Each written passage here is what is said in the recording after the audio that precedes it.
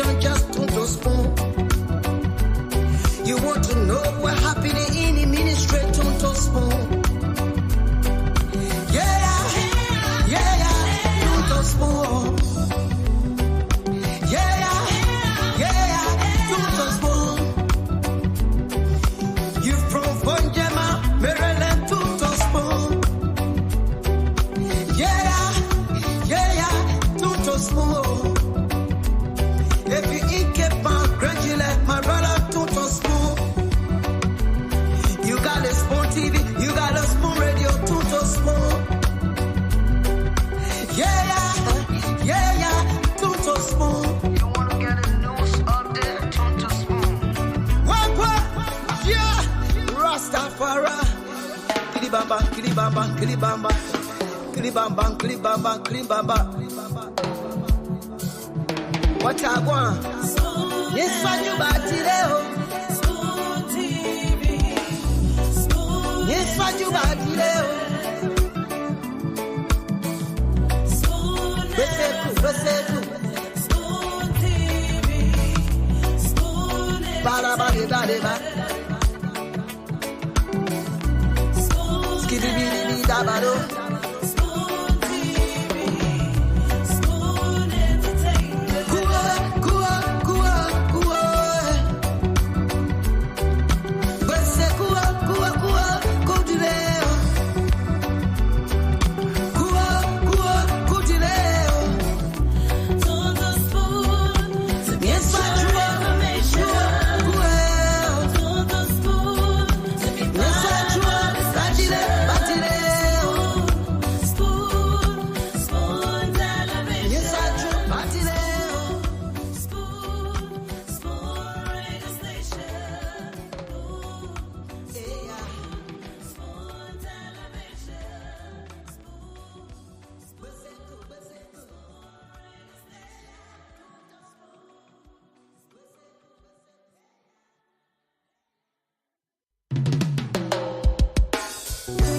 Yes, I, a special one from the CEOs, Dan coming with the spoon. And your boy, Friday the Southern Band, charges on the beat. To the spoon to get your information. To the spoon to be part of our discussion. Spoon television. Spoon radio station. Spoon gonna tell you what is happening in Liberia. Spoon gonna tell you what is happening in Monrovia. Spoon gonna tell you what is happening in Africa. Just to spoon, you will know. If the children crying for starvation, just to spoon. You want to get a news update, my brother, to spoon. You want to know what is happening in Moravia, to spoon. Politicians want to make their decision, just to spoon. You want to know what happening in the ministry, to spoon. Yeah, to spoon. Yeah, to spoon. You from Fonjema, Maryland to spoon. Yeah, to spoon. If you eat keep on congratulate my brother to spoon. You got a spoon TV, you got a spoon radio to spoon.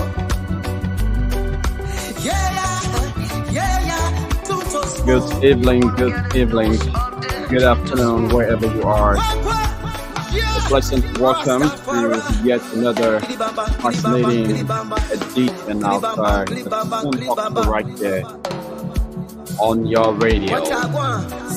On 107.5, average 101.1 for 95.5. And we are also coming to you live on our various social media platforms, on TV Live, Fabric TV Live, and Super TV Live. So just wherever you're getting us from this beautiful evening from Liberia, or if you are listening or viewing from diaspora, I'd like to say a pleasant good evening and welcome to the Spoon Talk. As usual, the show promises to be very, very interesting, very, very informative. So my name is Yekezi Swobel. I'm sitting in here this evening as the producer. And as soon as the CEO and his team of panelists join us, we will be turning over to them to begin today's conversation on the Spoon Talk. So don't go away, but in the meantime, between time, we will have to go to the lands to hear from Liberians what they've got to say, what's on Yes, their sir. mind. A special one from the Remember, CEOs, Dan Tony with the spoon. And your boy, Friday the South Band. Charges on the radio. But just for that, let's say, all of you watching us, good evening, and welcome. Good afternoon. Let's recognize this that are following us right now. And following early, following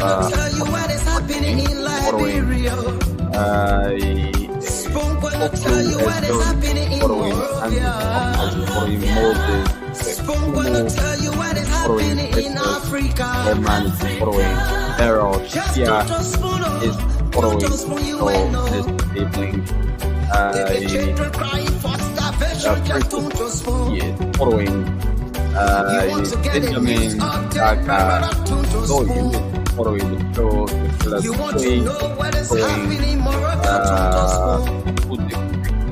following Amara, Amadi Max, is following Scott Amara is following the show today. Dave McGill is following, and let's delivering all of you following the show. From Liberia, from welcome to the post. This is about love, right time, so right here, Liberia. So let's now go to the lines to talk to our audience. What's in your mind? What you want to share with the public? What you want to share with maybe your government, outgoing, incoming, local governments? What you've got to say about them? Probably about the governance. So again, the numbers are 077 101075. That's our first call of the year. Hello, your name and where you join us from? Your name and where you join us from?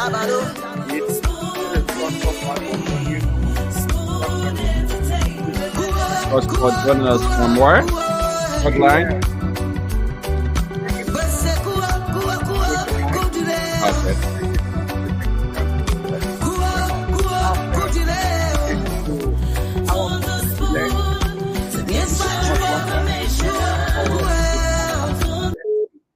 Selecting the 20 men, and I may also extend my thanks to the judge. We are the outgoing president. My issue has to do with the traditional thing set up by our incoming president. Please, I beg them, let them work cooperatively in the interest of our country. I don't want them to be starting with this outgoing government. Everything, let them instead all necessary checkpoints. Whatever needed to be done, let them do it in support of the country. Thank you. Thank you very much. Thank you. Let's talk to this other person. Hello, your name? Hello. Your name and where you join us from? My name is Foley Masala. Okay, Foley, we're getting a little bit of feedback from your end. You just want to lower the volume of the radio or shut down the radio? Hello? Okay, let's hear you. Yeah, I want to take the time to tell you, thank you very much, your school family, that God bless you, that God give you long life. I want to take the time to tell our President-elect Joseph Bagan, who suffer in a lot, who tell the people that you will be the rightful person for the country. Mm. So asking God, let God gain wisdom, let God gain knowledge to rule the country to our satisfaction. That what person was telling our friend and I say, oh, that other people not correct, you do the best thing. So I want to thank you today for the team that they set. Let God gain long left to do the laboratory work. Thank you very much. Thank you as well. Thanks for calling. Let's talk to this person. Good evening. Your name and where you join us from? Yeah, even Emmanuel Mampo. I'm calling from Lower Magidi. Emmanuel, let's hear you. Yeah, what on my mind is President John. We are letting go make our live music before he get done. Oh, Jeddah. Like, yeah, What kind of music you want the president to vote before he leaves office? Okay. He dropped the line. Let's talk to another person. Hello, your name and where you join us from? Hello, Hello, let's hear you. Your name and where you join us from? you're speaking to Joseph Dillon from Johnsonville. Joseph Dillon, let's hear you. Yeah, I just want to tell my president, Joseph Yuma Bwaka, to not listen to this criminal guys and let him do exactly what the Liberian people appointed him to do. That's all on our mind. That he audit every entity in this particular government. Okay. All right. Thank you. Thank you very much. You are calling for audit. Thank you. Let's talk to another person here. Good evening. Your name and where you join us from? Hello, Hello. Let's hear you. my name is Priscilla Reed, Hmm. calling you from Papa. Okay. Let's hear you. You're not putting me down for the rest. They need to No, we're not talking about rest business right now. A different thing we're talking about. What's on your mind pertaining? Okay. Yeah. It's not on my mind. Hmm. I want Alright. to sing for my incoming president. Oh, you have a job we have to sing for your incoming president. Yes.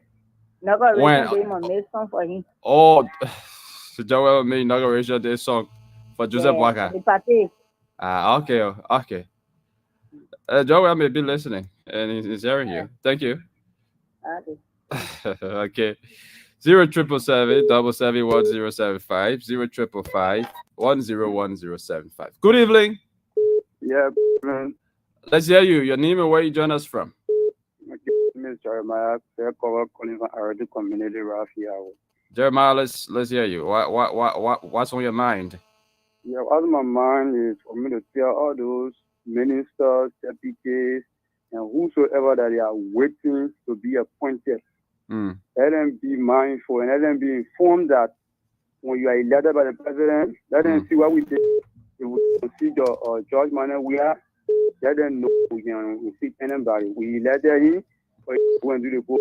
And whosoever that will be appointed by, that he will appoint, when we moving them, let them see how we moving there and judge and follow us. Okay. So let them be mindful and let the president so that perhaps be mindful of who is hearing your comment because they are ready to do the same thing they do. Thank you very much. Let's talk to another person here. Hello. Yes, hello, Yagazi Sobe, and hello to all listeners across the world. All right. See, what on my name is Peterson K. Sonia, Director of the Veterans of our Liberia Massacre and Chairman of the Transitional Justice Working Group. Well, on my mind have to do with all civil society in the country. We shouldn't be carried away by what Akara Gray is saying. Nobody should take part in that hypocrisy. We're doing it. We've been doing it for years and years now. We shouldn't be carried away. We shouldn't be biased. Okay. We want to urge all Liberians should be peaceful in our new government and see how best we can move the country forward.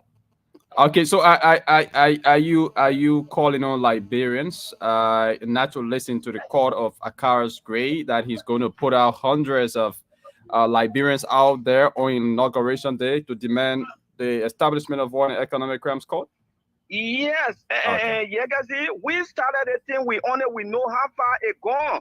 Where Kawa Great coming from town a day? When the gavel was in your hand, he never did it. At town a day, he coming like he want to put pressure or he want to say things. He's not sincere. Okay. He's not sincere. He's not honest to the Liberian people. He's not honest to himself. Okay. Kawa Great will sit down. Thank you, Peterson. It's been a pleasure having you on. Let's talk to another person here. Hello, your name and where you join us from. Hello.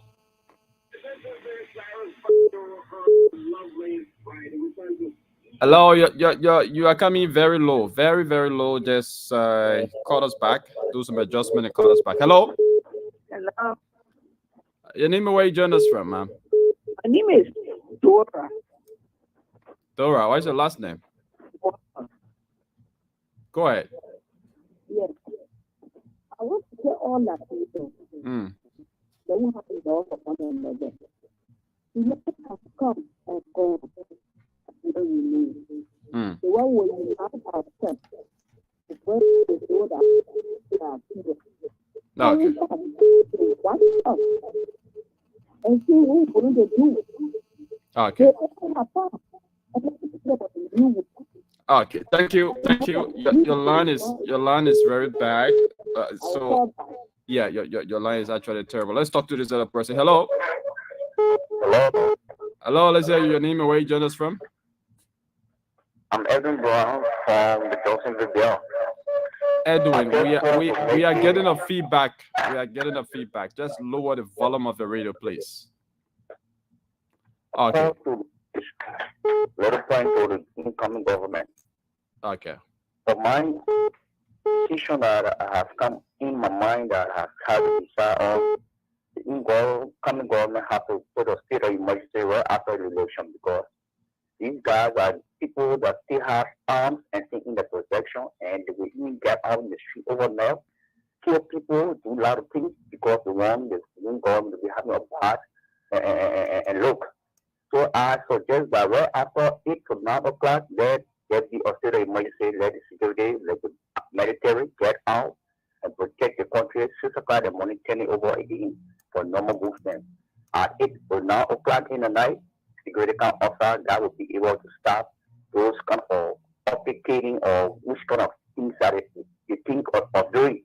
Because if the government don't do that, the people will get outside and kill people and do all kinds of things just because they want to say, and do our government say people need to die, and do our government say people need to be in the street body. So they will do this in because the government that's taking enough of arm, all the arm that's in the country that will hold about the private officials still have them. Thank and you. we just get out and cause a lot of hard discrepancy that the new government will have a lot of stigma on them. Thank so you. After the new government have a state of emergency, right after 8 to 9 o'clock, let the security take the street. Thank you. Hello, your name and where you join us from? I'm Anna M. Cassell calling from Karanzio, Catholic Flow. Okay, let's hear you. Yes, my message to our president-elect is that he should please be the president for the nation, the president for the people, the president for everyone. No discrimination, no separation. It should be for everyone and do the will of the Liberian people. Okay. Thank you very much. Thanks for calling. The numbers are 0777 771 0777 771 0555 101075. Good evening. Yeah, good evening. How you doing? I'm okay. Let's hear you. Your name and where you join us from. Hello, you there? Oh, okay. We lost him, but you can call us back, please. Hello. Hello. The name and where you join us from. My name is Star. I'm rejoining from Jamaica Belt. Thank you for the discussion. I have 3 things on my mind. Do that quickly. One had to do with it. The what? Everybody need to do everything possible to get a solution because those guys from the ruling CDC to do everything to empower the general body of the government. 2, they had to do with the issue of Akala Moses Gray. Let me tell you what, my brother. There were 52 lawmakers that signed the code to what I call document which on Akala Moses Gray are there as chair on executive. He refused to take a statement on that document. So it's not now that Gray will come out to say that he will have a protest for worker code. They wouldn't be informed. Third, had to do with the issue of leadership of the Unity Party and government. We want Ambassador Parker to do everything possible to honor those guys, because if you fail to honor them, they will come up with a lot of issue on it. They want that. Thank you. Let's talk to another person here. Good evening. Your name and where you join us from? I'm Officer Clement calling from District 3, District 13. Let's hear you, officer. Yeah. My recommendation to the incoming government is that besides the soldier, all security sector members should reapply and go for in-service training. This is serious. And I know where I'm speaking from. Okay. All right. Thank you. Thank you. Please, I beg him to relay the message to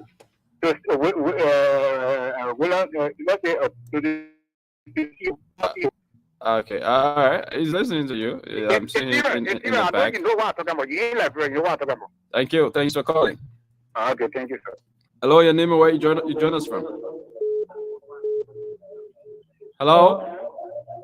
Hello. Your name and where you join us from? Johnny from talking about this Gabriel Condo. Let's hear you. It's difficult to get your, what's my mind today is that I just want to say to Mr. Waterstone, I get just on the page, telling thank you for us educating all the election, the phone family did well for some of our house of private family. We will bring it there and we'll be on live. We'll bring it there. We'll get supply for you. My boy and myself will bring it there to you. You did well for all in Liberia.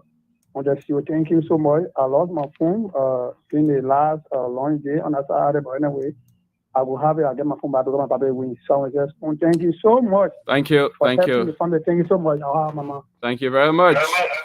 I'm sorry we can continue with you. Once you have a noisy background, there's a feedback in your background. I'm sorry we will not take it on. So you want to walk away from the radio or lower the volume of your monitor before calling. Let's talk to this person. Hello, your name and where you join us from?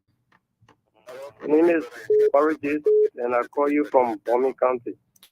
Let's hear you, Morris. Yeah, my concern has to do with the security sector. Okay.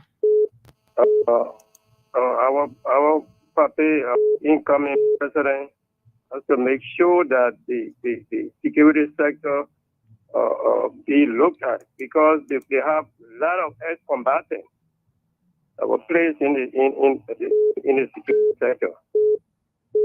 That's my concern. Okay. All right. Thank you very much. Let's talk to this other person. Hello.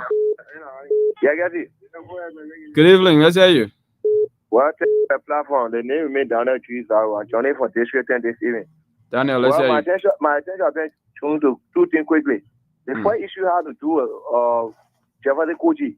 Koji said he part of the sitting government. He complained opposition taking election. I think that's a baseless argument. We don't buy that kind of argument from people. My second issue has to do with that.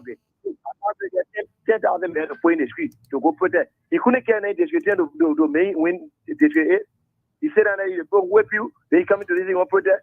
The other machine is not ready for one president will get it. They ain't been people outside. They will have 52 more coming for them. Then people outside and will get to know. Thank you for your platform. Okay. Thank you. So it's what's on your mind here. What's on your minds? There's a link. Call us and tell us what's on your minds.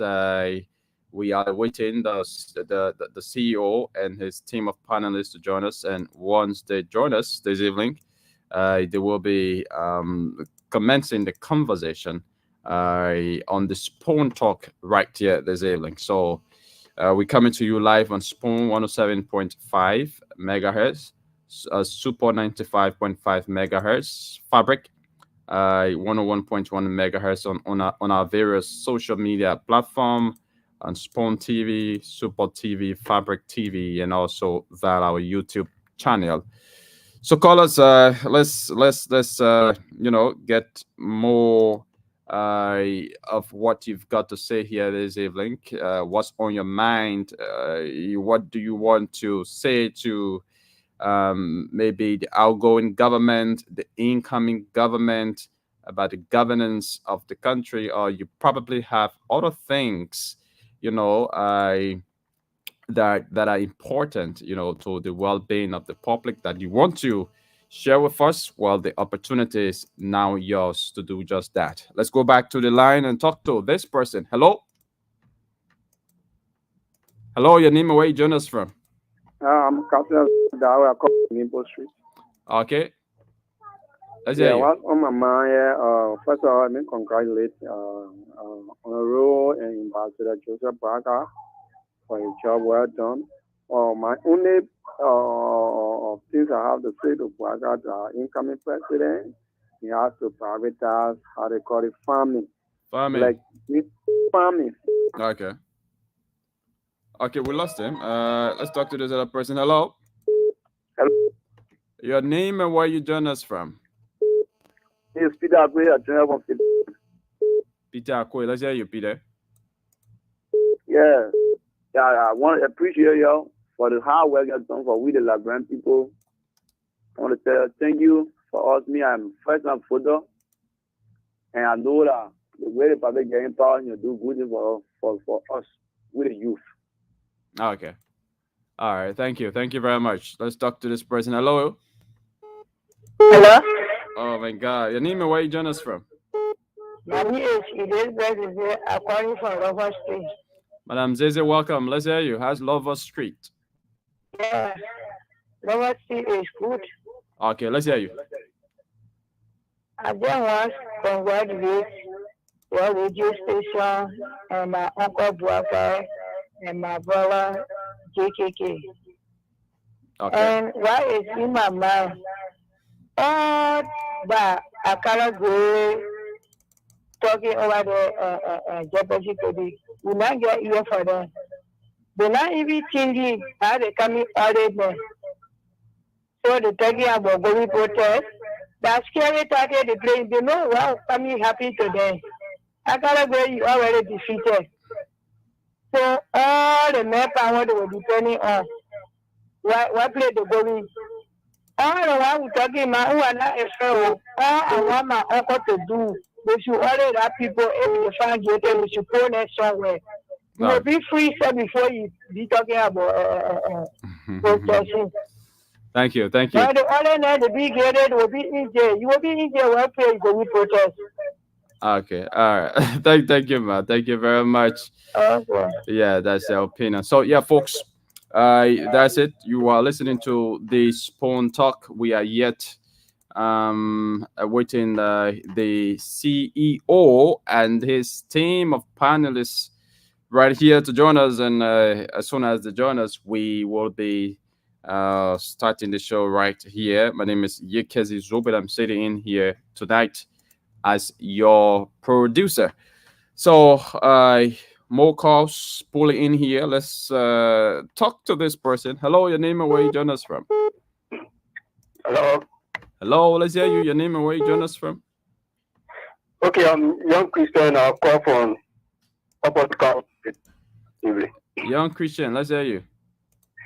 Let me say thanks to the Spoon family and congratulations again to my papi, Babuaga. Okay, my brother, you see what on my mind this evening. I would like to speak to the ambassador when he ready to appoint his minister.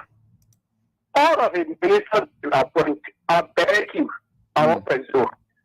You should make sure that you will appoint, they should not leave from here doing agriculture break to go outside of Liberia. Let them have farm in their various counties where they will come from. Please, let them have farm. Agriculture break is not to go America or go Europe.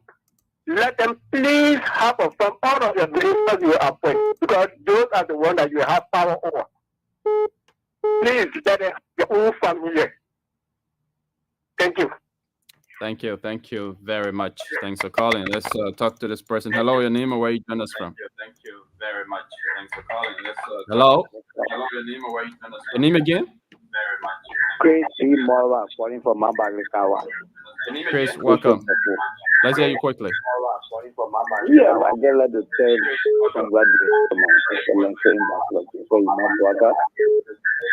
And also allow him to do serious auditing and this gum like him from Freeport, the major Harvey, the level coaching. So coaching the security to be searching for all in whom to check.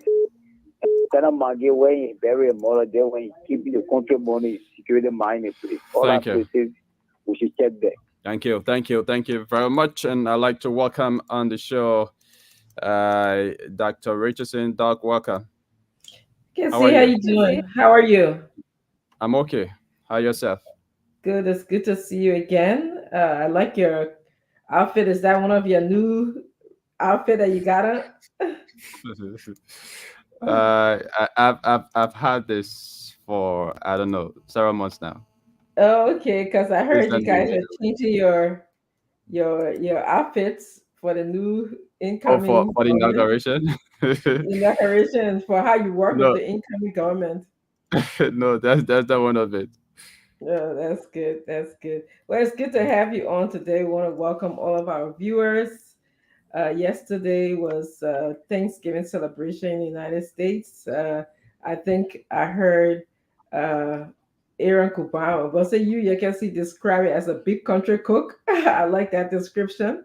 Like all we did was eat, and there's a lot of food left over. But one of the most important thing was just kind of having family members around. So that was really good. I had all of my daughters home, and they were all focused on, when we're going to eat, and then, and we usually have a tradition where we speak about what we give thanks for, what we're grateful for. I kind of been asking them to repeat that since they were kids. Before we eat, we have to talk about what we're grateful for. So that went well yesterday. What are you guys doing? Did Liberia celebrate Thanksgiving already? That was the week before us, right? Yeah. Okay, that's good. So, are you prepared for what's any news in the country regarding the incoming government? Yes.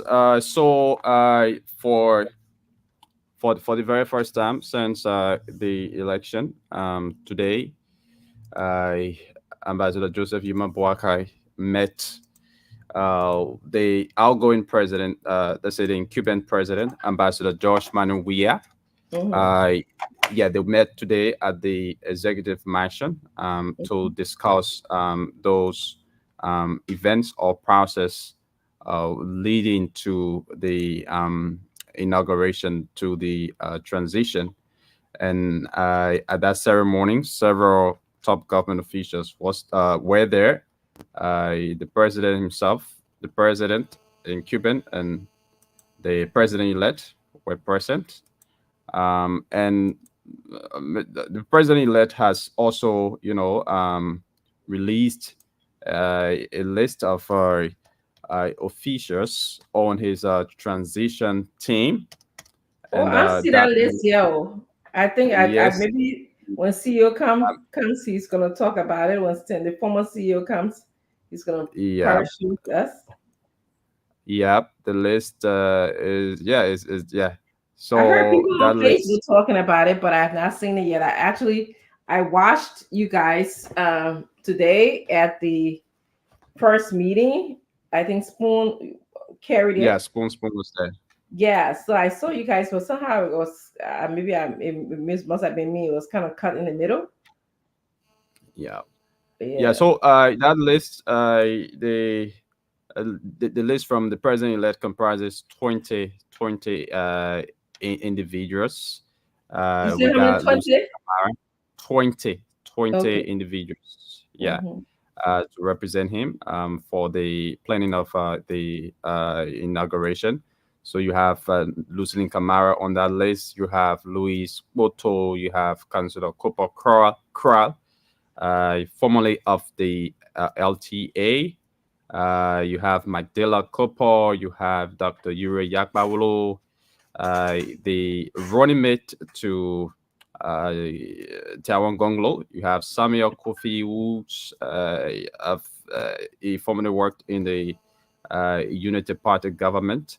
Honored Madam Ellie Johnson Sirleaf. You have Dr. Augustine Conan, Boama Kamara, Reverend Luther Tape, the chairman of the UP, Dapa Vapla, Edward Appleton, John Malu Jr., Sam Gay, Mr. Sar joining Noah Zau Gibson. And the name of Noah Zau Gibson being mentioned on this list has been highly commended by Liberians, especially members of the disabled community, because I mean, he's from the disabled community and he's one person who's been there in the vanguard, ensuring that Ambassador Joseph Yuma Boakai is elected president. And so his name being on this list is something that a lot of people out there are commending. That is a good start for the president-elect Joseph Yuma Boakai, to have included the disabled community on this transition team. And you also have Sarah Beslow Yanti, the presidential aspirant, Amara Conan, Wangbemi Horace Colley, Wolman Pay, and Jacob Smith. So those are names mentioned on this list. Wow. Interesting. Actually, one of the things that I liked about you guys covering the meeting was we got to see the inside of the executive mansion, and they actually had the meeting at this. It appears like a room that was at the executive mansion. It's been a long time since I heard meetings being held at the executive mansion. They were always held, other places, the foreign ministry or whatever. So we can probably give President Weah credit for that, and hopefully they can use the rooms in the executive mansion because that's what it was. That's why they spent all the money on renovating the mansion. So that was good. It looks like a nice size room. It was really, appropriately, structured, put together. I saw like the incumbent and his people are on one side, and the incoming president and his people are on one side. So there was an aisle in between, red carpet and golden chairs, kind of golden painted chairs.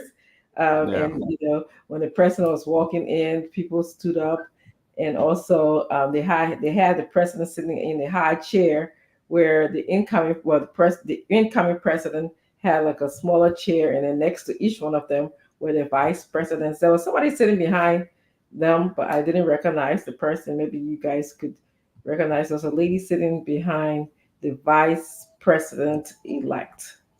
I couldn't recognize her, but I'm sure when the former CEO comes, we're going to show a little bit of the clips from today. Something someone said on this show, and I've been looking out for it.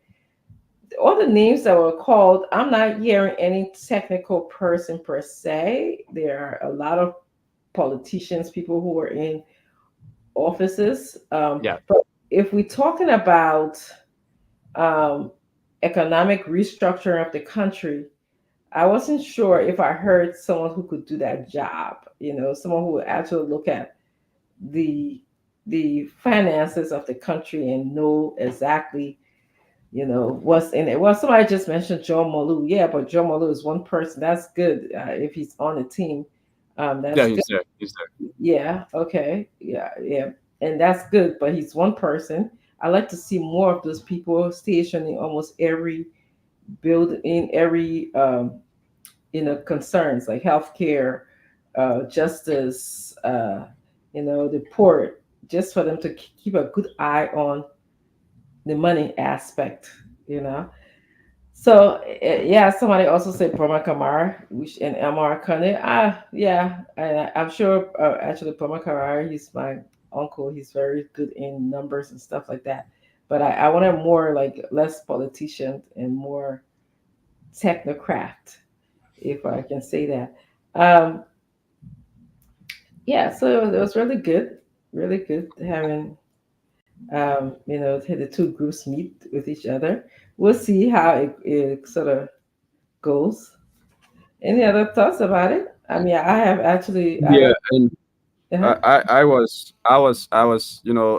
because Okay. Diamond and one of our reporters here, Sylvester Choloplay, covered the event there, and I was having a chit chat with Diamond about that, how the atmosphere was like. Was it like a kind of hostile atmosphere? Really? You know, uh, uh, uh, let's say the outgoing government or members of the outgoing government. I mean, uh, are they like kind of angry, about the defeat, or they still like kind of frustrated about the defeat? And what Damo said was that, I mean, I the meeting was a very friendly meeting. He saw smiles on the faces of both parties. They interacted well, except for a few government officials who, according to Diamond,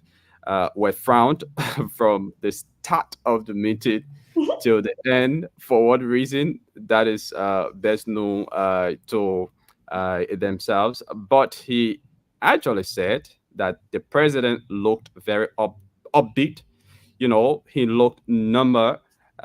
He looked, very, very, very, very happy, and as though nothing has happened. Yeah, So maybe I mean, he's happy. Maybe he's happy that just it's a lot of burden. It's a burden to carry when you're a leader of the country. So maybe he's relieved that he no longer, has to carry this heavy burden. yeah, So that could if be. yeah, I was trying to get this sense of just the feeling and the ambience in the room, but it's hard to really sense that from watching the video. I just knew that, both people sat opposite each other. So that was good.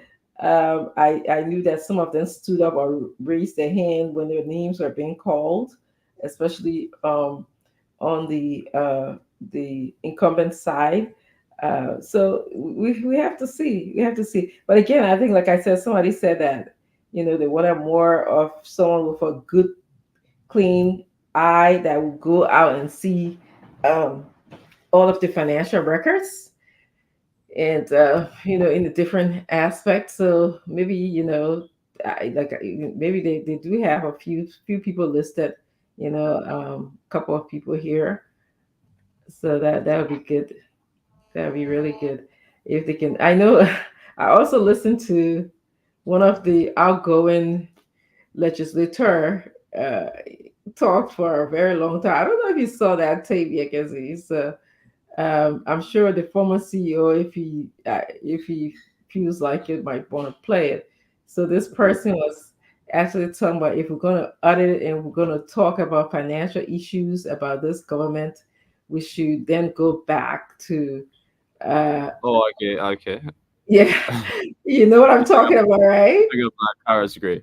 Yeah, yeah. I didn't want to call his name because I didn't want to give him uplift his name on this platform, but it's okay. I was wondering, I said, but is there any law that says that you have to, if you're going to audit, you got to go back to, the vice president's era, number one, and number two, you had the opportunity to audit and you didn't do it, so you can't say that just because the vice president, the incoming president, is going to audit you, then you want to push the needle back. It didn't add up to me.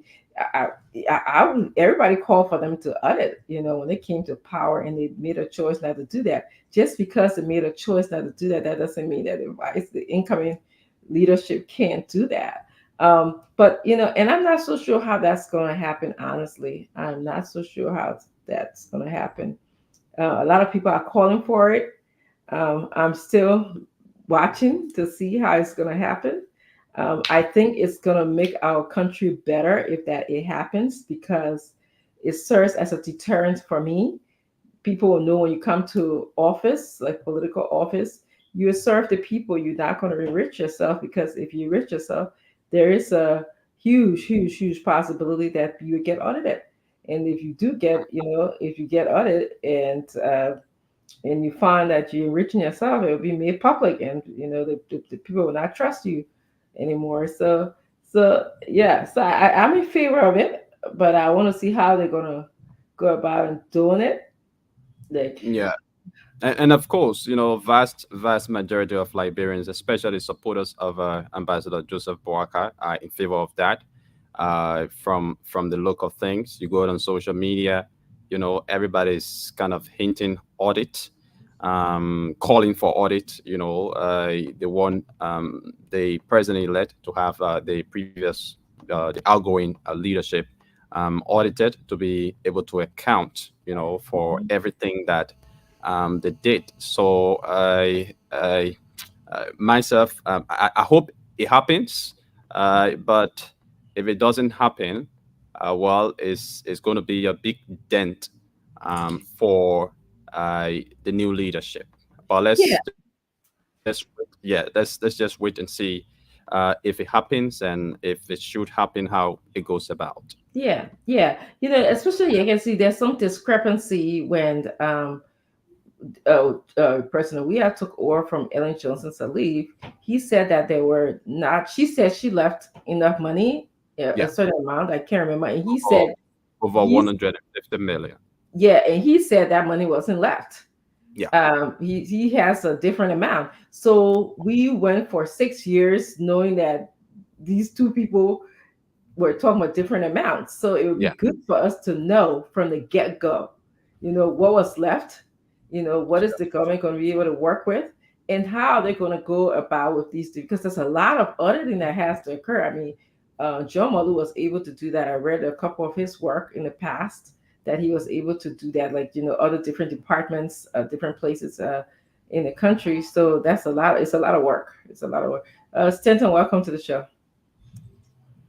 Yeah. So, we'll see how it kind of plays out. Interesting list. Maybe we'll have Stanton. Maybe we'll have the opportunity to talk about the list today. Mm-hmm. You are muted. Which list? Well, there's a list of people who are on the transitional team. I understand. I didn't get to see it. Let's move it, man. The list for those that are on the transition team. Yes. It's okay. But Dr. Richardson, I don't know. I have not seen the list. I'm last to see everything, right? I'm last. Do you want me to say the list? No. He said it to me.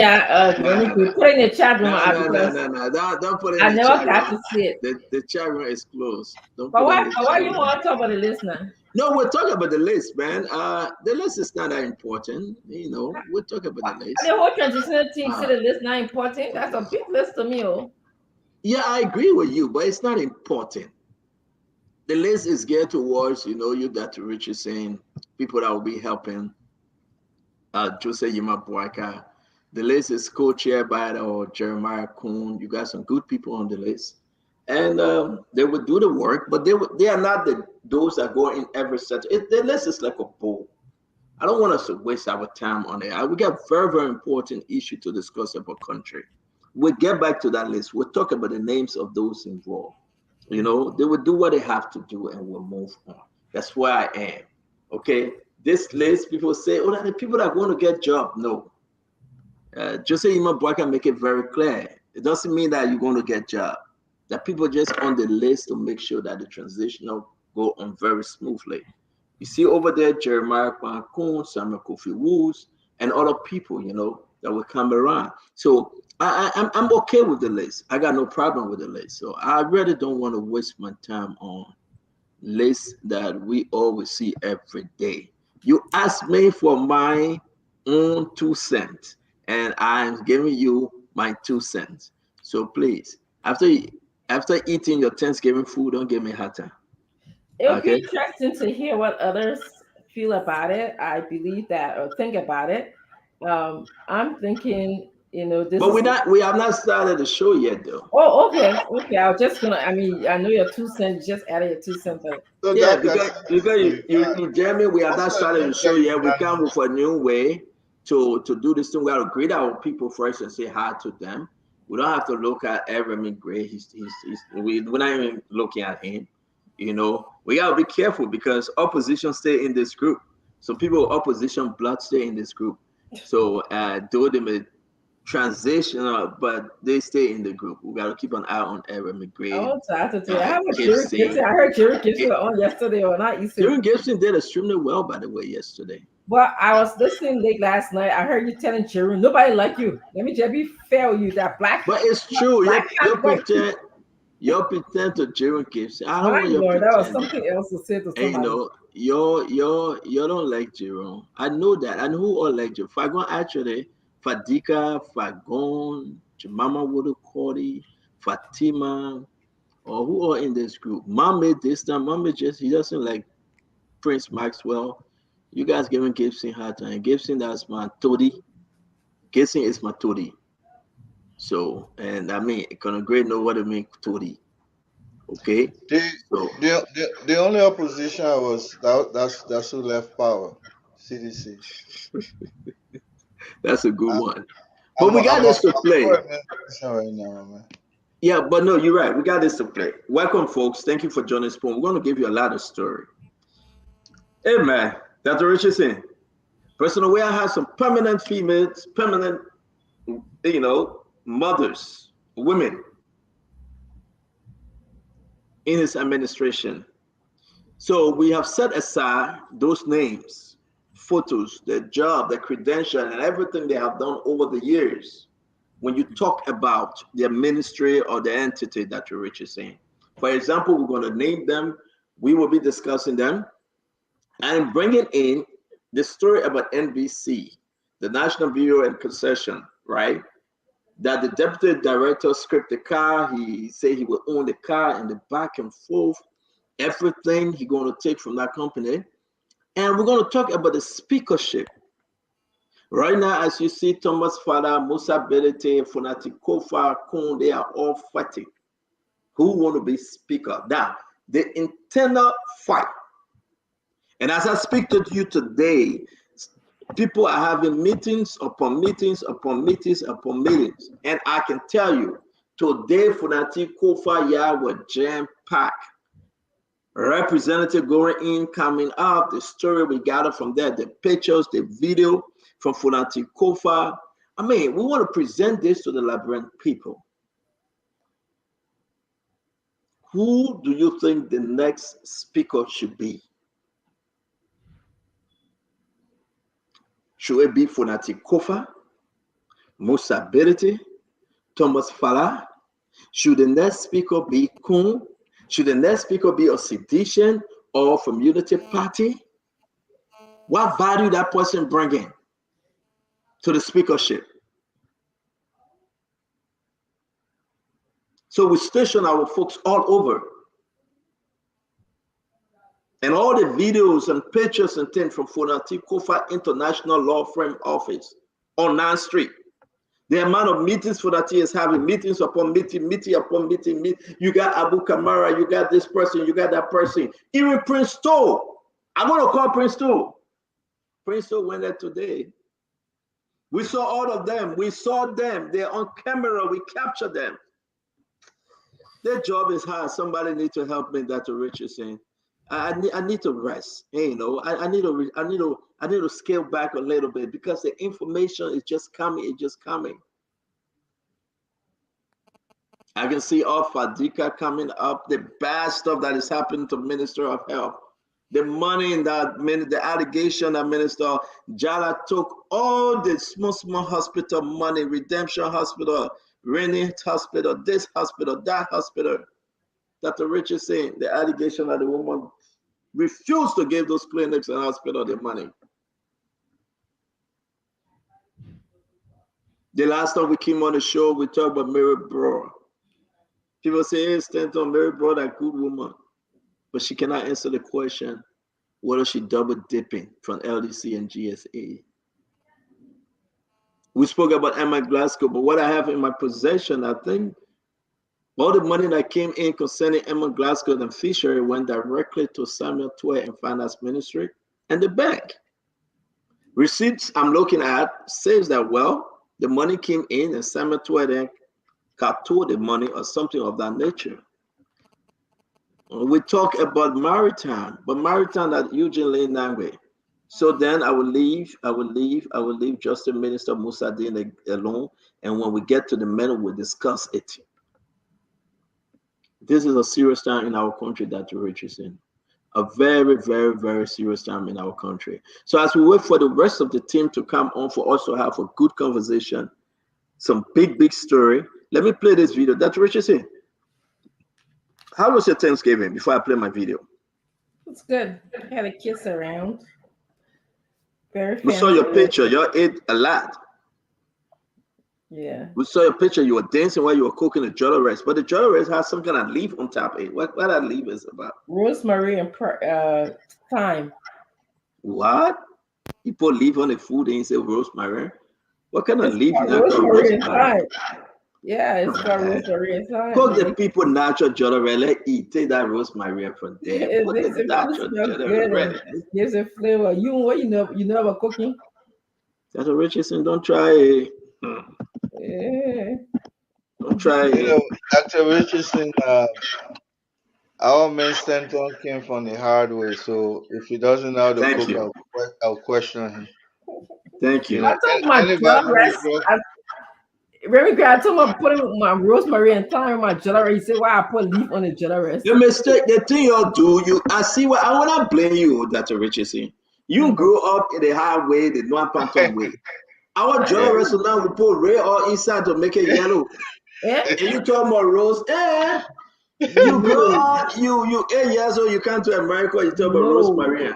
I get rosemary to put on my mumu and my body jollof rice. Rosemary. I beg you, man. Bro. That's what you're saying. Liberia, we look for our vegetable, we put it in the rest, we put our little sardine, we cook our. You talk about rosemary. You know who out there looking for a real jollof rice? You talk about rosemary. That rosemary we eat. Can you leaf away? We put palm butter leaf, put jabase in there. Not rosemary. I like palm butter leaf too. You say most right. When I for jollof rice for palm butter. That's what you say. And you not eat your rosemary. You eat a rosemary and leave it alone. Let eat our jollof rice. You know, people that be so fancy. Rosemary, why am I going to the supermarket and go look for rosemary? I see rosemary right now. Yeah, go to the African store, man. Mix it with some raw oil. Hey, listen. Somebody in real life right now, Radita Market, Douala Market, they're looking for the moment to go call the jollof, and you hear talking about rosemary. When would I get rosemary? Some bitter butter, mix it up, man. I can go outside my house right now and grab some of that flour and say that rosemary. Wait, let me take a picture. You can see, take a picture of that rosemary. Let's show the jollof rice.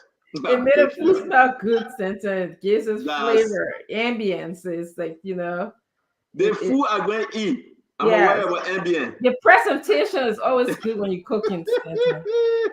Yes. You see, this level is not fair. That's what we want to say to everybody that contributed yesterday. We are grateful. Melky nice, man. Too much. Yeah, she is. Rose. Somebody said, listen, somebody said rosemary. Is good. It's good for the food. Somebody said rosemary. Rosemary. We're looking for real food to eat. Man, you can see. Go on that. Where can I pay this up? Go on that to Richardson. The presentation of the food. Go on that to Richardson page, man. I like presentation. But if I have to work in a restaurant, that makes me the presentation person. But Dr. Richardson, you blacked me for your page again. I thought you're a friend. Thank God. I want to show the people the rosemary. Rosemary. You better talk about issue today. No, not talk about issue. You talk about rosemary. How you go talk about we talk about real food? You talk about rosemary. I'm a rosemary was on the food. Okay. Y'all hold on 1 minute, y'all. Let's show you rosemary. Actually, the rosemary and thyme was actually used to season the turkey. You kind of have to blend it in the unsalted butter. Okay. Turkey. So who are eating rosemary? Is what I use for the jollof rice. So who are eating rosemary? How you call him? Abraham eating rosemary? Oh, yes, Abraham loved it. I cook it. He said Abraham it. Yeah, because Abraham can cook, so he would eat it. Well, Abraham, man, she grew up in Dr. Richardson, don't waste our time with Rosemary, man. I always tell you about this. Boys can cook. I always tell you about this life, Dr. Richardson. This life here, you cannot do it to the people. Rosemary will not help us today. You will soon get Rosemary. I'm kidding yourself laughing. But when I gotta show the rest before we move on, my people. You please forgive me. You better move on with the show. No. I gotta show Rosemary. You please forgive me. I gotta show No, we're not wasting important. I put you to stay. Like you talk about your Rosemary. Yes, Rosemary. Oh, like Rosemary now, not Rosemary now. No, it's Rosemary and Pine. Rosemary and Pine. Okay, so I'm gonna say Rosemary and Pine. Time. THYME, I believe. All right. I know Ed is quiet, so because he doesn't know. I'm sure Mama know I'm talking about, so you know I'm talking. But my question is, so ladies and gentlemen, let's welcome. I don't know Rosemary. Let's welcome Minister Wodokodi, the mother of Samara Wodokodi, the soon-to-be former deputy minister. Welcome, Minister Wodokodi. Let me show this. You're welcome. So this is Dr. Richardson food, right? They jolly rice yesterday. I want you guys to take a look at it. You see the 2 leaf? It's like my flower in front of my house. That what Dr. Richardson called it. But let me tell my owner. That what Dr. Richardson called it Rosemary. If you go to Douala Market tomorrow, if you go to Real Market, you go to Jarrett Market, the people say go get food to eat. You look for that Rosemary. It's great. It's great seasoning. It's great for the smell. So Dr. Richardson, I agree. It's great for the presentation of the food. Dr. Richardson, where we from? We don't look for that Rosemary. You know. Sorry, Papa. Sorry. No. I do not. That's Dr. Richardson jollof rice. On a Thanksgiving day, you see she got 3 branches of leaf, 3 branches, 1, 2, 3. She went outside her house and cut the branches out and put on top the rest. You have to go to the store and buy it. You see how the people cut it nicely, they put it in plastic, they put $2.99 on it, and they sell it to Dr. Richardson. Very expensive. I gotta start doing my business too. I gotta cut my own leaf, put it in clean plastic, and put the price tag on it and put it in the store. Then you will buy it. You need to try it. You need to try it one day. Dr. Richardson. So Dr. Richardson, you know what? We care about you. We love you so much. I will take the rest down, but I cannot eat no Rosemary. You give me my money. You give me that leaf. I'll take it my mouth. Good smell. I'll take it my mouth. I'm telling you.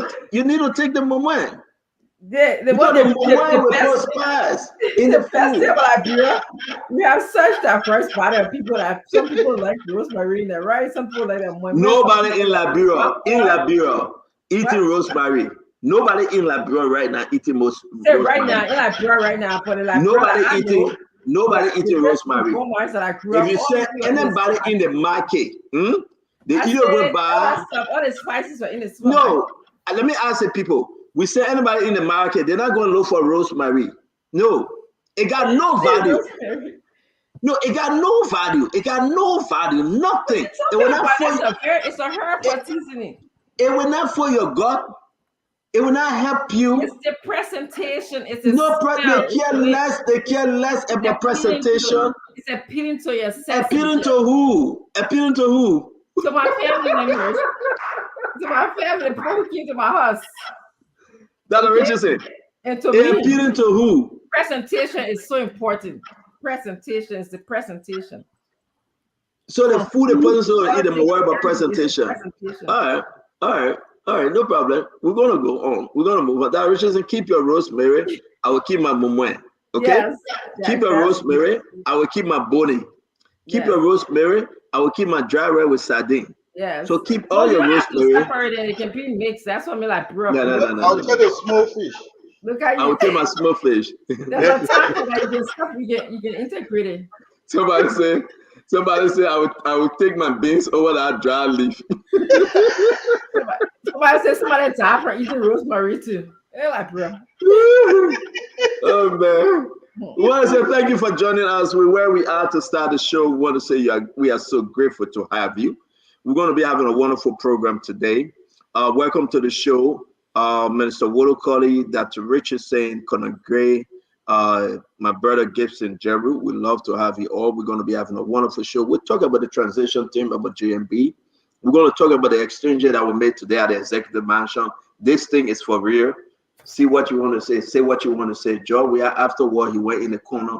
He was beating his drum and he said, you know what? I know I'm no more president, no longer president. I will pass this thing over and I will move on to do my Dai and my Baya. Yakezi, can you turn the phone off? The orange phone, can you turn it off, please? Because it's coming with a bad feedback, please. So we want to say it's a good thing. We love you all. Thank you for joining us. And I got to play this video.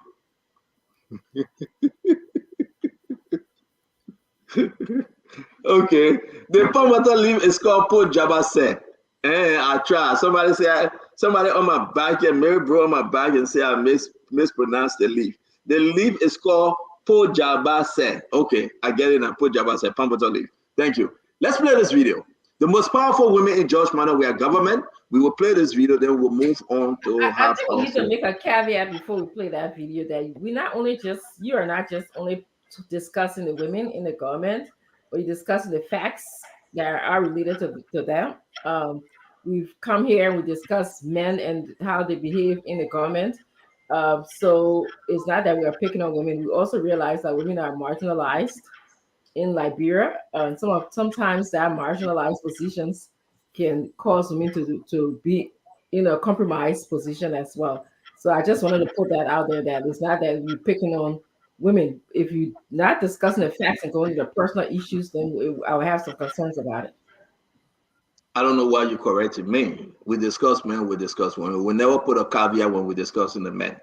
So let's stop let's stop being sensational. Let's stop being sentimental. We discuss men here every day. We never put any caveat. So when we're discussing women that serve in our government, we are under no obligation to put a caveat. But thank you very much. I will say you the note in the background why I think this is important that I say that, because obviously you're not listening to me. Yeah, exactly, Mama. You eat your rosemary, I will eat my mama. Let's have this show. So I want to play this. Welcome, folks. Let's start a good program. What you looking for, you will get it. You looking for, you can't sit down, you will get it. The trouble where you looking for, you will get it. You looking for, you can't sit down, you will get it. The pregnancy you looking for, you will get it. You looking for, you can't sit down, you will get it. The fighting where you looking for, you will get it. You looking for, you can't stop it, you will get it. For, you will get it. You looking for, you can't sit down, you will get it. The trouble where you looking for, you will get it. You looking for, you can't sit down, you will get it. The pregnancy you looking for, you will get it. You looking for, you can't sit down, you will get it. The fighting where you looking for, you will get it. You looking for, you can't stop it, you will get it. For, you will get it. You looking for, you can't sit down, you will get it. The trouble where you looking for, you will get it. You looking for, you can't sit down, you will get it. The pregnancy you looking for, you will get it. You looking for, you can't sit down, you will get it. The fighting where you looking for, you will get it. You looking for, you can't stop it, you will get it. For, you will get it. You looking for, you can't sit down, you will get it. The trouble where you looking for, you will get it. You looking for, you can't sit down, you will get it. The pregnancy you looking for, you will get it. You looking for, you can't sit down, you will get it. The fighting where you looking for, you will get it. You looking for, you can't stop it, you will get it. For, you will get it. You looking for, you can't sit down, you will get it. The trouble where you looking for, you will get it. You looking for, you can't sit down, you will get it. The pregnancy you looking for, you will get it. You looking for, you can't sit down, you will get it. The fighting where you looking for, you will get it. You looking for, you can't stop it, you will get it. All right, folks. Dr. Richardson, your caveat is considered. Honorable Man and Jemima Gibson Jeru. Here we are today, and Aaron Migray went back. The rest of the team will be joining us shortly. I see that Al Hussein Fadika is coming on as well. Here we are today. We're going to have a wonderful, beautiful show. We present to you 14 most powerful female in Liberia.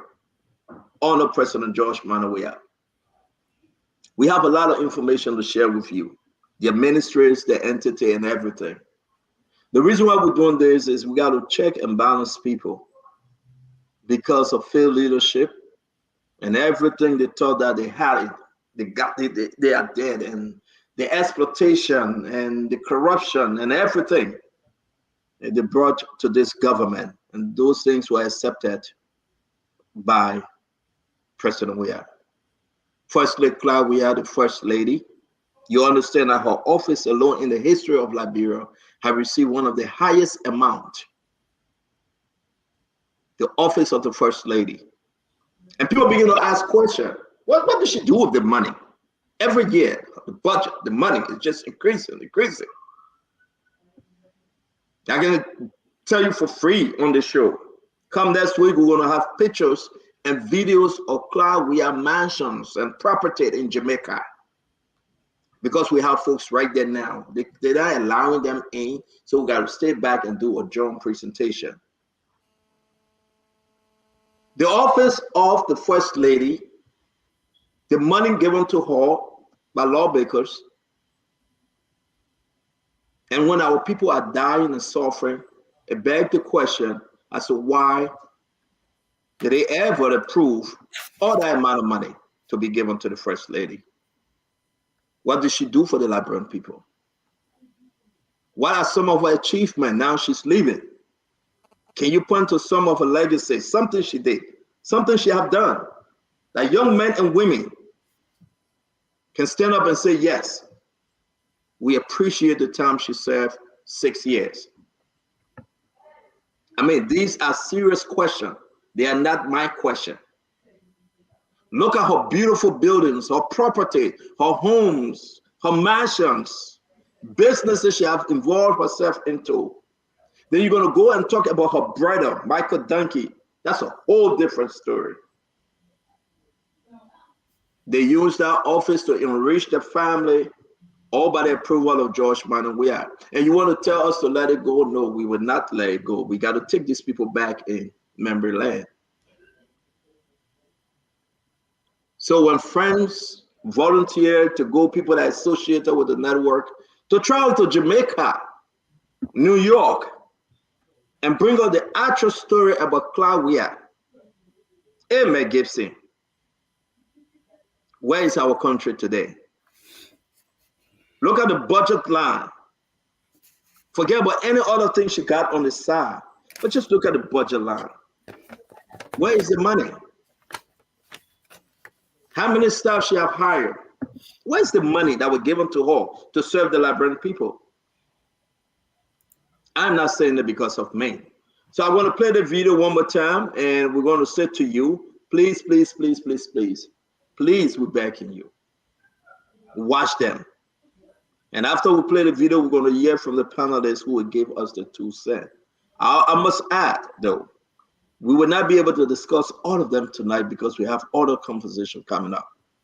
The next one will be what happened up on Broad Street when Unity Party was celebrating. I love to go back to that story because I have the charge sheet. They charged the young man. I have his statement. Make no mistake. Political leaders today are playing games with the life of those that died and those that are in the hospital in the context of maintaining the peace.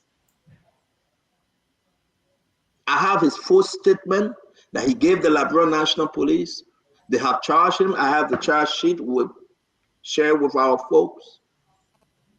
The owner of the car, the man is here in America. I will bring him on tonight for him to tell the people exactly who this young man is to him. I spoke to him so many times. This is no common accident, folks. For us to move forward as a nation, we should identify those bad things in the government. And whoever you are, that thing that you use your political position or your influence to say it's just an accident because you want to have political gain and relevancy. No, we'll give you no chance. It is not just an accident. We are not going to be quiet. So we'll be bringing in Mr. Leo Cummings. He's the owner of the vehicle. He lives here in America. The young man that was involved in the vehicle is his son-in-law. We'll bring him on and he will tell you what we discuss. We'll bring in the police statement, the Liberia National Police statement. And we'll also share with the nation the charge sheet that they will be taking the young man to court. This is not an accident. And we'll call on those senators or senators elect to come and clear the air that they rush to judgment. We'll call on Abiy Kerman. We'll call on Audible. Apologize to those families that lost their loved ones, because it was never, ever an accident. It's not good. It's very, very bad. It's wickedness in high places. It was never an accident. And folks, you know me, I owe no, none whatsoever to anyone but to the Liberian people. Nothing. I care less if they get vexed with me. But when we grab a story and we know the importance of that story, we got to tell the Liberian people where we are. That story number 2 we'll be bringing to you. The third conversation today will be what happened at the National Bureau of Concession. We'll be speaking to Nathaniel Briswell. Sorry if I pronounce his name wrongly. The audio out there about the car, the changing the pin, the changing the license plate, what's been happening? We'll be speaking to Nathaniel Briswell. Welcome to the Spoon Talk. We're going to take our first commercial break, and then we will discuss the issue concerning Liberia. Salute you. They were cuckoo chuku, but I turned down you knew. Yeah. They also had time I went through, but you still stood by me. You never looked down on me, so I got you. KCW. Remember the time I was a play. You used to call my driver with my kettle. The only season that you have when they make it tell you my number one Jew. Help me way back, hold me way back, so I'ma hold you now. You love me way back, you love me way back, so I'ma love you now. All right. We want to say thanks. They talk about Rosemary. They talk about Kitty and dry rice. Yeah, they talk about Kitty and dry rice. They talk about Rosemary. It's very nice. We want to say to all of our supporters out there, we say thank you very much. We are running this on the 28th. Will be her wedding anniversary, and that's a shout out to her. If you want to do your wedding anniversary, your graduation, your programs, reach out to us. We got so many commercials coming in. We will play them as we go on. I also want to say thanks to all those that contributed through the Cash App. Gibson, we raised $8,400 yesterday. Wow. 8,400 United States dollars to buy rice for the Liberian people. The amount, $18 per bag, the 25 kg, $18. But guess what happened? Amen. God really like also. We wanted to do 20 bags, but now we will be doing 500 bags of rice. 500 bags of rice. Please do not go to bed. We were able to get only 44 names last night. We want to get more names after the program. Okay, we're not going anywhere. We will open the phone line. You call, you give us your name, your phone number, and we will put your name down for you to get your rice. Yes, the good news. We spoke to Armstrong Jabba. Maybe you guys know him, KFC. Armstrong Jabba called me today and said, Stanton, because you guys doing this great work, instead of buying the rice for $18 a bag, the 25 kg, we will give it to you guys for $16.50, Gibson. $16.50. Nice. And which is so, listen, folks, if you know him, I'm telling you, beautiful. We are grateful. $16.50. Instead of 18, we are saving $1.50 on each bag. Because of that, we have added 100 bag of rice on it again. We will be carrying Armstrong Jada programs, his company, his restaurant, and everything. For 1 month, we will run his promo because, you know what? He's giving back to the Liberian people.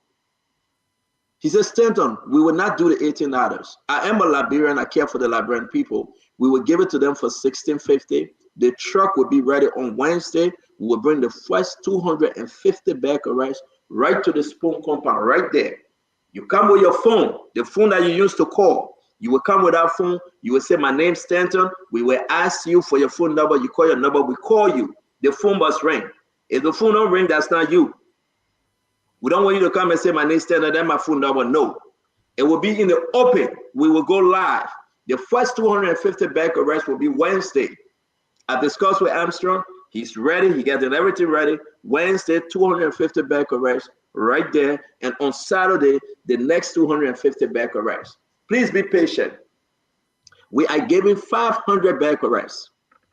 Thanks to all those that contributed. 8,400 were raised. And we're going to put the number up again, and more people are going to contribute. 8,400. We got to do what our nation cannot do for our people. We got to do it for them. We want to say thanks to everyone. We raised, I can say openly, 8,400 United States dollars. And because you gave 500 family, we're going to give back to them. Let me hear you guys, right? 30 seconds. You talk to me on this before we move on. They come in, Minister Woodacuddy. I want to say good evening to everybody. And I want to say thanks to you, Stanton, and the rest of the team that helped you to raise the money to be able to give back to our people. You know, it's all about the people. The Liberian people are not people who are hard to deal with. They are people who are very appreciative. So I want to say continue the good work, and we all will join hands with you at any moment in time to see how we can give back to our people. I don't have much, but I will always be there to give a little. So the next time when you doing the fundraising or whatever, I will give back my little 2 cents. I didn't have any idea of it. I'm just hearing it, but thank you so much. You're welcome, Minister Woodacuddy. You're quite correct. When you left, Nelson and myself just thought about doing something, and we didn't know. We raised 8,400. So thank you very much. You always gave, and we appreciate you. $18 for the bag of rice, but I'm still going to give it to us for $16.50. We appreciate everyone. Dr. Richardson?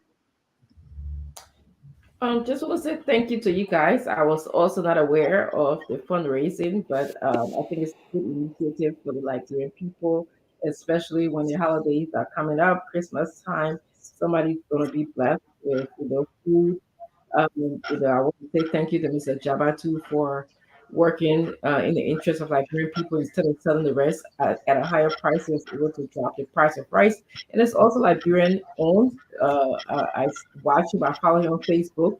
I see that he's growing the rice in Liberia, so that's well done. Thank you to the Spoon staff, and thank you, Stanton, for always looking out for Liberians. Thank you very much, my brother Gibson. This is a very great venture. I don't think anybody can say anything other than just say thanks to the Spoon family. I just want you to be cautious. I remember when I bought 10 bags of rice in my community to share them. One of the ladies, she brought her 20 cups back, and she said she had a dream that I was trying to sell her soul. But while she was coming, her sister followed her. So as soon as she gave it to me, her sister said, Chike, simply give it to me. I gave it to her sister. 2 days later, she came to me to ask for the same rice. I said, no, I don't want to take your soul. So Liberian people, they don't understand help sometimes. They can misunderstand help. But this one, at least they should be able to appreciate it. Nobody should carry home and then go to one prophet and say, Stanton try to draw people blood.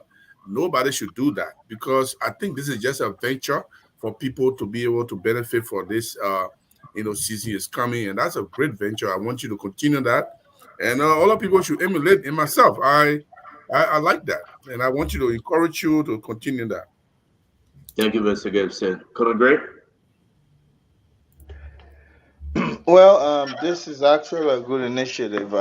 Stanton, on certain term, somebody will discount some of the favors you've done for Liberians. You continue to prove yourself that no strings are attached. Normally here they will say no free lunch. When someone offers you something, you think there is something in return. That was the case in Liberia when it comes to election. Whenever they give people rice in plastic bag or something, they expect that they want you asking them for their vote. But if no strings in this one, no strings attached, so that makes it even more blessing to you. But I wanted to talk about Armstrong. Armstrong Jabba it's a star in feeding program in terms of it just shows if you pour more money into Armstrong, definitely he single-handedly can feed our whole nation. That guy is an exemplary young man. Whenever I see him doing his thing, it's like he was created primarily as a Liberian to feed that nation, and I think he can. We just hope that he continues to live longer so that he can serve as an example that others would see and follow. And hopefully this new government will pay attention to his program and try to implement something that will help him grow further. Thank you very much. Thank you very much. And yeah, we are having a wonderful, wonderful conversation tonight because of the importance of what we all do. And I know you guys going to contribute the week where you can. I'm so glad. 500 family. We're going to give back to them the best way we can, and may God bless them. Please, folks, if you are in Liberia, don't go to bed tonight. You want to pick up the phone after the show and call. You want to call once we open the line. You want to give us your name, your phone number, and you come and pick up your rice. The first distribution will be on Wednesday next week, not tomorrow, because we have that arrangement with Armstrong Jabba. Wednesday, you go ahead, you pick up your rice, you carry home. If that driver you put salt on it, you eat it, God bless you. Okay? We're going to do everything we can. Next time, if we're making this bigger, maybe we'll do small business loan to get you involved in doing your own business. Okay? If that 200 here, 300 there, we give it to 10, 15, 20 people. You do your business, you come back and people guide you. We have to empower our young people. We got to invest through you guys. Don't ask what your government can do for you, what your nation can do for you, but what you can do for your government and your nation. So if we gave you to empower yourself, don't go and eat it. Okay? God will bless us all if we do it together. Don't be like Jerome, not Jeru, and say he's taking your soul. That's why this thing is done after the election. You know what? One of the commentators said, one of the people writing said, the woman was scared of your face. You look like boy. Yeah, but you gotta understand. Go ahead, Mama. I like to just comment. Like what the guy named Jabba the guy who's Armstrong Jabba. Armstrong. We want to say thanks to him, but like let's deviate a little bit. My one of the problems I had over the period of time was okay, if Jemima knows how to let's say to make rice farm or potato farm, that doesn't mean that we should only focus on Jemima. One of my plan was to bring in those who all, because we can find many like Armstrong. We have to empower a group of Liberian people who will be able to do the business. You see, we're trying to create young Liberian millionaires. So we focus only on one person, then it's going to be the same old 6 and 7 that happened in the government, in the past government, where we focus only 1 or 2%. So then the economy was stagnant. It couldn't move because there was only one group of people. So now we're going to do it the other way around. Yes, if you're doing something good, we appreciate you, we'll work with you. But there are many others too, many other Liberians too in the business area who can bring on board, they all can be able to serve the country. And I just want to go to Jerome. Jerome, you got to stop being negative. You cannot say, oh, that kind of scenario when you give it on such a platform is not correct. Oh, don't think that somebody, Liberians are not like that. And Stanton will not be able to draw nobody block. It shouldn't be a good example for you to set on the network. It's not good. It's not good. So let all be positive. Let all be positive. That's my advice to you. And my contribution would be, I will contribute $200 towards the sub for healing of the nation. Yeah. Thank you. Wow, thank you very much, Minister Wodokori. Jeremy just talked about this thing. He didn't contribute anything. Minister Wodokori, thank you very much. We appreciate you. And it's really, really, really necessary. We want to give back in every area in Liberia. Madam Wodokori fired the first shot. But I'm finished here. She fired the first shot. Ain't no shot. The woman was right. You come with your example in the wrong place, wrong time. No, we have to tell people. Anton, Liberian people, when you start doing that, they start thinking negative. How much you contributed? How many back arrests you gave before you start talking? you know my contribution power. Don't worry. I know. The same way you gave Unity Party $1,000. Don't give Unity Party $1,000. Crazy. Thank you. Money. All right, but guys, let's get into the conversation. I want us to start this thing. Let's play the video one more time with Madam Claudia. We'll talk about Joel Howard Taylor and the group of 77 and all other contributions she has received. We have full information about Joel's contribution. We'll go down the list to talk about the rest of them. Now we're going to call them. I just want to assure you that everybody will be discussed, probably not today. Yimade Pearson, Deputy Governor for Operations, Central Bank of Liberia.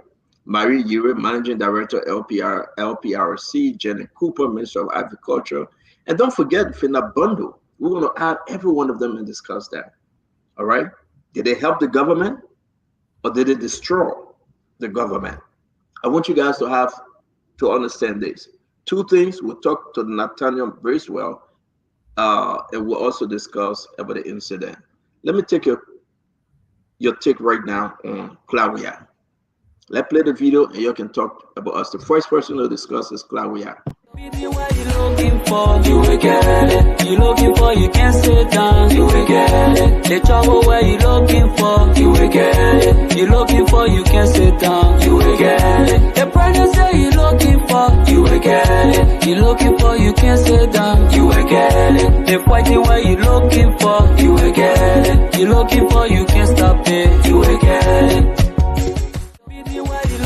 For, you will get it. You looking for, you can't sit down, you will get it. The trouble where you looking for, you will get it. You looking for, you can't sit down, you will get it. The pregnancy you looking for, you will get it. You looking for, you can't sit down, you will get it. The fighting where you looking for, you will get it. You looking for, you can't stop it, you will get it.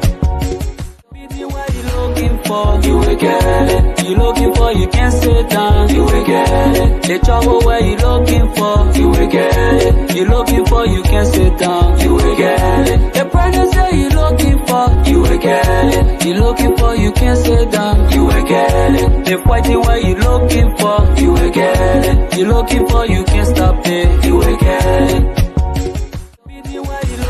For, you will get it. You looking for, you can't sit down, you will get it. The trouble where you looking for, you will get it. You looking for, you can't sit down, you will get it. The pregnancy you looking for, you will get it. You looking for, you can't sit down, you will get it. The fighting where you looking for, you will get it. You looking for, you can't stop it, you will get it. For, you will get it. You looking for, you can't sit down, you will get it. The trouble where you looking for, you will get it. You looking for, you can't sit down, you will get it. The pregnancy you looking for, you will get it. You looking for, you can't sit down, you will get it. The fighting where you looking for, you will get it. You looking for, you can't stop it, you will get it. Who that wait a minute, Jara playing football? Wow. All right. So, wait a minute, Jana playing football. All right. So let's have this discussion. Let me start with you, Gibson. I'm starting with you because you supported the president in the second round. I want you to tell us exactly the work of the first lady and the amount of money her office received. We're going to brush off on the first lady, her contribution. The benefit from the office of the first lady, Gibson Jeru. First of all, can we mute, please? First of all, thank you for bringing Clark Weir up there for discussion, and I'm glad that we are discussing their work. My understanding of Liberian First Lady has changed over the years. Those of us who saw Totma briefly and saw Toba for the whole time, and Doe and the rest of the First Ladies, I think the First Lady tradition has been broken by Clark Weir.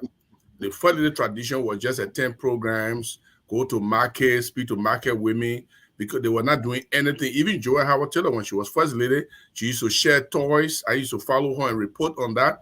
No First Lady had ever undertaken any project in our country. It is Clark Weir who broke that tradition. She has what they call the City of Hope. She has thousands of women in there, and the facility is a state-of-the-art facility.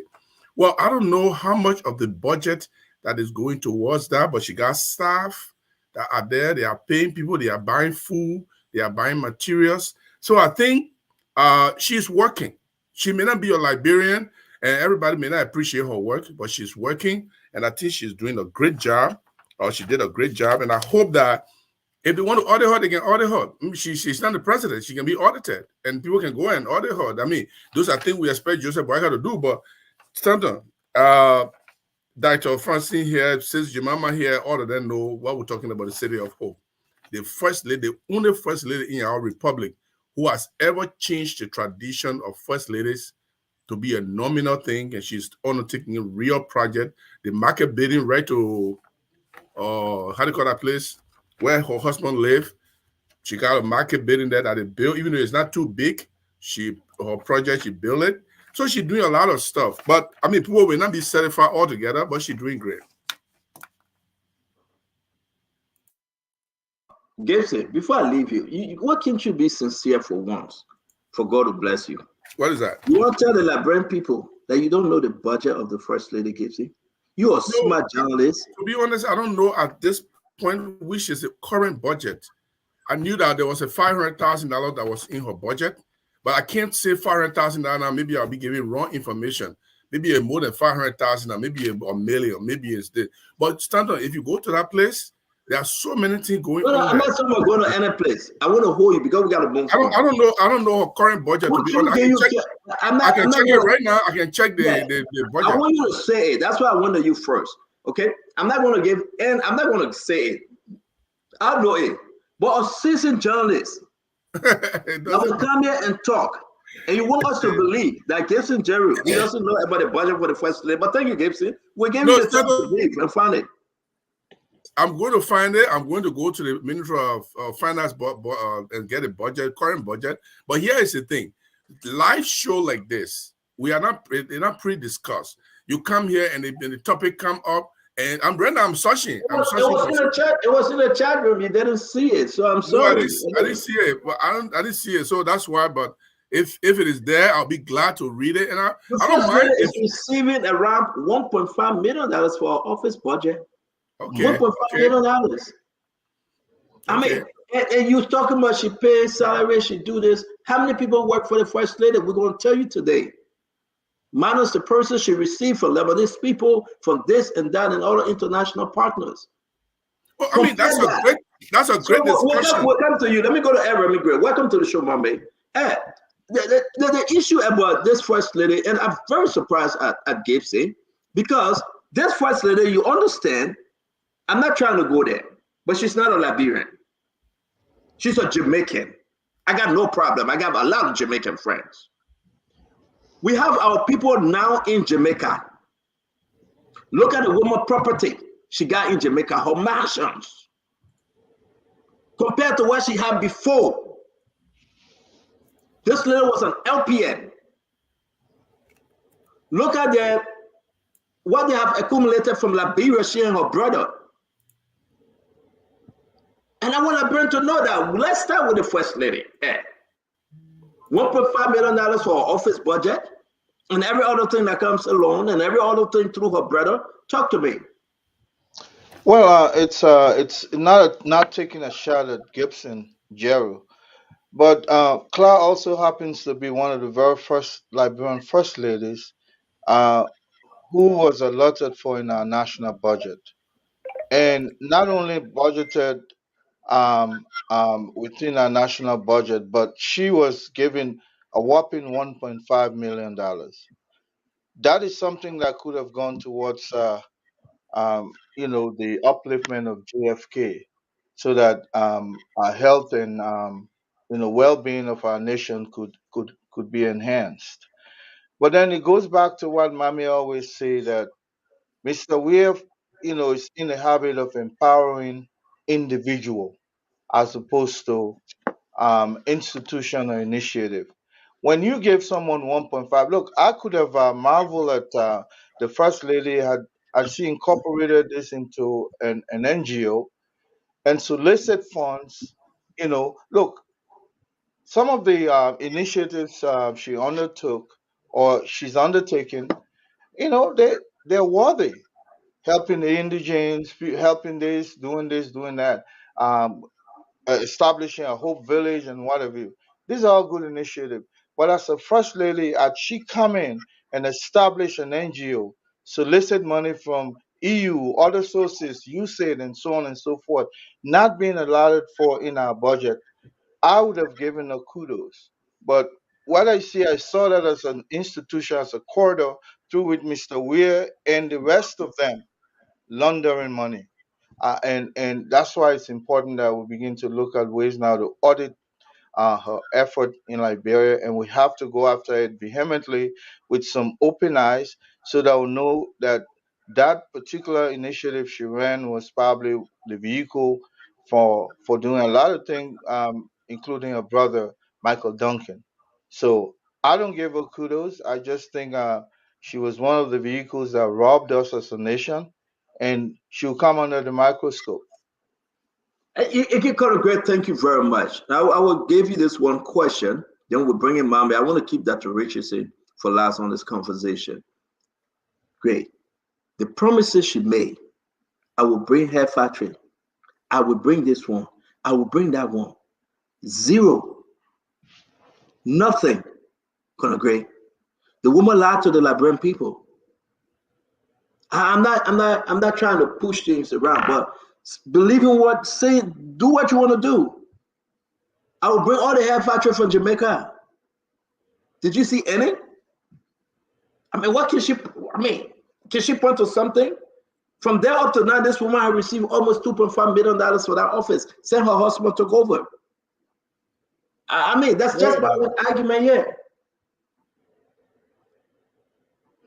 I think, Santon, no matter how you look at it, the infusion of Michael Duncan and Clara Weir, people whose lifestyle we knew prior to the advent of Mr. Weir as president, the kind of low life they live. Clara had a cook shop in New York. You talking about LPN, but to sustain her life in the United States, Clara was a very poor woman. You see, even while she was looking, never mind her acting like so sophisticated, and she's carrying on like someone who has affluence, meaning money. But Clara actually was one of the key beneficiaries of our natural resources, or our fiscal resources. And I think we should do everything to make sure she accounts for every bit, including her brother, who none of them, I believe, hold Liberian citizenship because of other insinuating circumstances. For instance, she's both Jamaican and United States citizen. She married to a Liberian president, but I did not witness any ceremony making her a Liberian citizen. And by virtue of that, it's an affront on our constitution to even allot for her in our budget. But he did. He did because the president said, "Listen, give her a diplomatic passport. Period. Whether she's a Liberian citizen or not." He instructed the foreign minister to do so, and the date. Okay, look at the children in school. Mommy, look at it. Look at kids in school sitting on the floor. Look at the classroom; they are leaking. You are giving this woman all through almost $2.5 million. You make the appropriation. She received it. Claudia. It's one of the things we want to say. Look at her charity program. This woman will use the name of the First Lady, honor the name George Manawea, to get money from Burkina Faso, to get money from other group out there, to say she's coming back in the country to help the children. Only to see on Christmas Day, they gave Dog Baby flower, pencil, and say, go ahead, talk to me, Mame.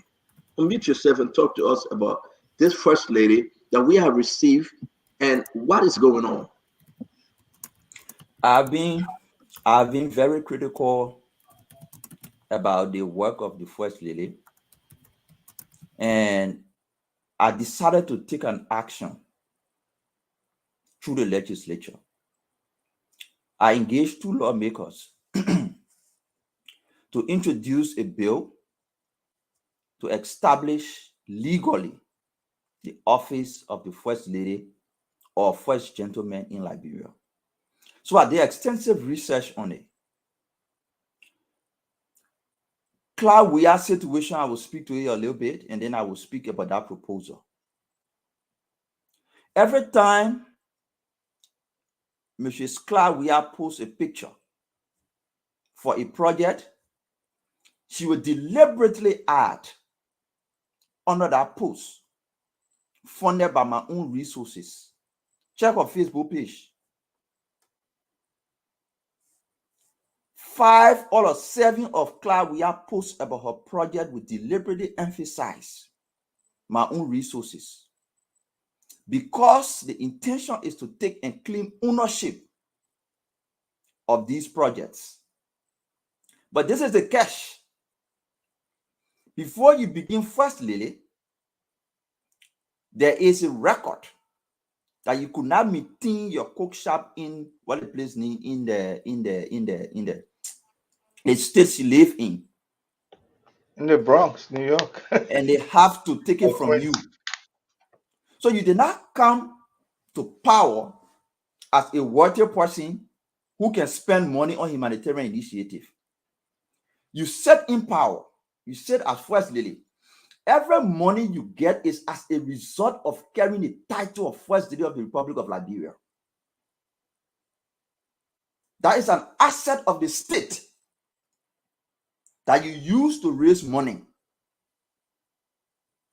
When you are not First Lady, you could not raise 500,000. You are First Lady of Liberia. That's the reason why you're raising that. So every infrastructure you implement as a result of using the title of the First Lady to raise money should be owned by the state.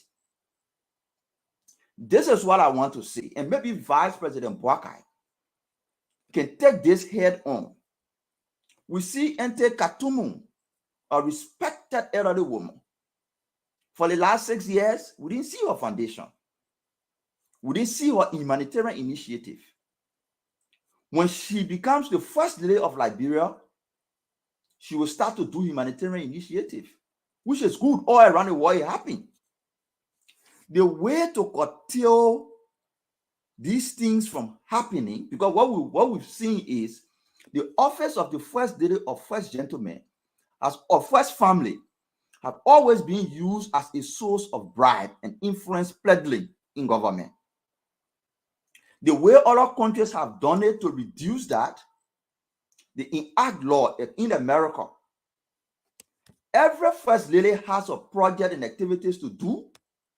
You have the way to raise money, but every money you raise and who gave you the money, you report to the legislature every year. How much money you receive and who gave it to you, you report to the legislature every year on who gave you money and what you did with it.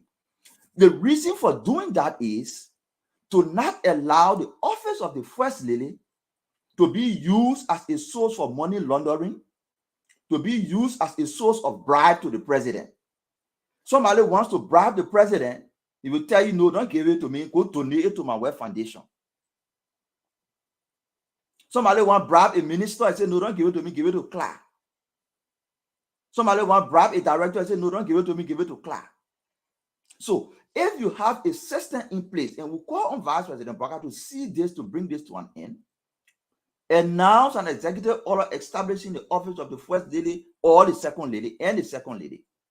Give them the right to go and raise funds. A lot of money in the budget for them to set up their office. I don't have problem with that. But every year, let them report how much money they receive, from who they receive the money, and how they spend it. Because the office of the First Lady is a state asset. Technically, it's a state asset. It's the brand of the state that you're using to raise the money. It's not your personal resources. Without being First Lady, you wouldn't have raised those money. The fact that you're raising it now is because you are First Lady. First Lady for who? First Lady for Liberia. So, Clark Weah situation has happened. I will encourage the government to investigate the sources of the funding, but to have the moral ground to do so is for Vice President Bouakai to issue an executive order establishing the office of the First Lady and the Second Lady. Jeremiah Kun has a young wife. She wants to impact society. She wants to carry on projects. She wants to be engaged. Nobody wants to stop her from doing that. But we don't want a situation where her office becomes a source of bribe. Her office becomes compromised. So to prevent that, we're calling on Vice President Bouakai to establish the office of the First Lady and the Second Lady, give them the mandate to go all across the world and raise money. Nobody stop them. Put money in the budget for them. Minimum resources to set up their offices. But every year, let them report to Liberia how much they receive and who they receive it from, so that their offices cannot be used as a source of bribe and to compromise the governance of the state. Thank you very much, Mambe. You laid this thing right again. Let me ask you a question. You've been following the First Lady for too long. Promises made since 2017. Which one have she kept? The hair factory, we can see it. A lot of promises, but here's the reason. Here's the reason.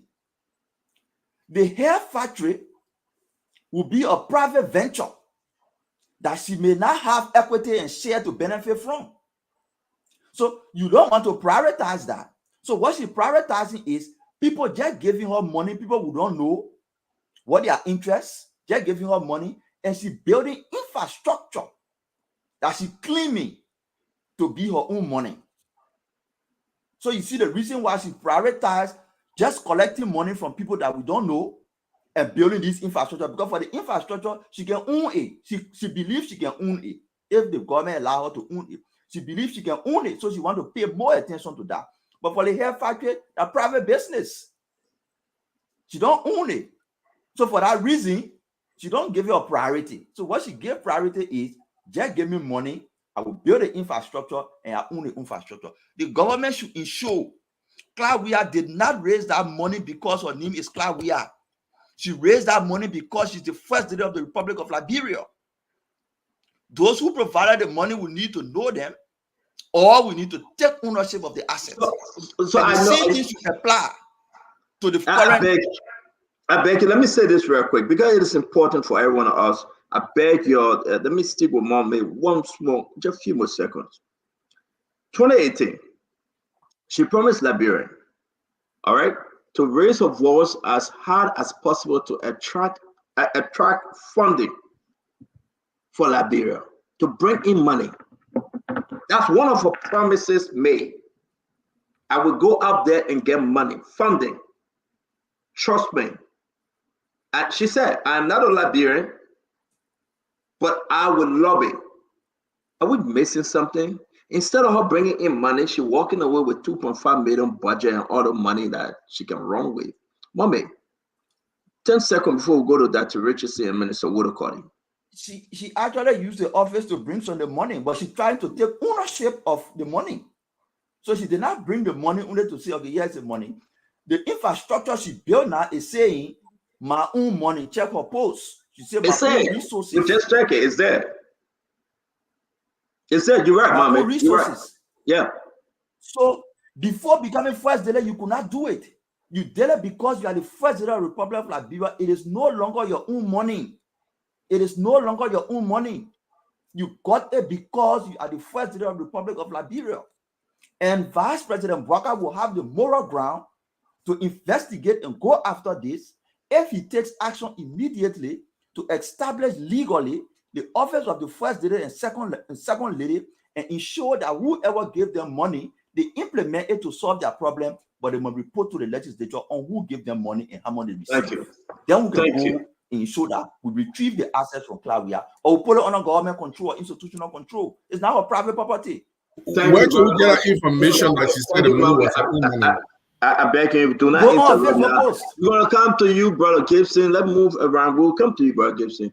Minister, what do you call it, please?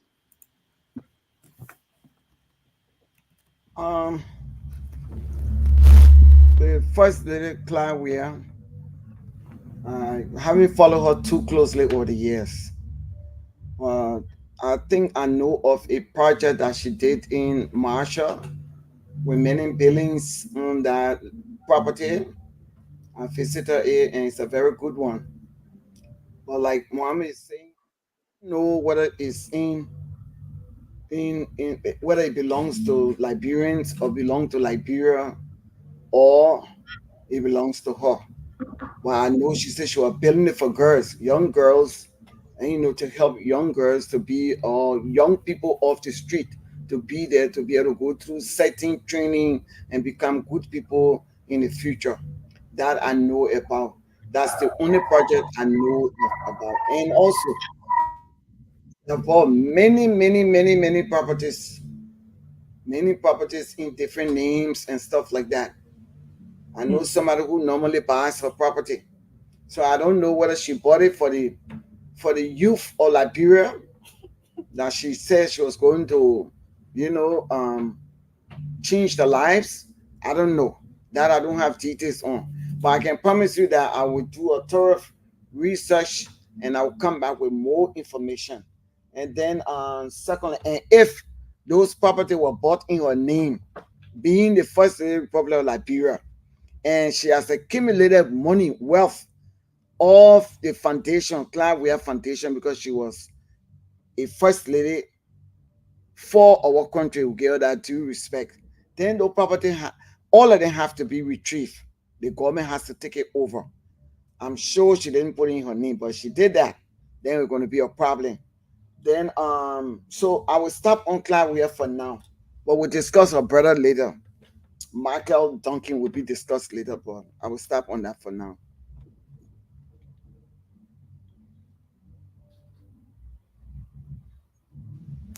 I think Stanton wanted me to come in. Yes, Jeru, Claudia deviated from the practice of previous first ladies. You can even say since 1847, we never had a first lady who had a budget in the Liberia's budget.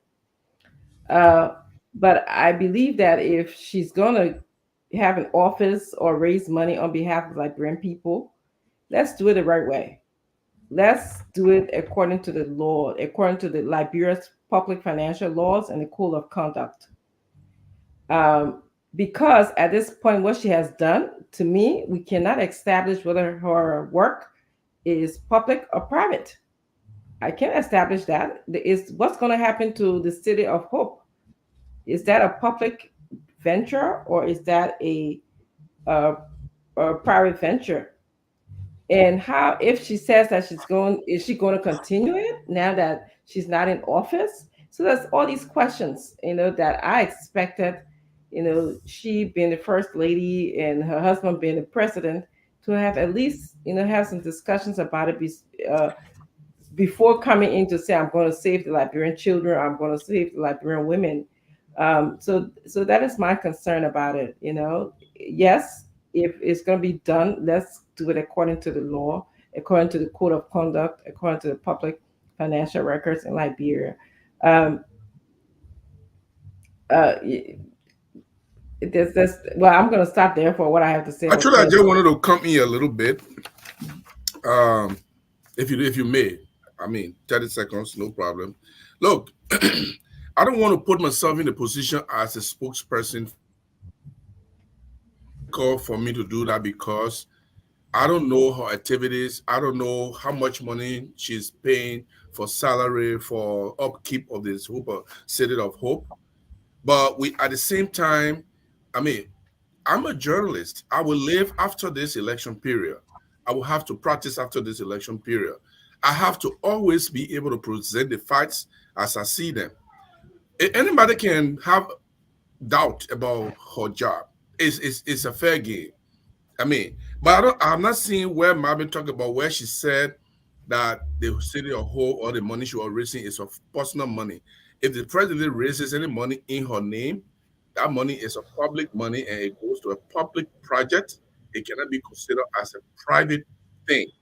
People are receiving money everywhere. First lady, like the Sierra Leone first lady, is receiving 29.7 billion millions, which is $1,503,797. But she declaring it, Gibson. She is declaring it to her people. I'm not in to know. I'm not in Sierra Leone. You know, that's why you're calling the amount. I'm just telling you. You said no. You can't do that. Once you call the amount, no. I'm calling. When you ask me a question, I can't answer. You said why? Let me finish that. I think I'm calling it. I'm calling it because you said that you are receiving a lot of money, $1.5 million. The Sierra Leone probably receiving the same amount. Ghanaian first lady is receiving even more than that. Well, you are going contrary to what people are talking about. The issue, no, I understand you guys have the right to ask the question, what is happening? Is she declaring it as a personal money? Is she doing the right thing? Did she make promises she didn't keep? Those are fair game. But at the same time, we should also recognize that our City of Hope, that all of us are seeing. That place is empty, Gibson. It's empty. Nobody is there. Gibson, I beg you, Mama, I beg you, give me a few seconds here. Gibson, don't do this to our people. That was election flag. That's City of Hope. It's you. Listen, they created the whole thing that the woman was flying high in the sky. She was doing X, Y, and Z. Guess what happened? The woman have not been to the place for 3 months. She was not even up in the place because Joe, we are no longer president. Not one person, not even Pupu fly to the place. That was election something, our election making. We gotta be fair with the Liberian people, Gibson. The woman went around, she did this. What happened with the wheat? The hair factory that were coming on? What happened with the ice cream factory that were coming on? What happened when she went ahead and lobbied and said she would take care of the elderly? She would change the aging population. That's true. What happened with that? I mean, we should say as it is, Brother Gibson. No, but Stanton, you and myself, we almost saying the same thing, except you're not understanding me. I'm not here. I'm the public relation. I'm not public relation officer for Cloud Weir. If I were, I will make my research and present more facts that I can present. But I am telling you that there's no way the infrastructure she put down for $1.5 million a year, that infrastructure is not small. I'm in the process of building. I know what it means to build. I mean, James, we're not talking about building, man. No, I'm telling you. We got Nathaniel Bracewell in studio. We should be bringing him on pretty soon. So let's wrap this up. Nathaniel Bracewell from the NBC, National Bureau of Concession, Republic of Liberia, to talk about what is trending on social media. Dr. Richardson, go ahead. I was just going to say my final words are, if, you know, she came to Liberia, I expect the first lady to be the one to go out and raise money for the country, for the children, for the orphans, for the elders, okay? You can use the name of the presidency to do that, but to take money from the Liberian people to do these things when we know that the $1.5 million that she was getting could have, you know, uplifted a school, could have paid teachers' salary, you know, could have provided medication in the hospital. So that is my problem. But when you, the reason why I call your name, because you came in saying, wow, this first lady started a trend. She's a modern first lady compared to the other first ladies of 1847. And that's what you horn in on. And I'm saying, yes, if she's going to start a trend, let's do the trend the right way by following the public financial management laws or the code of conduct. Let's hear from Fatima real quick. Let's hear from Fatima real quick, guys. We got to move with time, please. Fatima, real quick. Hello, CEO. Hello to the rest of the panelists and all of the people, the folks watching us around the world. I just believe that I actually can't tell you any tangible that the first lady have done besides, taking our Liberian people money, using it for her own selfish gains, because she have not done anything for the Liberian people or the Liberian women.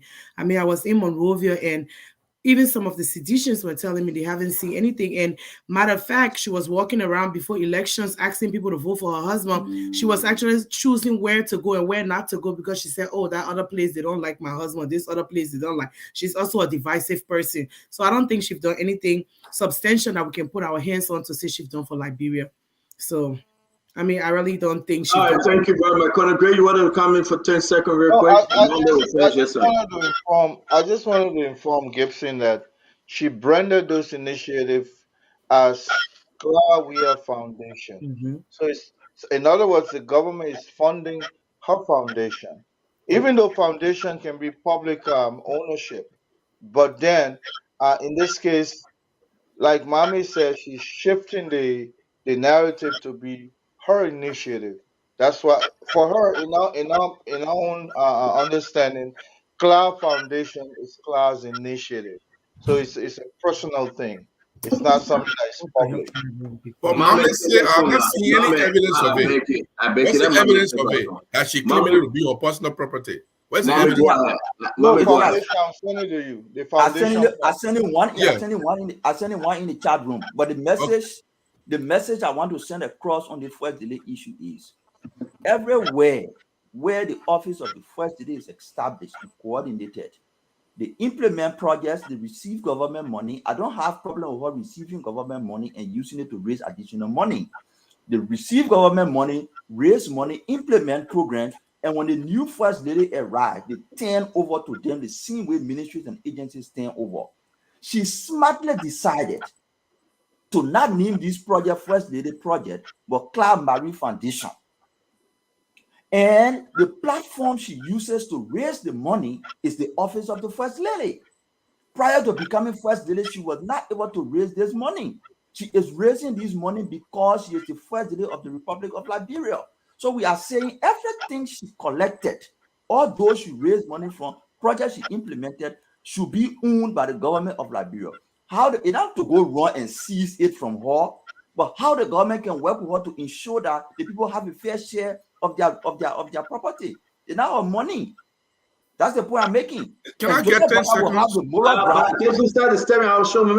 Please, let me get 10 seconds. It's a good discussion. I will give you 10 seconds. Let him finish. You interrupting. Yeah, okay, no problem. I will wait. Let him finish. Walker will have the moral ground to do so by avoiding doing what other people did. And the way to do it is to establish the office of the first lady and the second lady and mandate them to go all out and receive money from whoever they want to. Government should give them budgetary resources, but they must show at the end of every budget year how much they receive and what they're spending on. That is the way to proceed. And I think you are right, Mama. I think the first lady honor her husband and this government.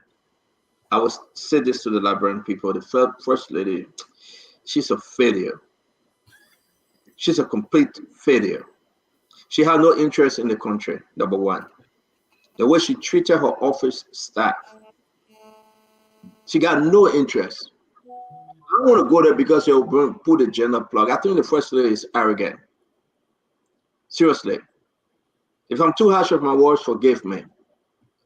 But the first lady, people she brought into her office, non-Liberians, most of them, and she made the Liberians to be bathroom cleaners, sweepers. No, let's say as it is. Let's say I'm being frank. She made Liberians in her office to be sweepers, wipe the toilets and clean the bathroom.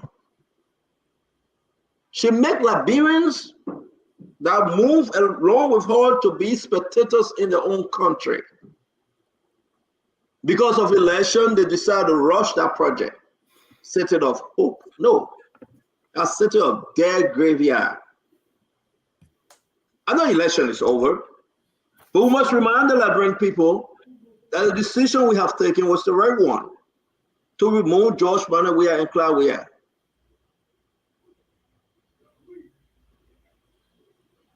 The woman didn't care. She never advised her husband. Everything she was doing, she enjoyed. They enjoy all the goodies.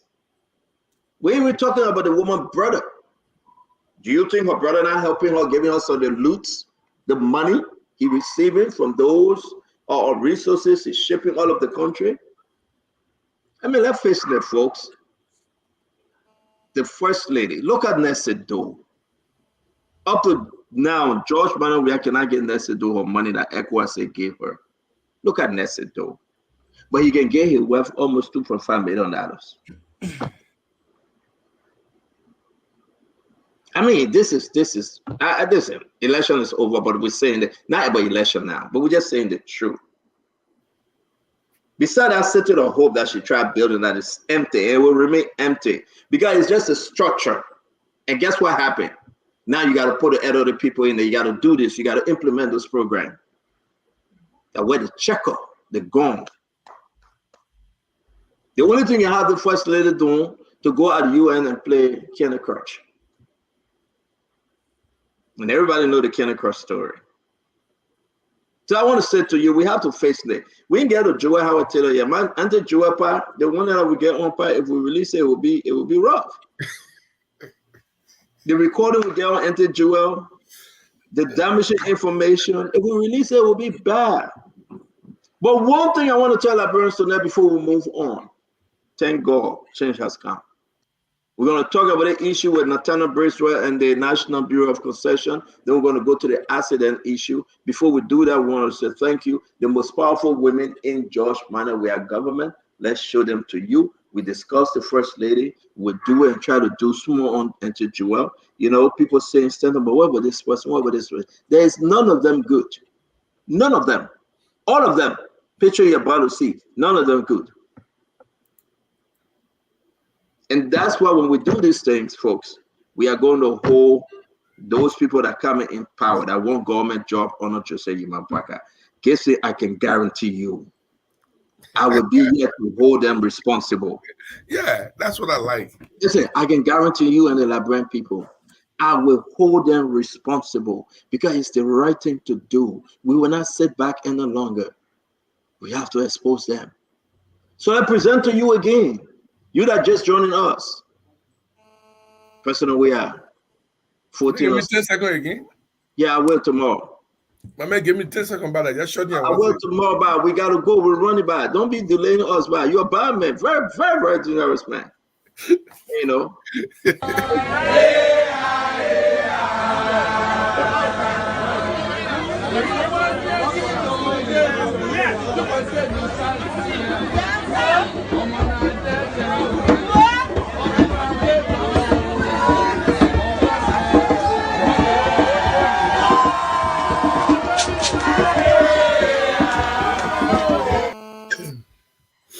Video. That's the wrong video. I'm talking about John. We are beating John. I'm talking about this video. You looking for, you will get it. You looking for, you can't sit down. You will get it. The trouble where you looking for, you will get it. You looking for, you can't sit down. You will get it. The pregnancy you looking for, you will get it. You looking. So, folks, that there you have it. We start with the first lady. We're going to bring you more information. But today we're going to cross over. That Gibson will give you your 10 minutes when your 10 seconds when the other conversation come into play. We're going to bring in Nathaniel Bracewell. Yekezi, can you bring in Nathaniel Bracewell? I think he's a deputy somewhere from somewhere, NBC. The reason why we're bringing him on today, a lot of stuff happening. You know, Mame, we got a recording. We got vehicles, arguments, text messages. And so today, Nathaniel Bracewell reached out to me through Messenger and I sent him my number. And I said, come on the show and explain yourself. What's going on? Why folks are saying you do not want to give the vehicle back, changing the plate, scraping up the UNDP donation information off it. What's going on between you and the director proper? What's going on? Talk to us. So, ladies and gentlemen, we will present to you Nathaniel Bracewell from NBC, Republic of Liberia. Can you hear us? Nathaniel, welcome to the show. See, I can hear you. Am I good? You are very, very clear. Thank you for joining us. Thank you very much. Welcome to the Spoon Talk. Thank you so much to you, Mr. Waterspoon, and your family for this beautiful studio I see in here. And I want to say a big thank you also to the panelists on the Spoon Network. Good evening to people in Radio Land, whether you're in Liberia, you're out of Liberia, if it is the afternoon hours, I want to say good afternoon to you. If you're in places like Korea, Asia, other parts of the world, it's in the morning, I say good morning to you as well. And it's good being here, you know, after a long haul, back and forth, trying to see how best we all can have a share, a little piece of the pie, because many times I listen to you, CEO, you said that this empire you've tried over the period to build what Liberia and Liberians have today as an asset, where we all can have an opportunity to share our views about burning issues that affect the society and look for ways that we can improve for the good of our country, our children, and our children's children. So it's a good thing I'm here. I look forward to a great interaction. I see my friend Abula Mame, though at times we have exchanges because we all from the same root. Later on, he parted ways with us. Best, we wish you all the best, and I want to say congratulations to all of you. Thank you very much, Nad. Again, it's good to see you. It's very, very good to see you. I'm happy that you took the courage to come on Spoon Talk. I told you were one of those that were on a party mandate not to come on Spoon Talk. So can we be clear? You are not, right? I don't believe anyone is on a party mandate. I mean, tough for yourself, but I said do on a party mandate. CEO, let's be frank here. All of our big brothers and senior officials of government have appeared on this radio station a couple of times. And I think I'm the only person who's been trying, and I really tried the whole of last year. Actually, I did. To the point where I gave up and thought like maybe CEO don't want me on the radio station.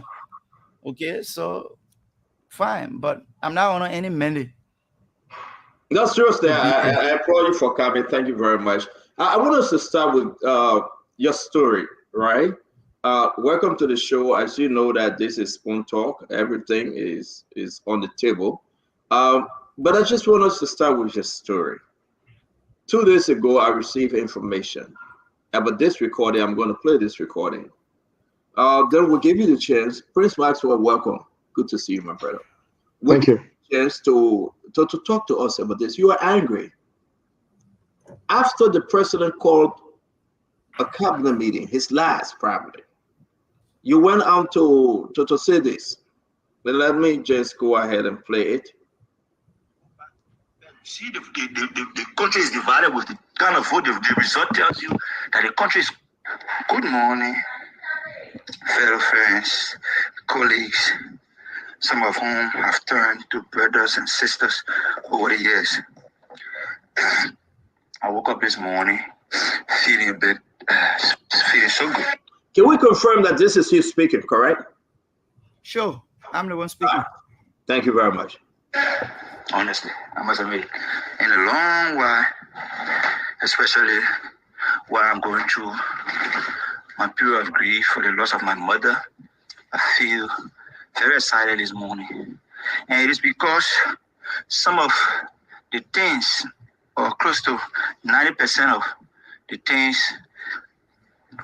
that. Because it is 13 minutes long, I want to pause and give you the time to really tell the Liberian people your frustration And what exactly happened at the cabinet meeting that you went off? You went off on someone. You pointed a finger. And now you left the cabinet meeting, you did a recording, and you posted a recording. I have a copy of it and some of your text messages you shared in your chat room. Can you speak to your frustration after you left the cabinet meeting? What happened?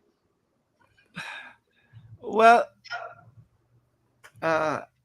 Stanton and fellow Liberians, I honor this call here today because I feel it is the best time to do it. Though I'm down, I'm very, very well down emotionally. In my spirit, I feel that I have lost something very precious to me. So as you heard from the beginning of the recording, I'm bereaved. I lost my mom, my beloved mother, so dear to my heart, the most beautiful and cherished asset I ever had. I lost her on November 10th, just a few days to the run of the elections. She passed off at Phoebe Hospital in Bond County. So as a result of that, folks at the institution started to make fun of my grief, called me names, referred to my mother, call her names, say all sort of stuff, which I'm not going to say here. But I'm just trying to let you know to what extent our country is divided, to what extent people can go to please their ego, the level of hate we have engendered in our society, all because of politics. If it is not me, it should not be anyone. So, and it is being breed, sponsored, and given approbation to by a fellow called Edwin Nimlin, borrowed the name Dennis. I show you know him in person. I show Dr. Chinaway also know him because I heard her try to speak the last time when one of the situations happened at our station. She was trying to defend some of his grievous actions and inhumane action against my person and family. But you know, he comes from the US. He's crew by tribe. He comes from Nuclear Town, so to speak. The city, I know, non-Pantin group, and the phrase you use, I don't know how well you use that, but I was just speaking that morning when I woke up. I felt vindicated that I was able to finally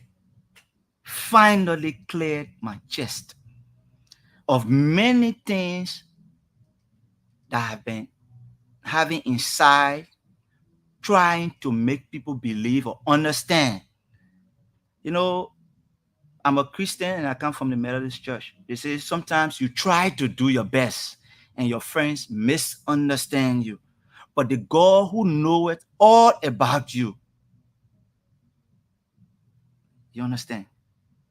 So we speak for you. So yes, we all went to the cabinet meeting. But before going to the cabinet meeting, I had gone to Arlington to see about my mother's funeral or interment protocols during the grave issue. And then Mr. Dennis called a meeting at the office, his usual ranting. And then in the chat room, which I have some evidence here with me, right after President-elect Joe Boakai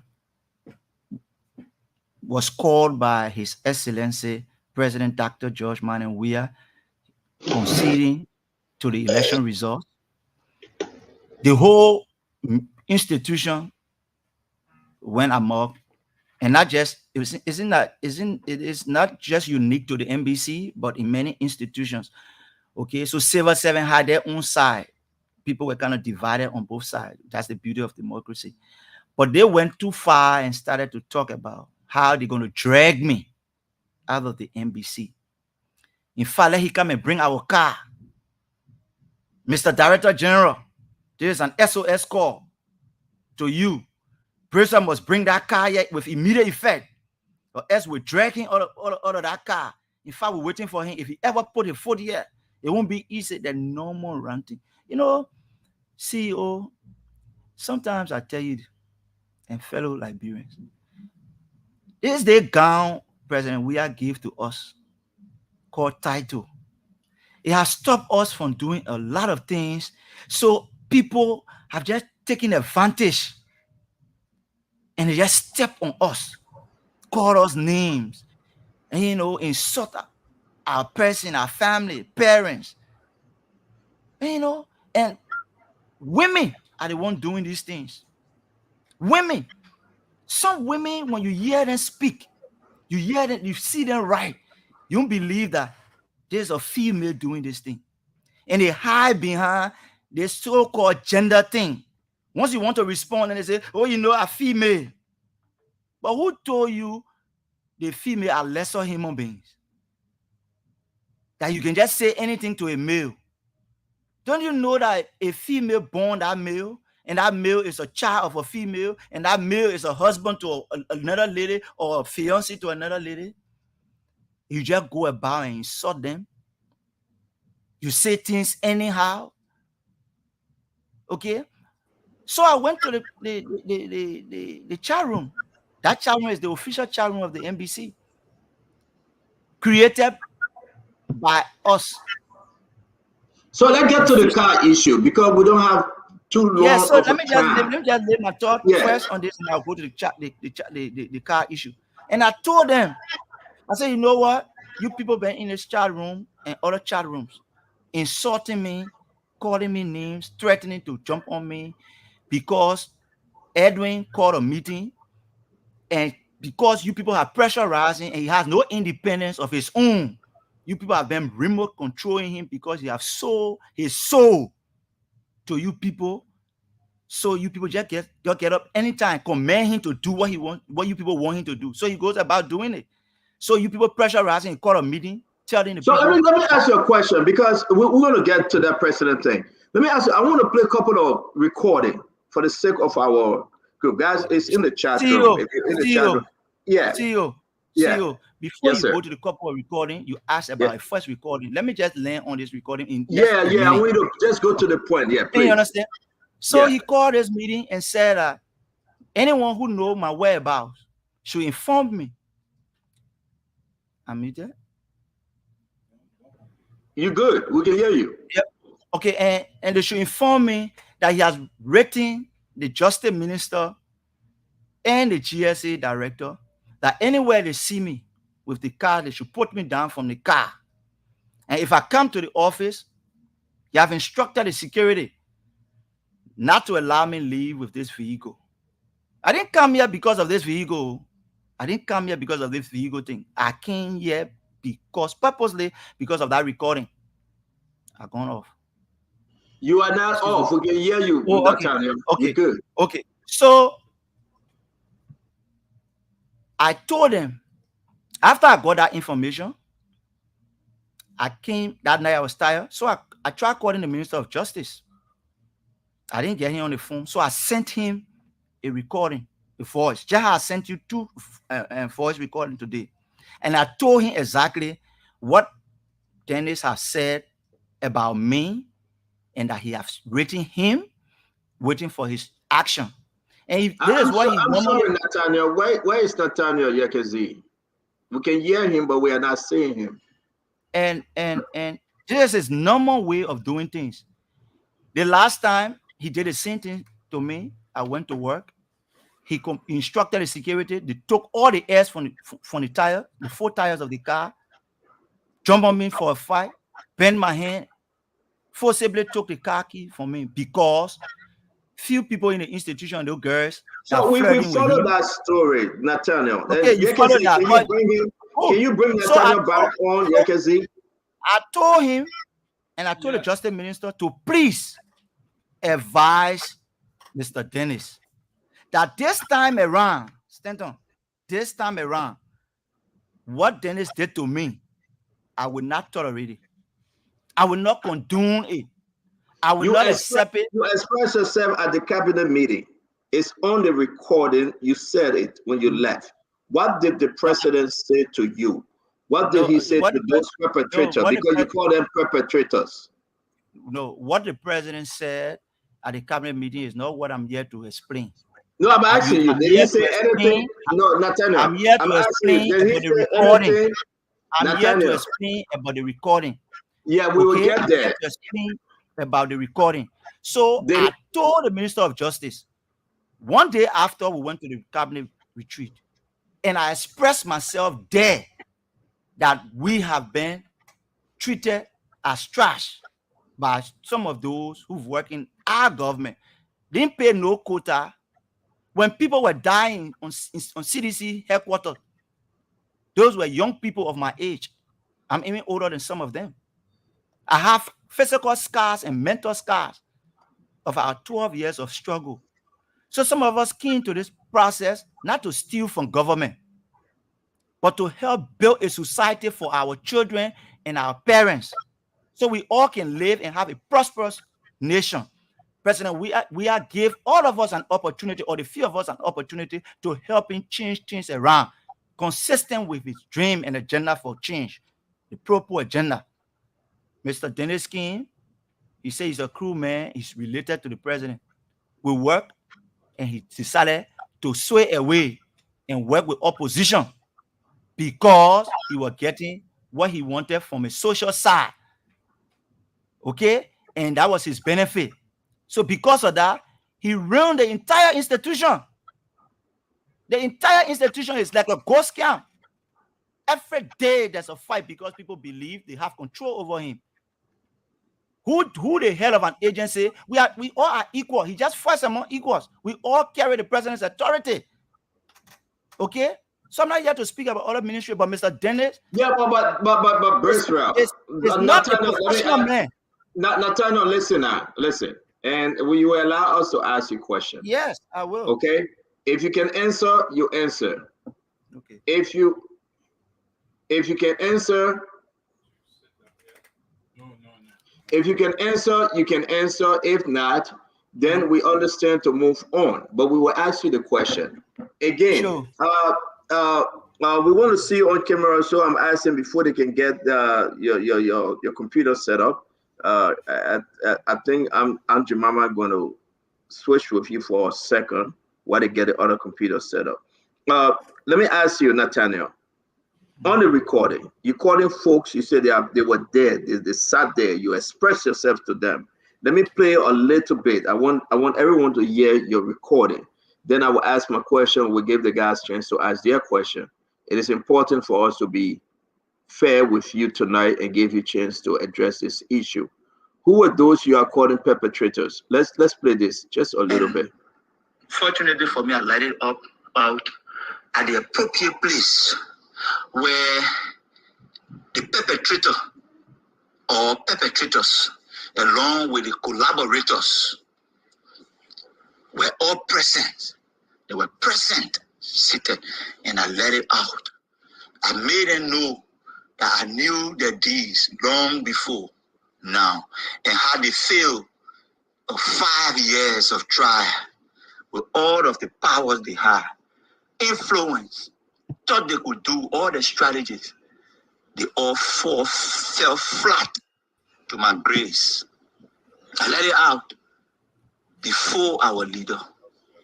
They were sitting, buried in shame. But that is just one side of it. I'm also happy that at least Edwin was able to see the man in me that he had been wanting to see. How I'm bold, brave, wise, and I'm able to explain my thoughts without being rude and disrespectful, and how I challenged him professionally before a group of professional people and placed him on record, kept his 2 feet and hands tied and his mouth zipped for the entire period, with a line drawn clearly for everyone to see that if he dare tries his arrogance again, he will meet the full weight of my response in self-defense. So this goes to you people and Edwin. Thanks to some of you in this chat room and in other chat rooms who informed me regularly about things that are happening. And even when you're on that side, you also state to me clearly how disappointed you are in Edwin, how he has embarrassed the institution and have destroyed the institution. All agree listening to those so-called wives within the institution. I don't know whether you married them or whatever. Okay? That he have embarrassed the institution from a school function and turned it into a social club, going to beach party where people enjoy himself. That's all they do. But you expect a man from Nikutan, especially you go to school, the last year you get law degree, in lecture all year with also F, C's, and D's all on it. Ran away and pay the office to face him a dubious paper that he graduated. Then he showed a graduation picture, who he graduated with. The man spent over 12 years in England. So I'm going to stop here because this is, again, 18 minutes long. We'll play a little bit and we'll share this recording on social media for folks to listen to the rest of it. It's in the chat room.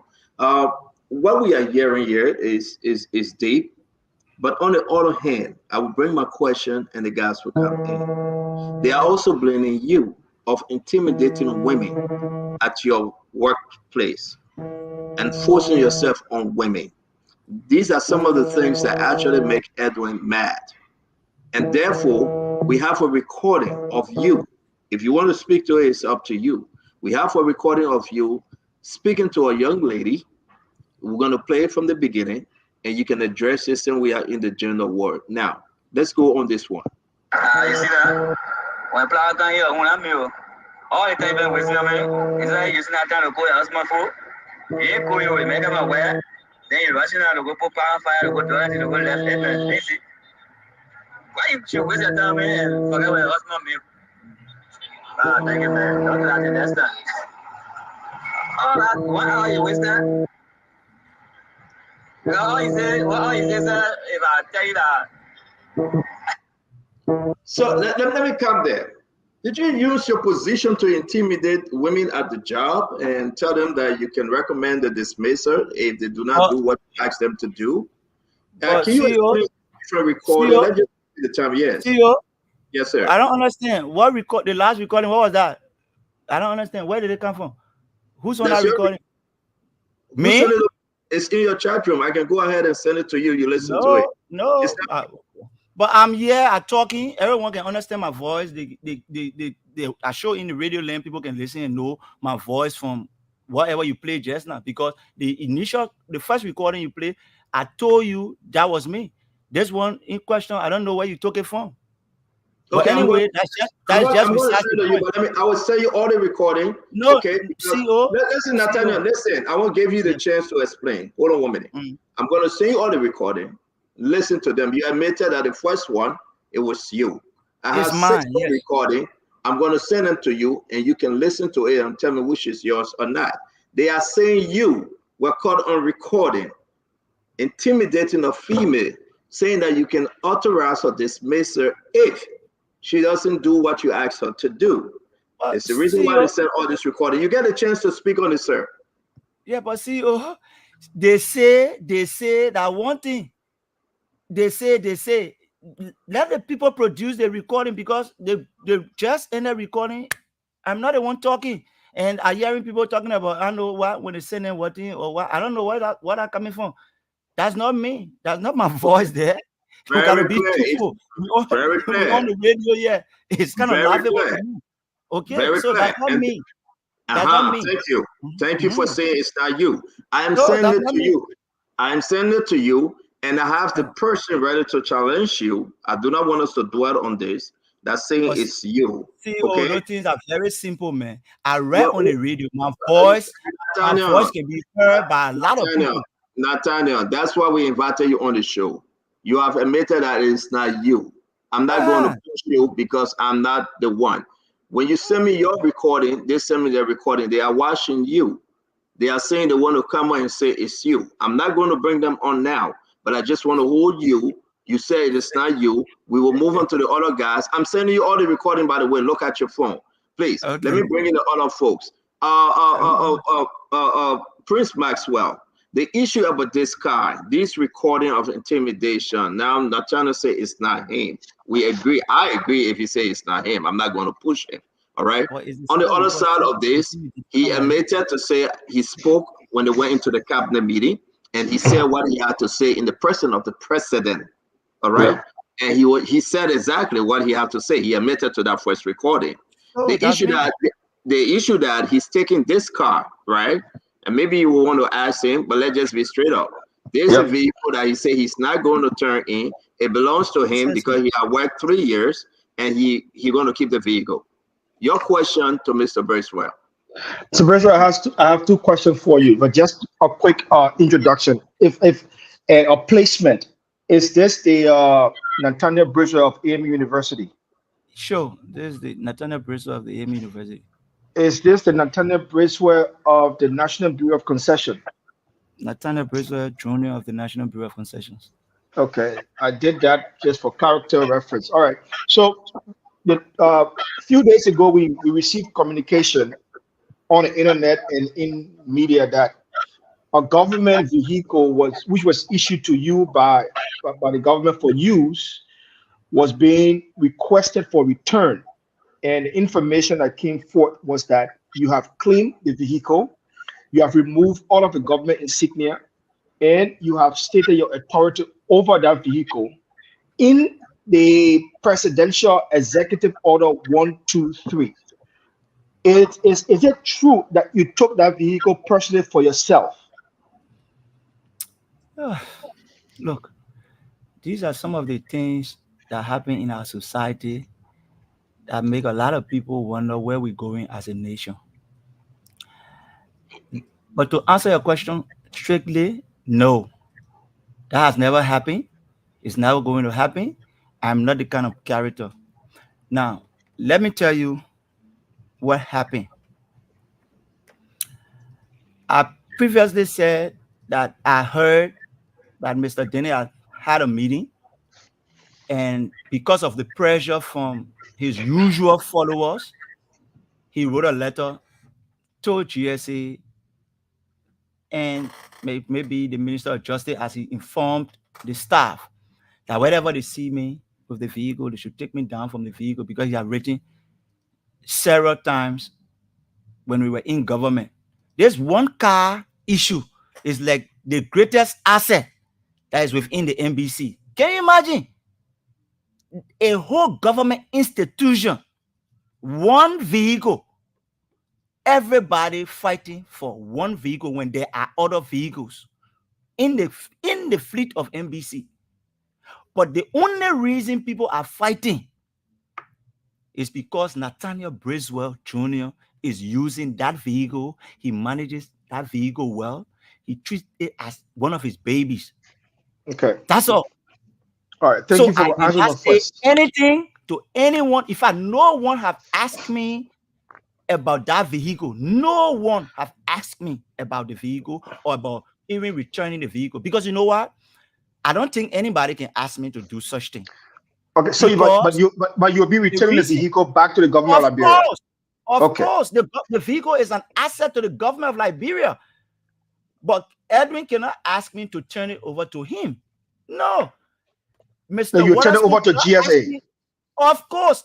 Obviously, by January, once President-elect Joe Boakai takes office, whoever succeeds me, if I'm to be removed in the wisdom of the president-elect, obviously, whoever's going to come will have no asset given to them. All right. Even My if last that's in my question. office, no, just a minute. Let me just clear a few things because I'm not. This question is not just unique to Nathaniel Bracewell. There are lots of other people in government. People have assumed that they are looting government assets in government places. Okay, the desk I use in my office was bought by me. The air conditioner was bought by me. The chair was bought by me, and many other things in that office. I have receipt to testify or prove as evidence. I'm leaving them there. I bought them for my comfort. I'm leaving them there for my successor. Look, you know what? There's a difference between patriotism and loyalty. For me, I want a better Liberia. So whoever sits in a seat, I compel you to do the right thing. And whenever you in this country, you insist that the right thing must be done regardless of who acting at what time. Once you're small, they say the little boy is frisky. So to CEO and other people listening on radio station or through this platform and other outlets, have you ever heard in this country that Nathaniel Bracewell Jr. is corrupt? Have you? All right. They won't say that. You know why? Because they know it's not in my DNA. So they want to find something else to malign my hard-earned reputation for. All right, let me ask you my last question. Bracewell insults women. Let them bring one evidence now. Evidence. I'm talking about they say and some concocted and doctor recording from people trying to act like me. No. Let me ask you my last question. My last question to you. I heard you spoke of your grievances. By virtue of fact, my sympathy to the passing of your mother. Let me just put down the record. My sympathy to the passing of your mother. I hope you take heart and continue to remain strong. Thank you. I appreciate it. I heard you talk about the dysfunction of, or at least allude to the dysfunction of the George Weah administration and what some of the colleagues were doing to you that caused you grief in the hour of the passing of your mother and the many unprofessional things that you had to go through. I heard you speak of that passionately, but I would like to remind you and bring to the Liberian people something of the past that one individual who was almost in the same position as you today spoke of, and who you and your deputy participated fully in. I do remember the case of Colonel Gregory Coleman at a point in time when he was taking over the bureau.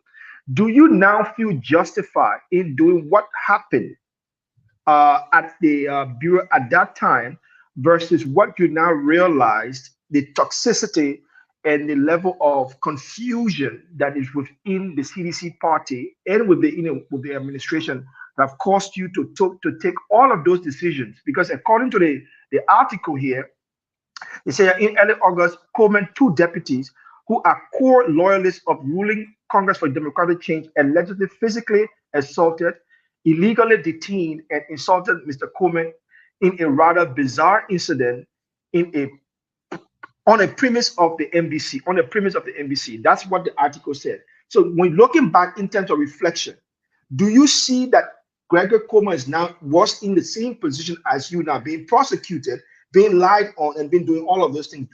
Is there any difference? Do you regret it? Do you feel like you were wrong about that, or whatever the case may be? Your question too long, my man. I would give him time to exhaust his question, and I would deal with it I will compartmentalize it in the words of former Senator J. Milton Tiaje. So he can go ahead. No, you go ahead, answer. He's done. Okay. You can answer. Okay. So there is a wide disparity looking at the issues you made reference to that of Colonel Coleman and to that of what has happened at the NBC. Now, because you asked this question, CEO and other panelists and other people in Radio Land gave me at least 3-4 minutes to give you a history of what happened. There's an opportunity for the public to have a fair share. We don't have enough time, though. We got another story coming all right. up. So Yeah, whatever time I have. Whatever time yeah. I have. Okay, Yeah, whatever yeah. time I have. Now, look, you see, when you're in an institution and something happen, and then your leader say, don't speak to this thing, leave it as it is. Because you are a professional person and an institutional person, you would remain mute. So Coleman, who is a family friend to me, we all are, Congo boys from up there. He's a good friend of mine. The situation happened, and I sure he regret the situation. I had to regret it because it should not have happened. He should not have done what he did. If anybody to complain here, we are the victim. God in heaven knows that. Now, let me tell you what happened. Daddy Gibson, former Deputy Director General for Administration, is in Margibi. I sure he's listening to this radio station right now.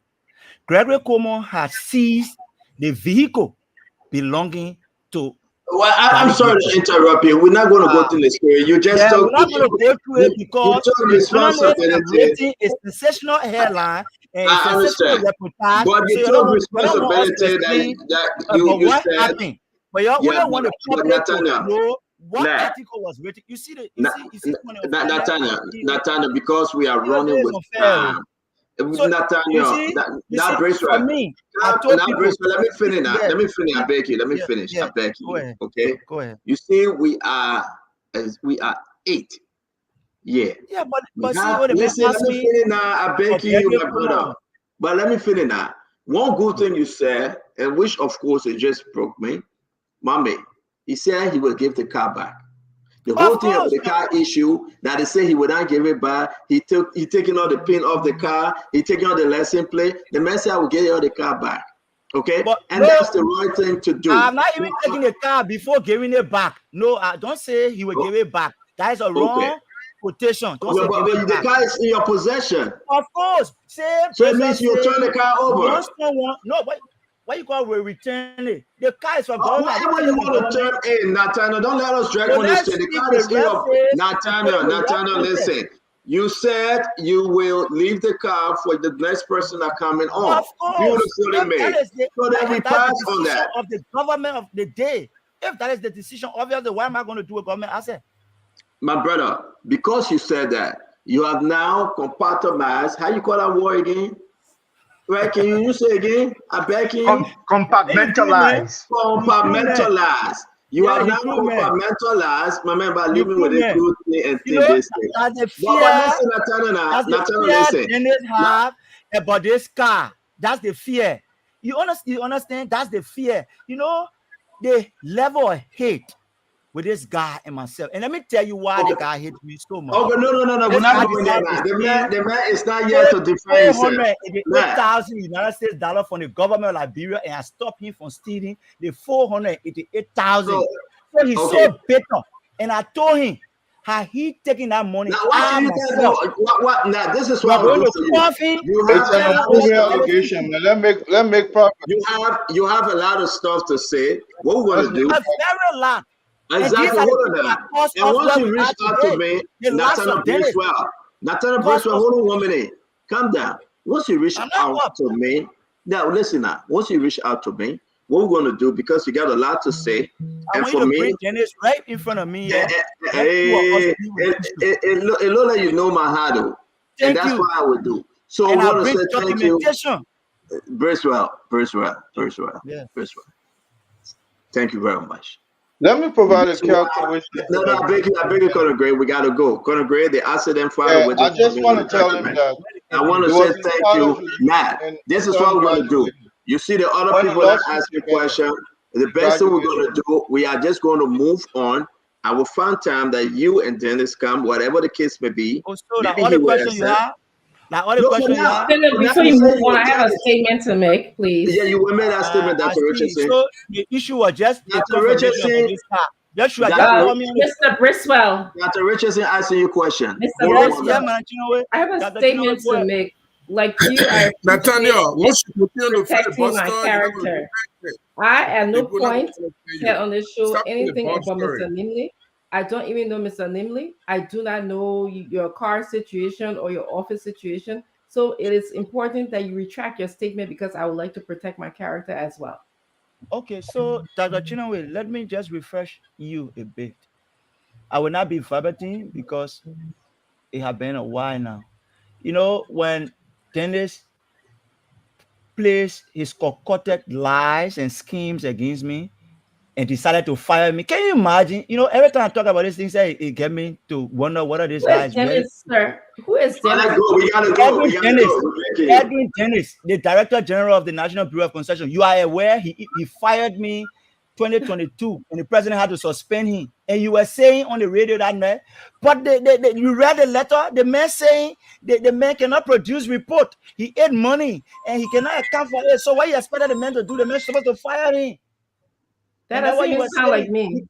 No. All right, so Dr. Richardson, thank you. Not Tanya your research, and you didn't say that. So you the one made the comment, so you the one need to go and do the research. You the one made the I was going to Dr. Richardson, wait now, one at a time. Made a comment. I didn't come here accusing you of anything. Okay, all right, thank you. So you cut the clip and send it to me, and let me see if it's me. Thank you, Dr. Richardson, thank you. Nathaniel, let's do this again. Tomorrow we got our best time. I don't have all the story. I'd like to hear more of your story. Seriously, I'm going to reach out to Edwin Dennis to come on the show. If he say yes, I'm going to bring you back tomorrow. Okay?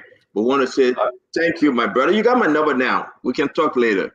Thank you very much, Nat. Thank you, and CEO for the opportunity. Yes, at least it was to clear the air and the doubt that other people had, including you, because our government is challenged, they need assets. The president told us all of these things, but some people just feel that by making noise is the best. Thank you very much. You fought a good fight, by the way, though. You went to the interior, you campaigned for the president, you did everything, but we stay flunk here. So that's a good thing. And thank you for doing what you did.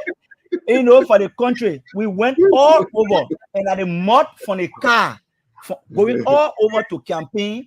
The people who washing the car every day, washing the car. Someone gave you a car. That car that they gave you, they coded the car almost 5 years ago. You expect the pin, the GSA code to still be on the car CEO like that? That's how the people are washing the car. Those things like the government plate is still on the car. People just exaggerate. Thank you for clearing the air. Like you said, the people with car will be right there. Please tell Edwin Dennis, he himself, his own car, asking where is it?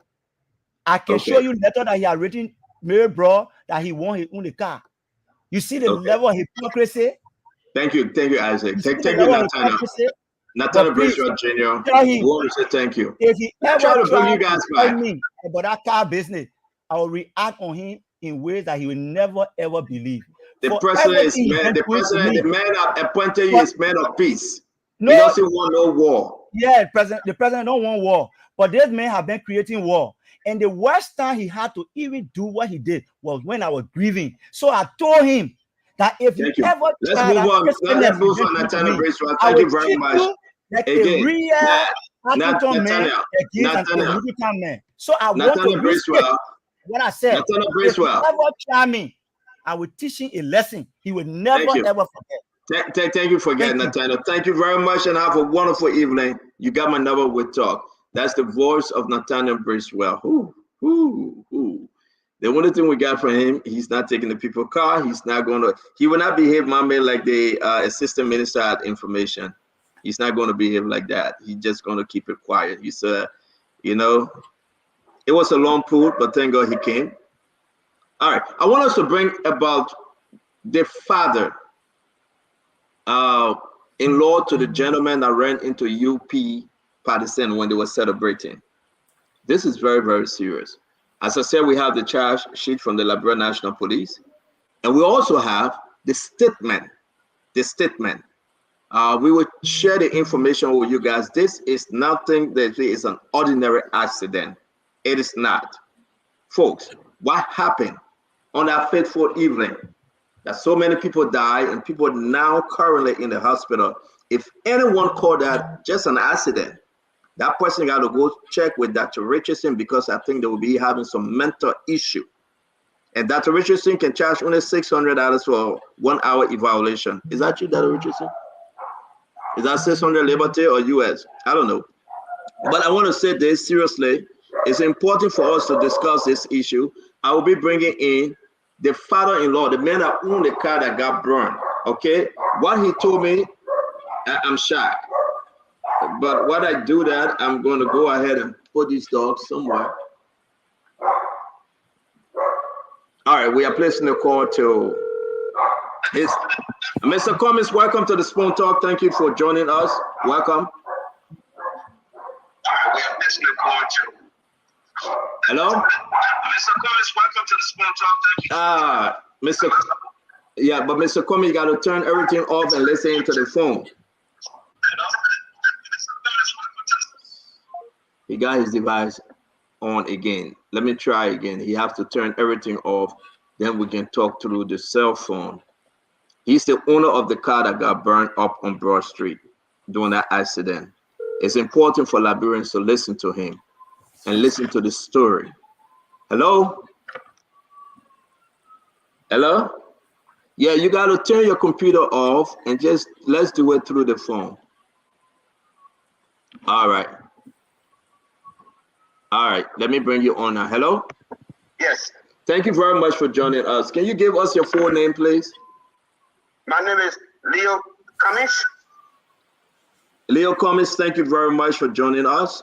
The incident concerning the UP partisan that died. What's your story? We want to give you time to explain to the Liberian people. You are live. Everyone listen to you. Your relationship to the driver, the entire story. Can you help us, sir?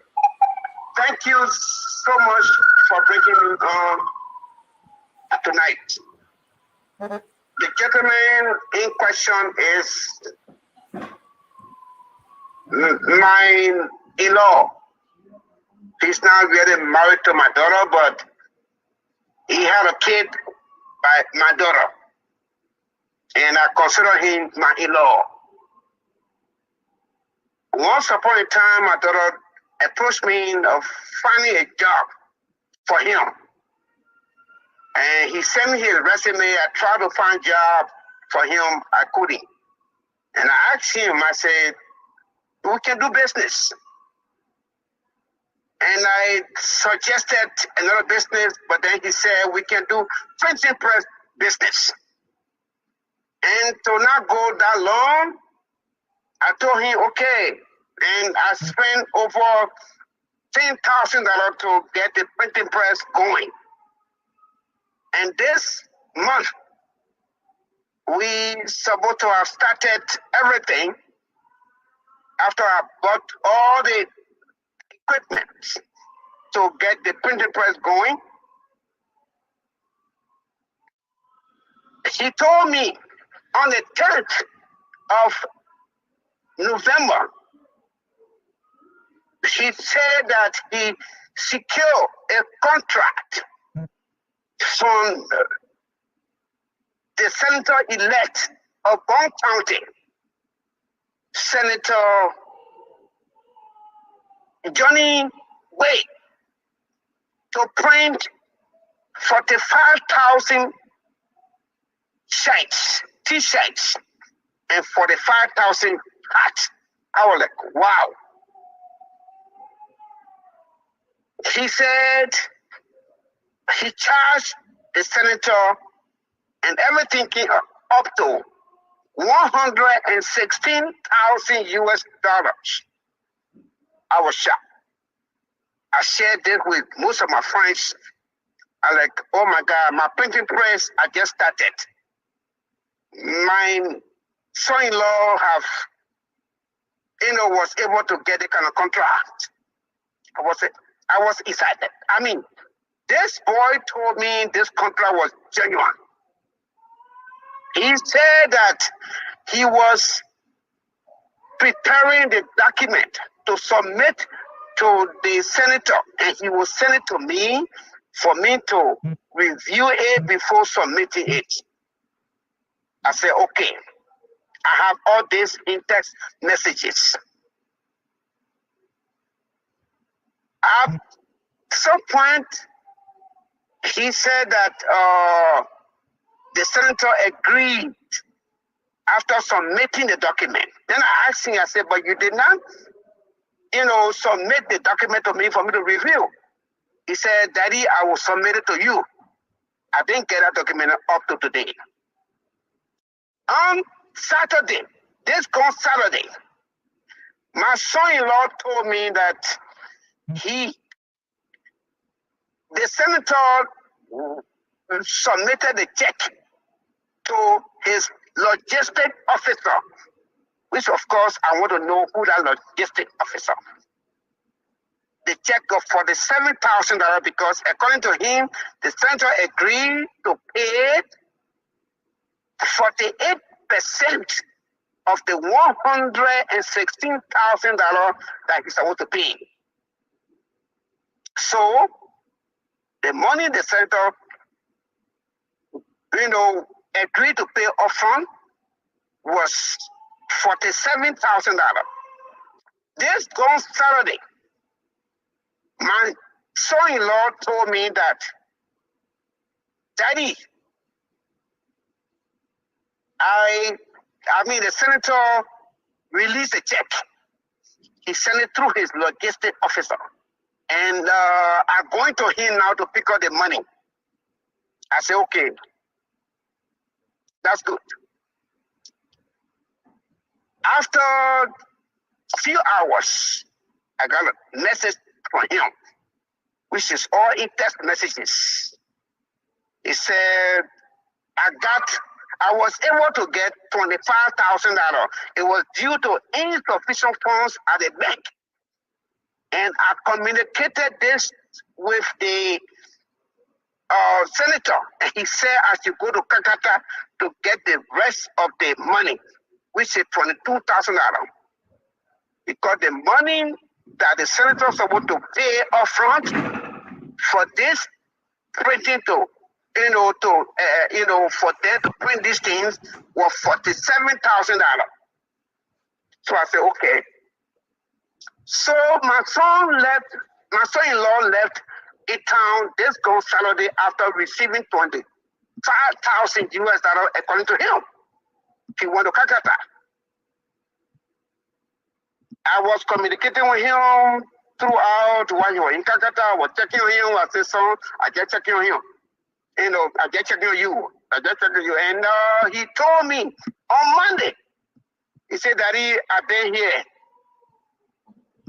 I got the senator said that he will release the money in 2 hours' time.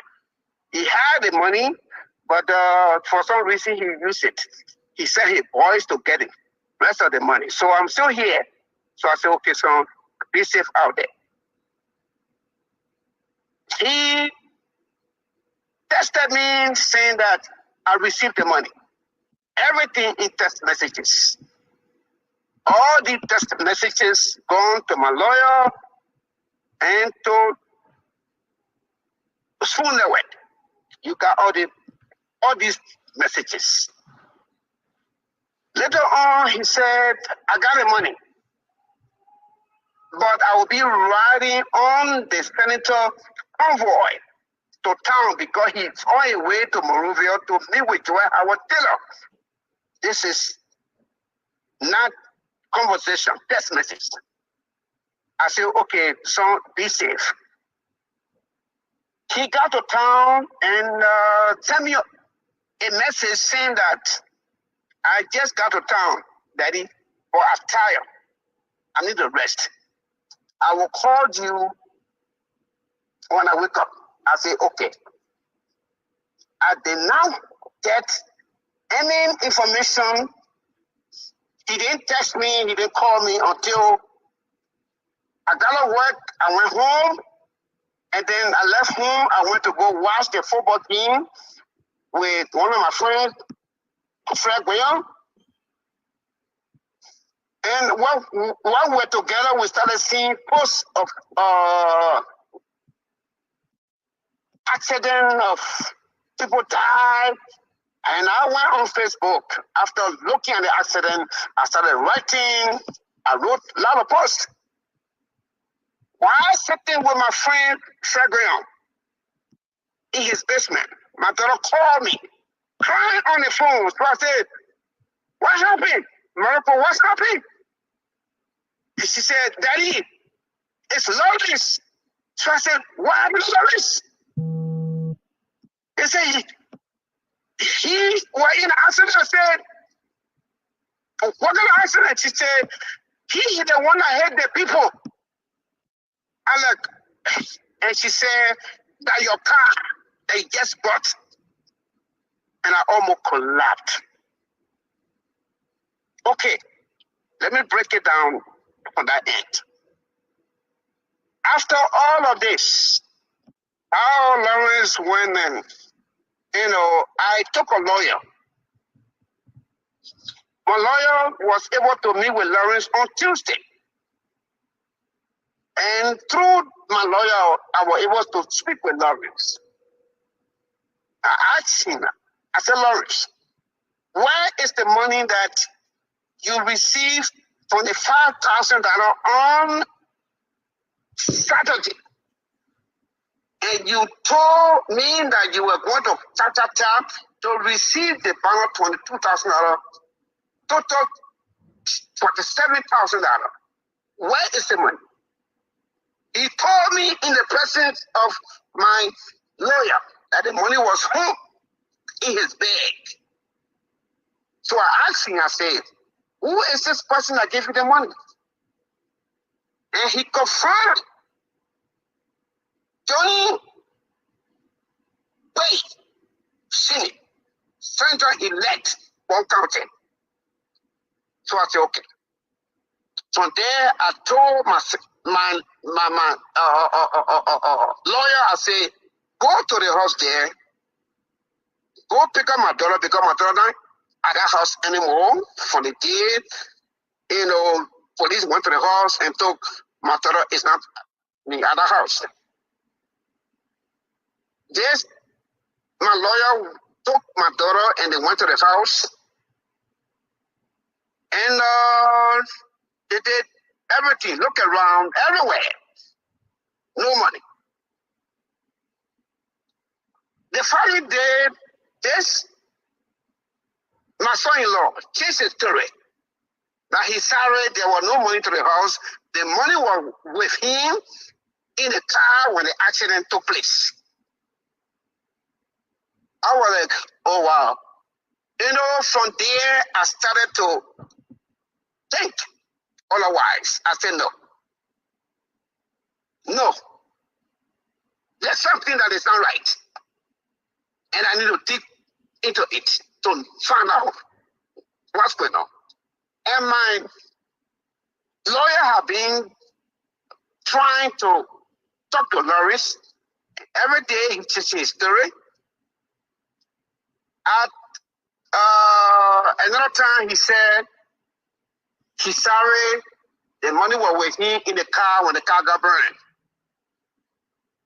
Another time, again, his statement that he made to the police was when he left the house, because my daughter told me that evening when she explained to me about, I asked her, I said, Laura was in Kakata. I communicated with him in Kakata and he got home and sent me a message that he was tired. And my daughter said, yes, when he got home, he was sleeping. When he woke up, he got a phone call, and he was on the phone call. From there, he left the house. He said a pastor called him, and he left the house. And I didn't hear from him again until he came home, and his clothes were all torn on him. And I started asking him, I said, what happened to you? What happened to him? He did not explain anything to my daughter, according to her. My daughter, she said, Daddy, I kept asking him, what happened? What happened? Why are you looking at this? They were going through all that until whoever back rider that picked him up from the accident scene, that took him home, went to the police station or to Joseph Braga security house, and they were able to go to the house and he was arrested. There's certain things that are not connected. Lawrence denied that at no point in time he was in Kakata. Lawrence denied that at no point in time he was in contact with Senator Johnny Quaid. This thing is not going down with me. And I can't keep, there's no way that I can keep quiet. People died. People lost their lives.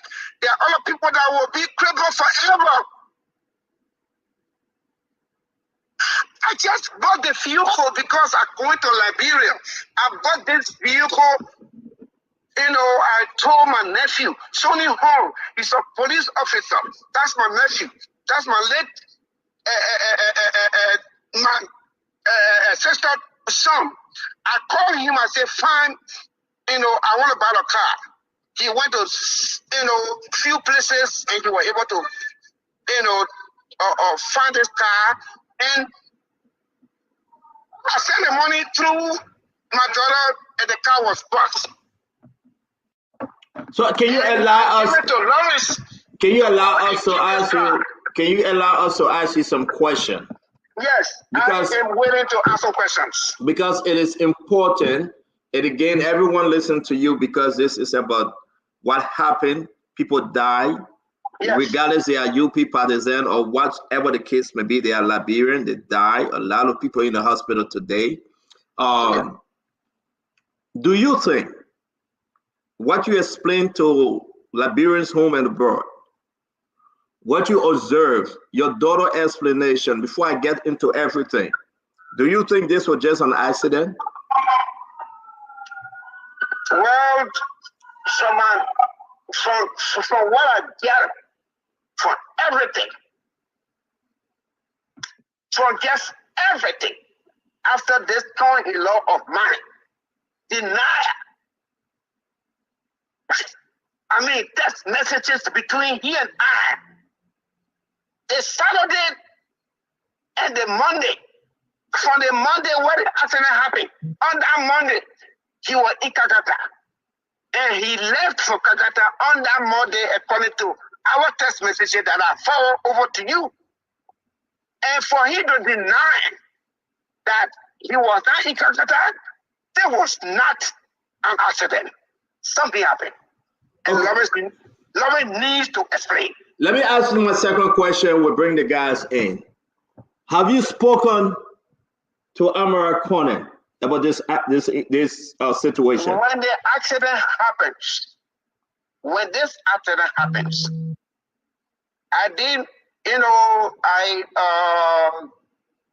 I got to work, I had a friend who sent me the video. And then when I went on Facebook, so myself, as I always like that. I always on Facebook and posting and do this. I condemn the accident. I had a. Did you talk to Amara? Did you talk to Amara Conan? Yes. Right after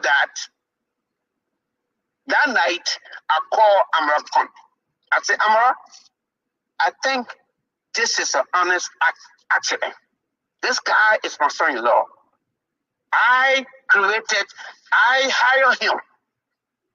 The business in question that he's doing, I'm the one who gave him this business. You told Amara Conan it was an honest accident, and now you are saying that you don't think it was an honest accident. Why you have a change of story? After this guy denied everything that I hear myself, we're doing, the text messages about this contract of $116,000 to print for the 5,000 hats, for the 5,000 t-shirts, and he denied it. So I said, oh my God, this, there's something not right. Something is not right. So right now, we're going to ask you a question, Mr. Cummings. Please, yes. Please allow us. Right now, you have said that you do not believe this was an accident. You believe that it had an intent. Mr. Cummings, yes. What led to your belief? Did he call names? Who did he put in the car with him? Those names. Can you give us those names? was able to gather that information from a lawyer.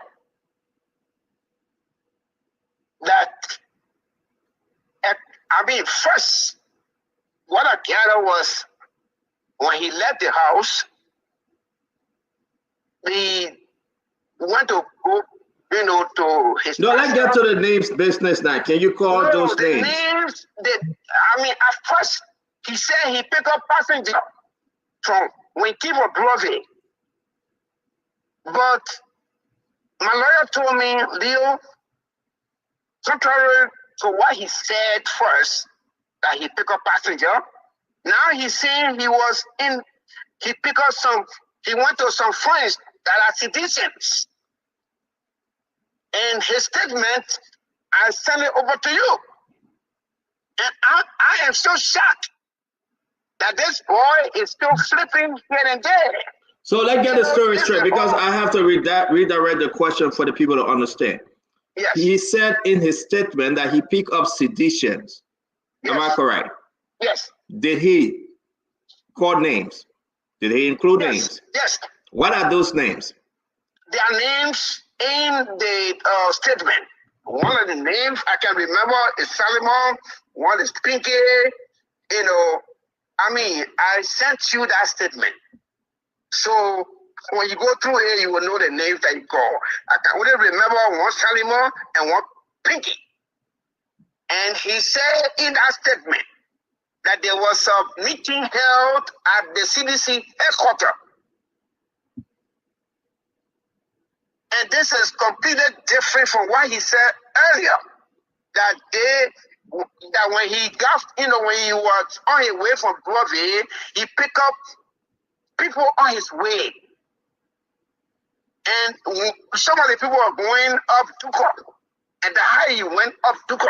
All right, let me bring in the guys to ask questions. I'm going to bring in the team to ask a question. Yes, the reason why I want us to stick to this, because in his statement, as you say, I'm going to share. Am I allowed to share the statement? Can I get your approval to share the statement? Yes, you are. Thank you. And this is the written statement from the Liberia National Police folks. He wrote it. He included those names, those sedition that he associates himself with.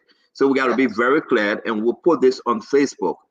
These statements are written statement from Lawrence Williams while he's in the custody of the Liberia National Police. We also going to share the charge sheet because he should be going to court. So let me bring in Prince Maxwell. The question point, he called the Senator-elect Johnny Kwehe. The other issue is that he had a meeting at CDC headquarters and he has sedition friends in the car. Now, we got to satisfy this. The reason we push it with this story, because Amara Connor said this was just an accident. Yes. Okay. We have also some recording from members of the Liberia National Police that investigating this case. And they do believe on every other thing, it's just not an accident. Let me give you the chance, Prince, Conor Gray, Fatima, Gibson, Minister Woodacotty. Prince Maxwell, come in. I think first and foremost, let me formally establish that this is an ongoing investigation. What I say here about it has no bearing on the investigation, so I just want to make sure that it's absolutely clear. Okay, so when the incident, when the Broad Street unfortunate incident took place, I was one of the very first person to call that incident domestic terrorism from the perspective of what had happened. Now, with emerging information that is coming out consistently, we're getting to see that there are other issues that are involved, other actors that are involved, other knowledgeable people that are involved. The intent behind it, as I've been analyzing it, has changed from what one would describe as domestic terrorism to much more of an unfortunate incident. So at this point, my characterization of what has happened and led to the unfortunate injury of many people right now it would definitely be the unfortunate incident, simply because Right now, we know that there are actors involved. Right now, we know that there are grievances involved. We also know fully well that there are other actors that are yet to be investigated based on a long explanation and pristine detail by our brother here, who has said clearly that the issue involved needs more of more investigation. There are more players that are involved that should come on and talk about it. So I think I'm just going to leave it as it is and just say, look, right now I'm clear in my analysis that this is simply an unfortunate incident. Thank you. Conor Gray. So, Mr. Cummings, one of the very first names he called is a diehard sedition, Fred Goyan. And that is your company. That was individual you're familiar with. Are you also a sedition? No, I'm an ANC. All right, Mr. Cummings. The man's name is Cummings, man. You hear the man's name Cummings? The last name too. I just messing with you. Go ahead.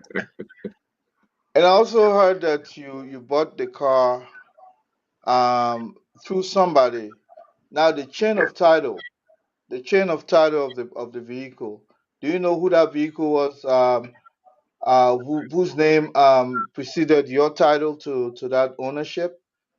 That was who owned the car that was bought by somebody else for you. Do you know? The car, according to what I gathered before I could buy it, it came from Korea. It's a Korean made. It's a diesel. The dealer told me when I talked to him, he said the car, they just got it off the container. And, he said they were sending the money that. And I said, okay. And we were able to beat him down to 6,500. And I made my people that, there to take a mechanic. And the mechanic looked at the car. So you saw the car was imported for sure. We don't want to go too long. Yeah. Yes. Yeah. The car was imported, Gray. You got your last question, Gray? SB card, used cards, sale. Thank you. Thank you very much. Rumors are going around that the car belonged to some official of government. But let me ask you my last question. In your own estimation, why did you think your nephew-in-law lied to you? Well, this is the reason why I am trying to dig deeper. I know there are other people that are not happy that I'm doing what I'm doing. There are people that are not happy that I'm doing what I'm doing. But people died. And there are other people that will be crippled for life. And for this guy to, with all the text messages between he and I about Johnny Bay, 116,000 printing contract for him to deny it, that makes me to know that this accident, there's something behind it. Thank you very much, Mr. Cummings. We're going to hold you, Mr. Cummings. Let's bring in Fatima Salif. Thank you, CEO. The first question, the story was so long and intricate. I got lost in the middle, in the end, and then I reconnected myself. But the part that I really wanted to ask about was after he got arrested, even you said you went to Amara and you thought that this would have been an honest accident. Yes. Why did you think that? Why I think this was an honest accident? Mm-hmm. My son-in-law and I was communicating from Saturday, Sunday, Monday. He was in Calcutta trying to get the rest of the money from Senator Johnny Bay, according to him. And Monday, Afternoon, he told me that he got the money and he was on his way to Monrovia, riding on Johnny Quaid convoy, all in text messages. He got to town and texted me that he just got to town, he tired, he got to rest, he will call me back. I didn't hear from him again until my daughter was calling me and crying on the phone. Now, after everything, I hired a lawyer. And through the lawyer, I was able to talk to him. He said, I'm asking questions. I said, where is the money that you told me, 25,000 you got on Saturday? And on Monday, you told me you got the rest of the $22,000.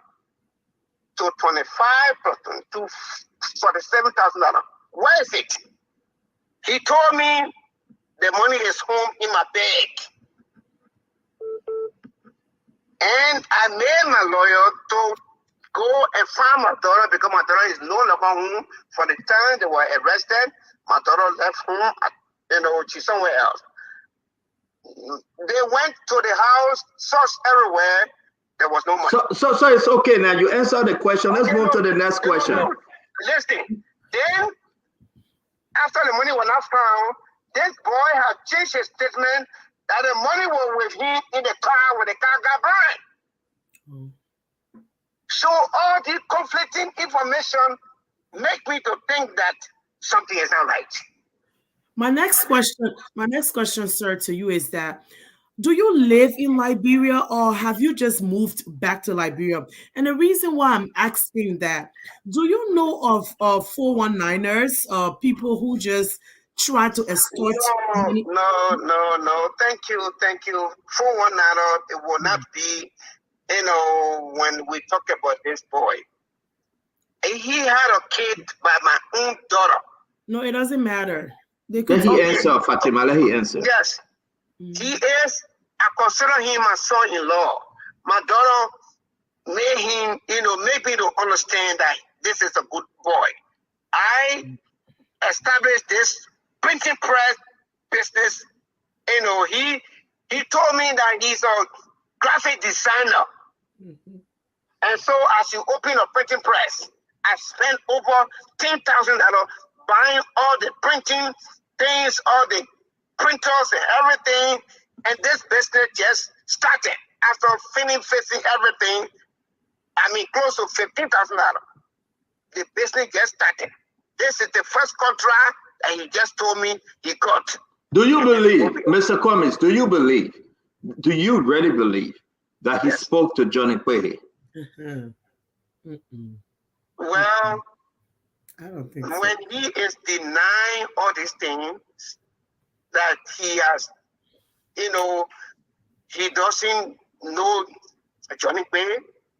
And with all the text messages that I sent to you that in your possession, that you read, all the messages that he texted me, talking about Johnny Quaid, about this contract.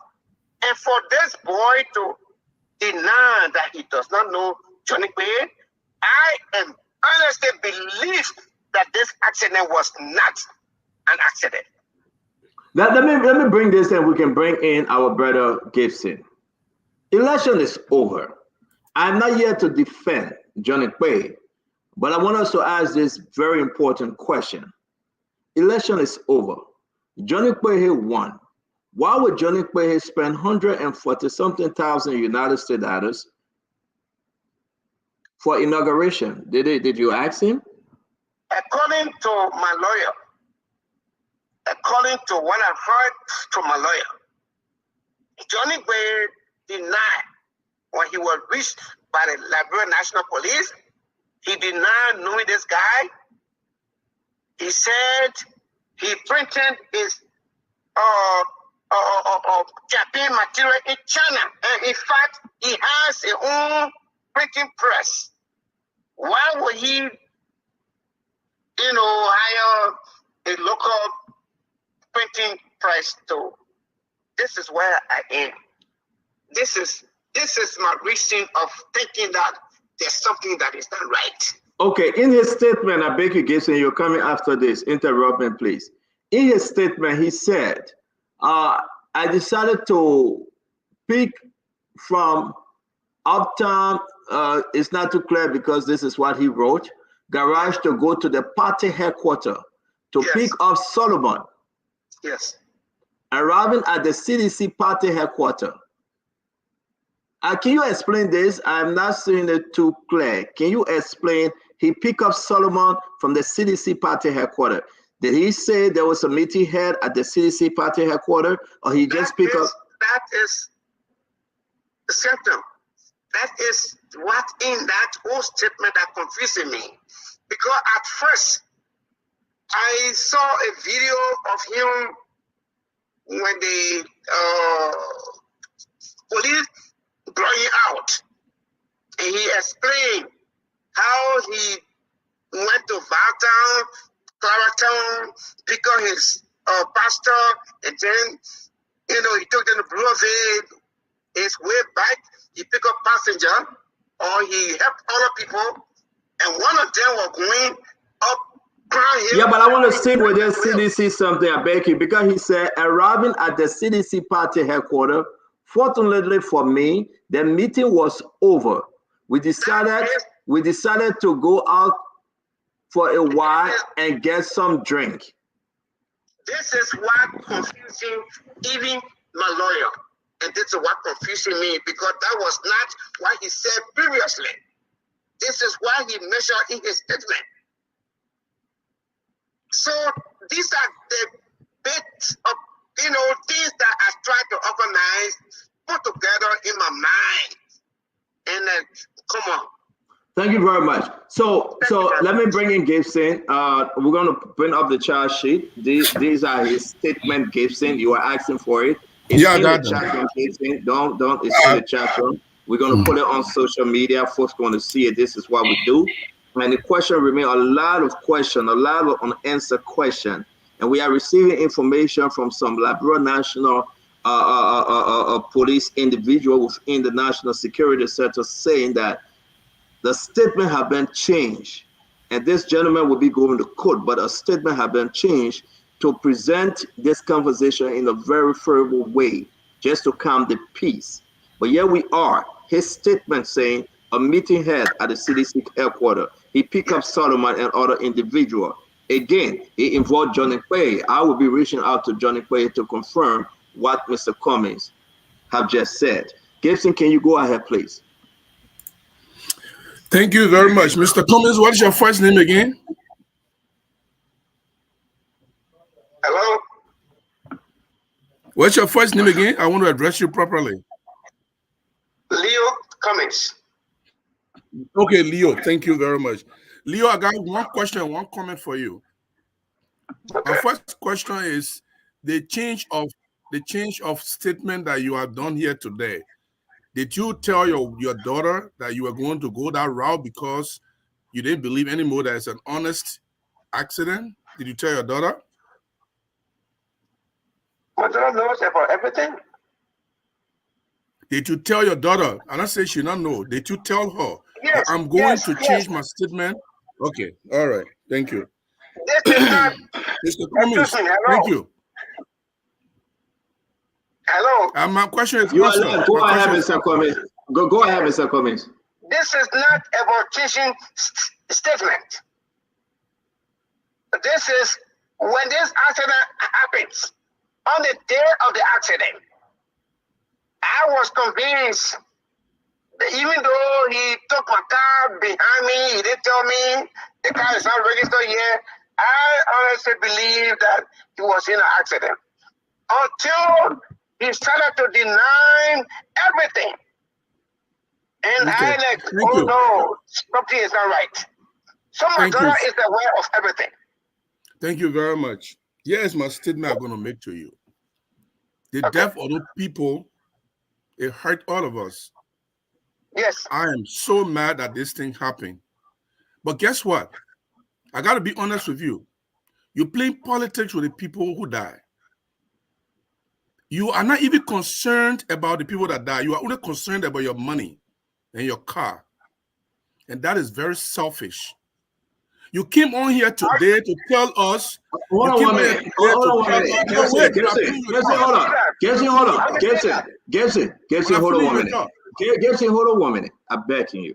How you say that? Gibson, he's the guest. I'm begging you. As much as you want to address him, let's do it with some respect. We will not say his presentation is selfish. Please, we are not going to judge him. You're a journalist. How you say that? Okay, Mr. Cummings, hold on. Let me ask his second question, please. I want to make him a comment. And I will not ask him a question. Mr. Cummings, you pretended on the show that you are even sorry for the people that died, but what you did today, people who listen know you are only concerned about your money and your car. Because you're 90% of your let me finish. When I finish, you want to do anything to me, you can do anything to me. 90% of your explanation today center around how the man deceived you, how he misused you, how he didn't tell you the truth about your money, about your car. You didn't come here today to tell Mr. us. Cummings, let him finish, Mr. Cummings. Let him finish, Mr. Cummings, please. Mr. Cummings, this is why people don't like me, because I tell it as it is. If you have come here today and say, Stanton or gentlemen, the reason I'm coming here today is I did my own independent investigation. Based on my investigation, this boy, I believe he was in cahoot with people and they did this act. Before you bring your own money and stuff in, I will believe you. But you are only concerned about your money. You're only concerned about your car. You are not concerned about the people that die. And this is very bad. You need to change your habit. Okay? You need to change your habit. I don't believe any of the things you say here. I believe the charge sheet. Hold on, Mr. Cummings. Let Gibson finish. Hold on. Gibson, go ahead. Finish up. So finally, I believe the charge sheet. I believe the statement the brother made, and I'm concerned that statement should not be changed. It should not be watered down to anything that will release him from vehicular homicide. There should be a vehicular homicide. But for you, you need to tell your daughter and apologize to your daughter for being the way you are. I'm so Thank you very sorry. much. We're not going into his family affair. This is not your role. This is not your role, Gibson. You're a journalist. You know exactly the ethics. This is not your role. But thank you. Mr. Cummings, come in. Hold on now, Gibson. Gibson, hold on 1 minute. Gibson, take sympathy out of this. We got to go and address the issue of Mr. Cummings. Go ahead, Mr. Cummings. I'm not even asking any more questions. Hold on 1 minute. He's speaking, Gibson. Let him speak. Go ahead, Mr. Cummings. Mr. Gibson, at no point in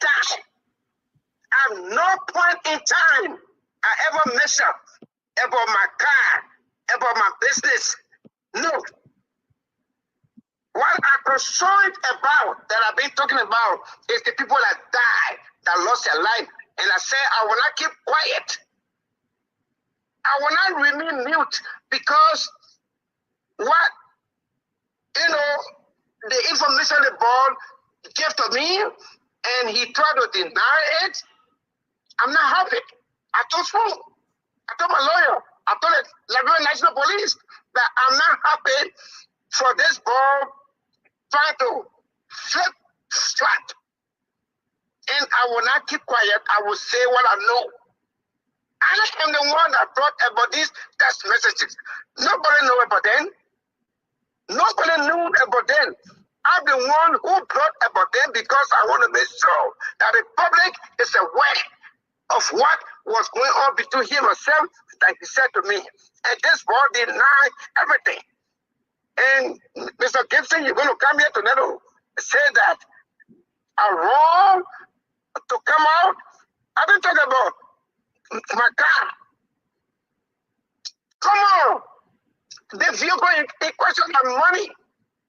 What I'm concerned about is the human being that died. And other people that are crippled for life. And I said to myself, and I told Spoon, I said, I will not keep quiet. I told my lawyer, I said, I will not keep quiet. What? I know that has done. That happened between the boy and myself about this, that, he got this contract, he got the contract about this money, and day, the last day that he told me he got $22,000, that's the same day the accident happened. And now he denied it that he was never in Kagata. And he told me he was in Kagata. Okay, let me bring in Minister Wodo-Kodi, Mr. Cummings. Minister Wodo-Kodi? We are not hearing you, Minister Wodo-Kodi.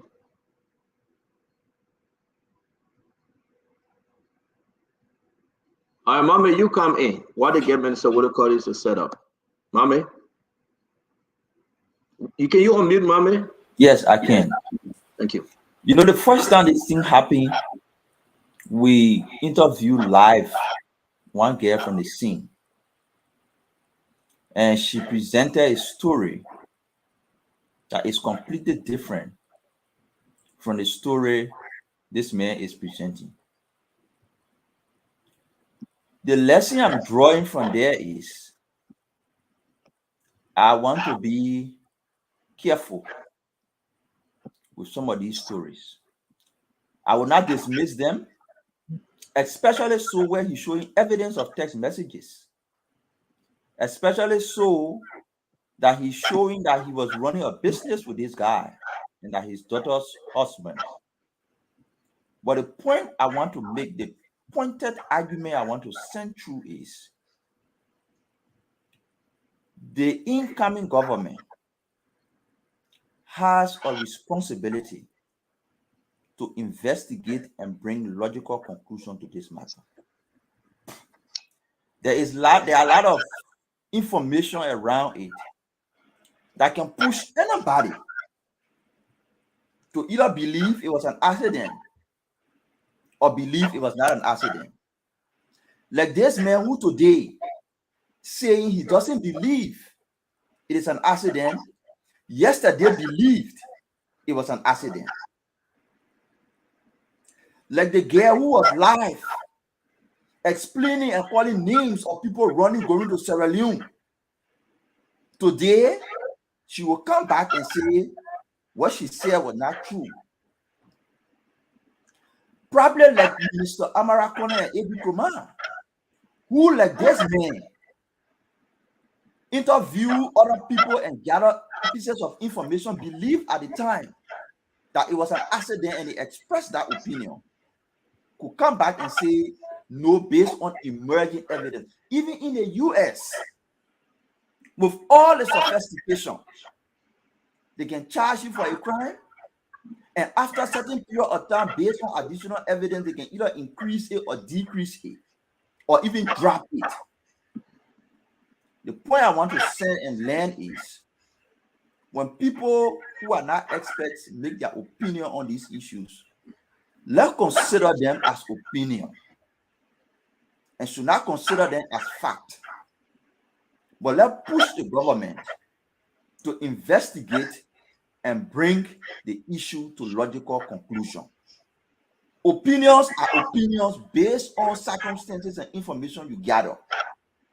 I wouldn't call this man a crazy man because yesterday he said it was an accident and today he's saying he doesn't believe it's an accident because he received new information.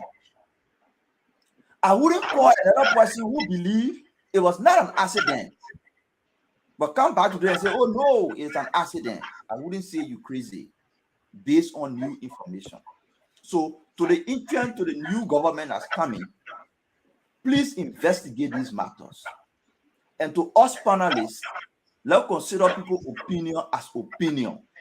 Since they are not the experts, they're making their opinion based on information they receive.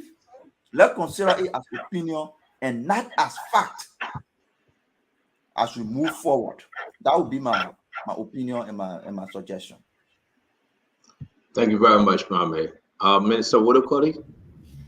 Can you hear me now? Yes, ma'am. And Mr. Cummings still on? Yes, he's on. Okay, good evening.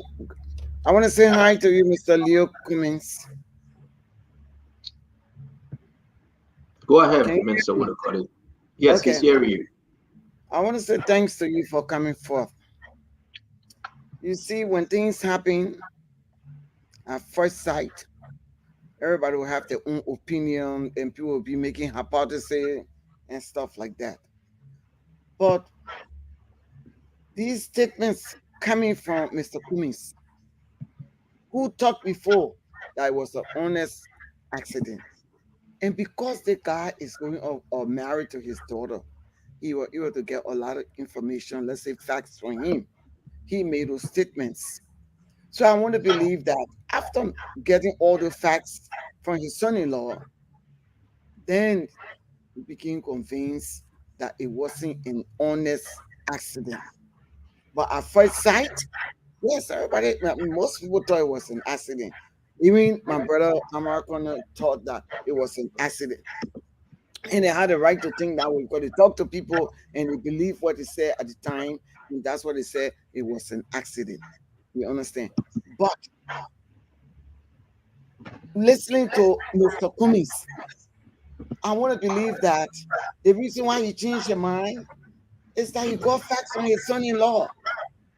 He didn't throw anybody on the bus. Let's stop that. What is the terminology CDC can always use? You threw the person on the bus. The person threw the person on the bus. That means that they let the person die. We're talking about people's lives. Children that died. And the parents will see them no more. It's not about throwing somebody on the bus. We don't have time for that anymore.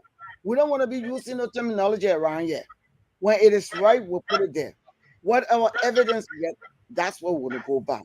We are not here to say we threw people on the bus. He did not. He's only stating what he got from his son-in-law and not a stranger. And the fact that he lied to his father-in-law, he was, like going back and forth with the truth, and he wasn't truthful to his father-in-law. That's the kind of man said, wait a minute. And when he got the information from the lawyer and from his son-in-law, made at the police station, that will make him to change his mind. I want to say that point. The Thank you. second point is that this whole thing. Listen to the man, Mr. The guy who caused it. Lawrence. Lawrence. Yeah. Lawrence said he told the police that he went to CDC party headquarters. It's in the statement. In his statement that he went there for a meeting. Then he also said the meeting was over when he got there. So you can tell that something was pre-planned. Something was pre-planned.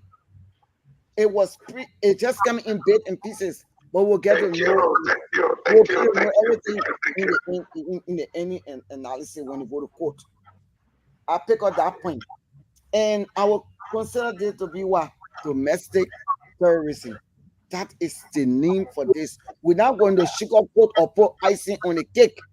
When you take a car where you see people are crowded and you gather and you go there and drive into them, that is serious. That's what the white men call, or that's what the people call domestic terrorism. This is it. We're not going to sugarcoat it. Then my last point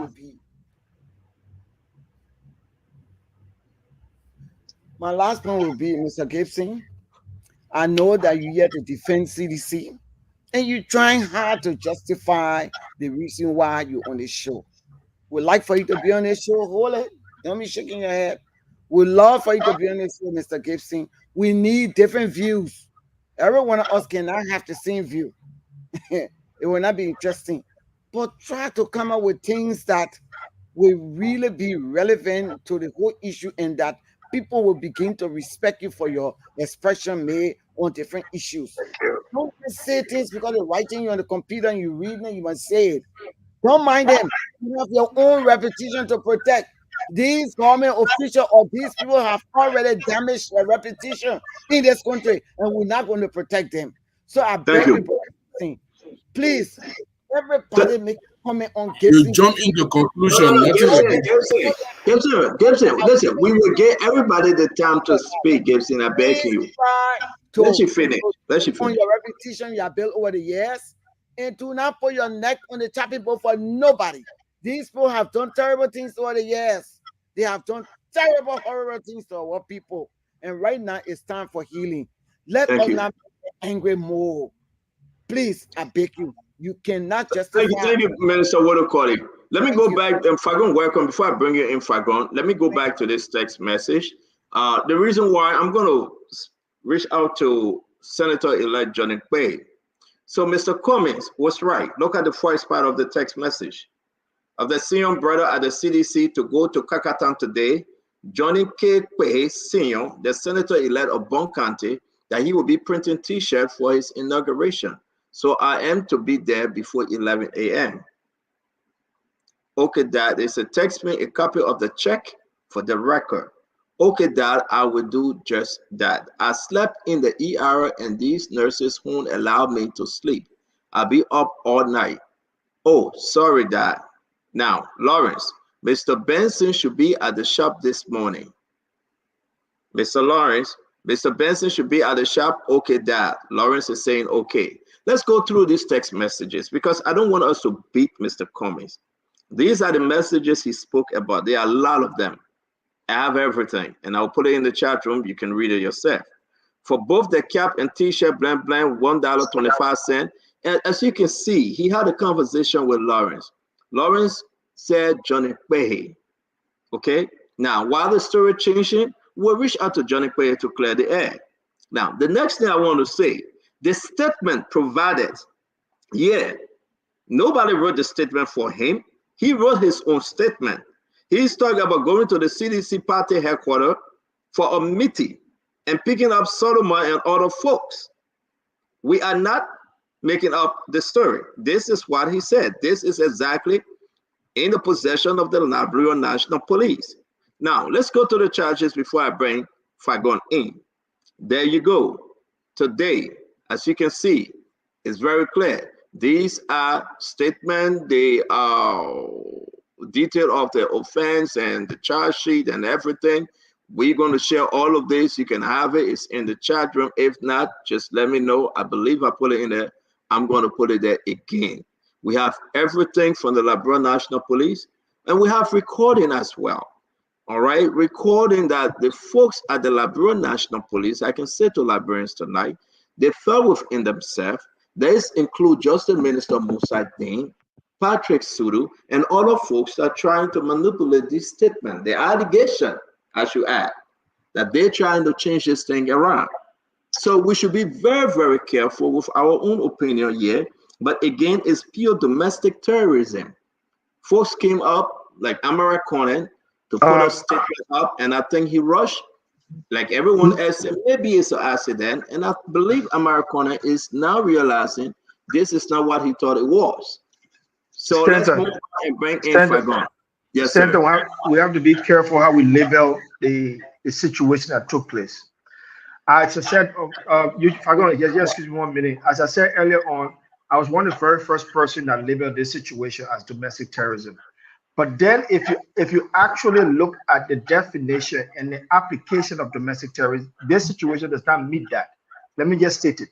But that's domestic terrorism, violent criminal criminal act committed by individuals or group of individuals to further ideological goals stemming from domestic influence.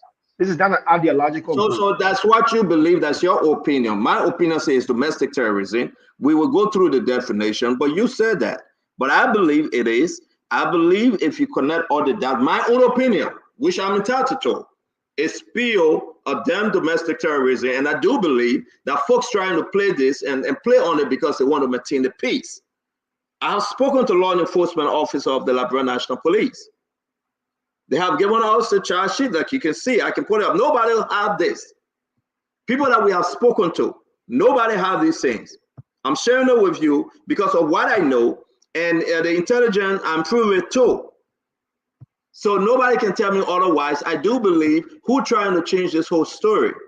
So when Mr. Cummings reached out to me, I said, Mr. Cummings, what's your story? He sent all the messages, the text message. Maybe he really doesn't want to talk about the other cell phone that is in his daughter's possession now, or probably they have taken it away from her.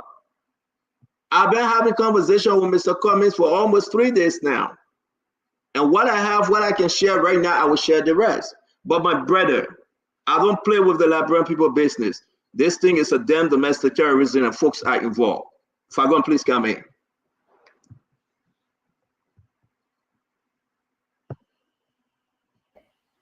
All right, thank you, Stanton. Good evening, ladies and gentlemen. It's a pleasure being with you all. Please, I don't know what definition you're reading or what book you're reading from, but committing of terrorist acts in the perpetrator's own country. That's why they call it domestic, because it's in his own country. He takes a car and go up the hill and ram it through a whole crowd of people. It has to do with ideology. We have the photograph that shows he is a Wiashin. He's wearing the black beret. The people that were celebrating were the people that just beat him in a political race, defeating his political ideology. They were United Partisans, and he is a sedition. He drove his car through the United Partisans, not market women, my brother. His opponents. It was based on ideology. He is a Wiashin from the CDC. They are UPS from the rescue team. They have beaten him on the same day in an election. And he decided to terrorize them, leading to the deaths of 3 of our citizens. That act was committed in his own country. And in my opinion, that qualifies it as an act of domestic terrorism. For me, I will not argue who said it first, but my post in time is there, and the records will be shown. It was referenced in the government's press release, quote unquote. They talk about officials of political parties referring to it as domestic terrorism. It's in the release. So it is, in my opinion, and it is what it is, in my opinion, domestic terrorism. Having said that, as you can see, I'm not at my own place because I could not make it on time. So I had to stop to a friend's place, and I'm grateful to him. You can see around me. But I had to come on.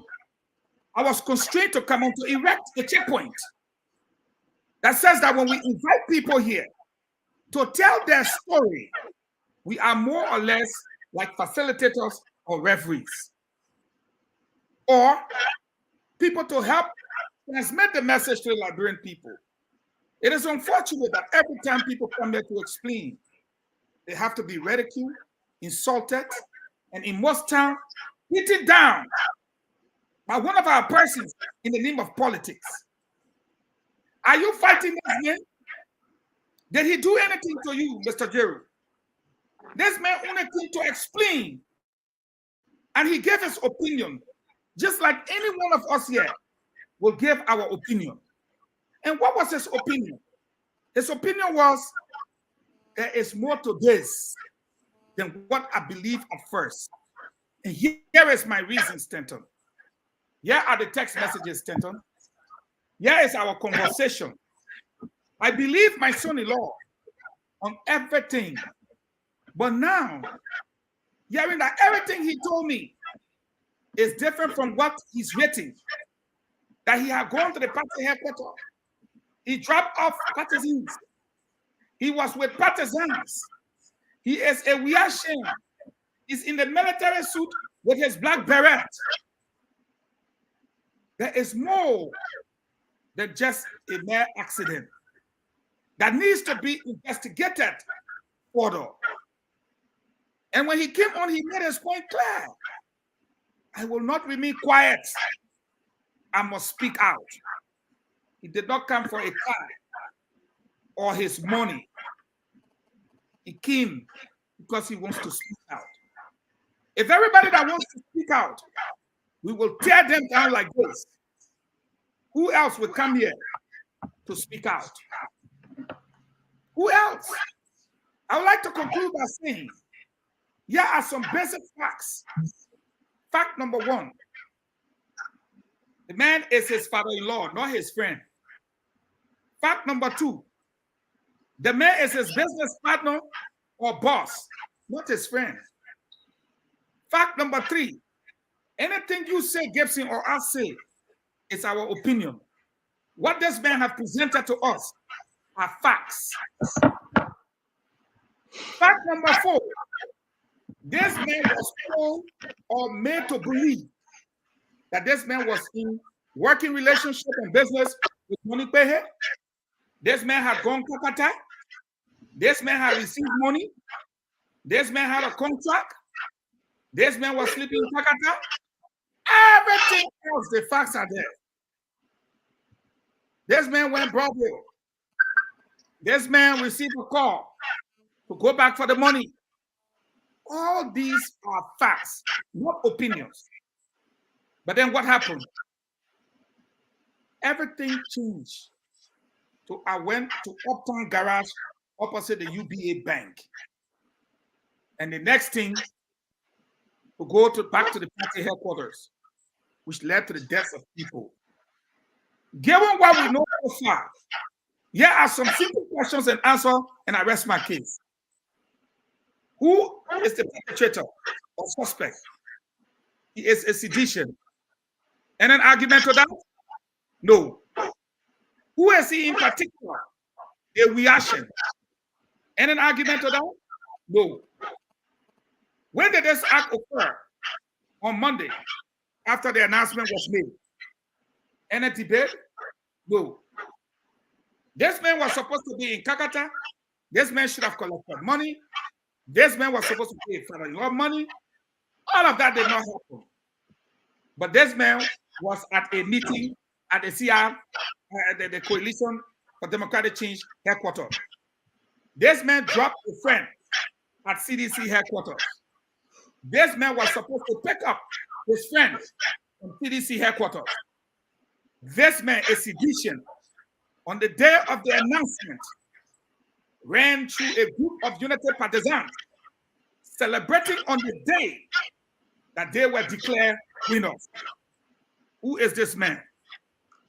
This man is a domestic terrorist, in my opinion. And looking at the charge sheet now, Stanton, the first word over there is murder, not vehicular homicide. Let's look at it. Let the Liberian people look at it. It means he killed, he murdered. They shipped him up just now. Stanton showed it, the charge sheet. It had on the murder. You talk about this one? It's in bold letters. I think that the charge sheet here. Yes, thank you. Yes. It has charges. Look at the first charges. Charges: murder, aggravated assault, and reckless endangering of another person. The first charge there is what, Gibson? Murder. A sedition. Killed using a vehicle. I don't have this one though. Oh, hold on, guys. I put all this in the chat room. You don't have it? You don't have it? Are we looking at it on the screen? This one is not. Yeah, thank you. All right, I will put it there. Go ahead, Fagon. Finish up. Let me put it there. See on it? It says charges. Charges. Murder. A sedition killed United Partisans while they were celebrating his defeat using a vehicle. That man is a Liberian citizen, and such act of cowardice and terrorism is not far-fetched. And I challenge anyone to a debate. If you charge him with murder, then it is an act of domestic terrorism because of the reasons I stated. He is a sedition. So it's in the chat room. All right, you guys, you can share it. We want you to share it, please. Yekezi, can you share these things on Facebook? Let folks see it. The reason why, Fagon, thank you very much. Don't you go too far. Let's listen to Mr. Leo Cummings. Mr. Leo Cummings, please. Yes, I'm here, sir. Go ahead. Before you leave us tonight, I know I will talk to you again. We got other developments coming on this story. Okay. We want to say thank you very much for coming. You've been great. How's your daughter? Have you reached out to the family of those that die and those that are in the hospital, Mr. Cummings? I have been trying to do that through my lawyer, which of course he promised he's going to do. I want to reach out to the family. That's why I took a lawyer. my daughter is doing fine. You know, she's doing great. I only concerned about, you know, security. There was some information of people going to the house and making some remarks that the guy who killed, you know, the people, his wife living in his house. So I told my lawyer about that. But other than that, she's doing fine. Thank you very much. And I will ask. Thank you tonight to Mr. Facon. I really admired his expressions tonight. You know, the guy who came on to accuse me of not saying, you know, of saying things that are not right. I just don't get it. I only wanted to make sure that this investigation head to somewhere. So I could not keep quiet with all these messages between me and my son-in-law.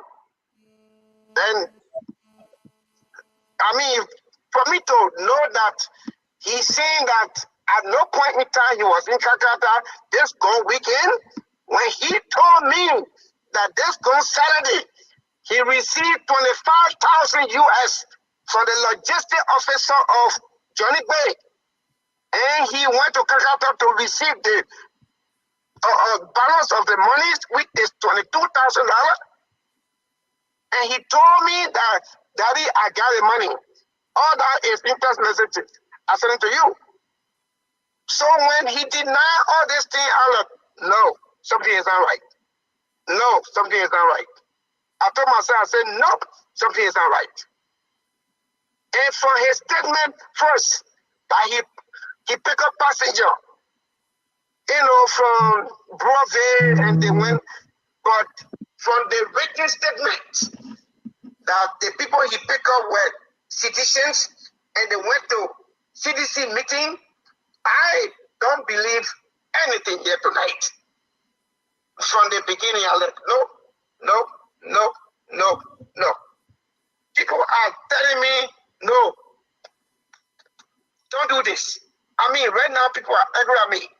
Do you know, Mr. Cummings, before we let go of you, the messages coming up, it's a lot of text message. I'm going to put it in our chat room for the guys to go over them all. It's just not only these 5, it's a lot. Do you know that he was a sedition? Yes. You knew he was a sedition? Yes. He texted me once upon a time. When you read the messages, I text you. Once upon a time, I was trying to reach him. Then he texted me that he was at CDC program. And the first message that you got on that whole text message, that he got this program through one of his CDC friends. Okay. Do you still believe? Do you still believe that he told you the truth concerning Johnny Kwehe? Well. This is where I am. He denies everything of knowing Johnny Kwehe. And I asked my lawyer, did you show him these messages? And my lawyer said, yes, I showed him these messages. And whenever I show him these messages, he will not say anything. Did he show you the copy of the check that he received? No, he did not. Did he show the copy of the check to your daughter? No. Did your daughter tell you that he was going to Calcutta? My daughter told me that he was in Calcutta. Did your daughter tell you that he spoke to Johnny Kwehe? No. Did your daughter? No. The girl that I hired at my printing press as secretary, Patricia Bacterial. Don't call her name. Don't call the person name. Just. Oh, no. Oh, okay. I'm sorry. But she also confirmed. She confirmed to my lawyer and to me that Lawrence have been talking about this guy, Johnny Kwehe, that he going to Calcutta. And on Monday, the whole office staff were waiting for Lawrence. They were in Calcutta. We just want to confirm, just 1 minute. We want to confirm because he said he rode with Johnny Kwehe back to town, right? And Johnny Quaye was on his way to meet the vice president, correct? Yes. Okay, we are confirming whether it was true that on that day Johnny Quaye came to town. I'm going to hold that part of the story because we are confirming what he said to you, that Johnny Quaye came to town and Johnny Quaye met the vice president. That I know the answer, but I'm told to hold off to it because we're going to have another run and we're going to be bringing your daughter in to talk to her. His story is not connecting, but the fact remains Fagon. For him to say, I am here in Kakata, the senator-elect is on his way to Monrovia to meet Vice President Joel Howard Taylor. Whether that happened or not, only maybe me and Fagon know, and I will share the messages with you, Fagon, because we want to be very careful. Like praying Maxwell is beating us. Something to this story, guys, just not right. Mr. Cummings, thank you for joining us, and I'll talk to you again, sir. Thank you, sir. Yes, sir. Have a good night. Yeah, we didn't go to the journalism school, Fagon, but I just common sense, right? The common sense here is here. The man was in Kakata. We established that. The man came back to town. He went to CDC headquarters. We established that. In his own statement, he put Solomon in the call. Now, I want to be very careful. I'm about to place a call to Johnny Quaye. Johnny Quaye has denied ever knowing this guy to the Labrador National Police. But on that day, the Johnny Quaye drive to town? I mean, did he meet VP Joel Howard Taylor? Then the people can decide and they can understand. I'm not defending anybody, but I want to be very straight up. Let me give you the 30 seconds. Anybody can come in while I place the call. Let me say this, and you know what I will do, folks? I, Eugene Fagon, will cut that particular part of Mame. Mame and I was looking at something of the gentleman's body language. And I concluded to Mame, I said, Mame, right on set, it's on set. I said, Mame, this guy does not look like a criminal, but I believe he's being used. Those were my words. I believe he's being used because of the body language. And he sat down like somebody who have never done any wrong before, but they call him, they mango him, they use him, they even use him in a way that they sing for when I catch him. I saw a man that was being used, and I made it clear on this set. And those words are there, I will cut it. And today, apparently it is coming true. And I said this quickly, just 10 seconds. At my business place on the boulevard, a lady gets down from a car, tells the boy, your boss said I should come and get 20 crates of stuff. Load the car up. The man load the car up. The man said the money. Said, no, get in the car with me. Let's go get the money. This is true story. The guys in the car go Congo Town back road. He said, oh, my phone. Get on motorbike, go get a phone. The man jumps off motorbike because he had been told that I said he should follow the woman to her house to get the money. Gets on motorbike to go get the phone, and they're gone. That's the person that's being used. But at the end of the day, the stories are not connecting, Mami. I'm sorry, Fagon. We have the senator-elect Johnny Quaye from Bond County. Our honorable senator-elect Johnny Quaye, welcome to Spoon Talk. Your very first time. It's good to. Sorry that you come in under this condition, by the way, but welcome. Yeah, thank you ever so much, my dear brother. Thank you to the panelists. Yeah, you heard the father-in-law of Mr. Lawrence Williams. It is interesting to know that we got text messages that he shared with his father-in-law that he met you. You gave him some money. You said you were on your way to town to meet Vice President Joel Howard Taylor. You followed the story all through. I want to give you the chance to address the nation tonight. Your side of this story, sir. Thank you ever so much. Fact be told, let me make it crystal clear. I arrived in Liberia on Saturday from Ghana. Sunday, I was in town. They announced on Monday. Since I came back, I have not been to even Mount Barkley before you talk about Bond County. That's the first thing. The second thing that was said on the radio, on that of your platform, that the guy said that I was supposed to print my inaugural T-shirt. I have never thought about that, and there's no printing press in Liberia or in West Africa or that even thought about doing business the way.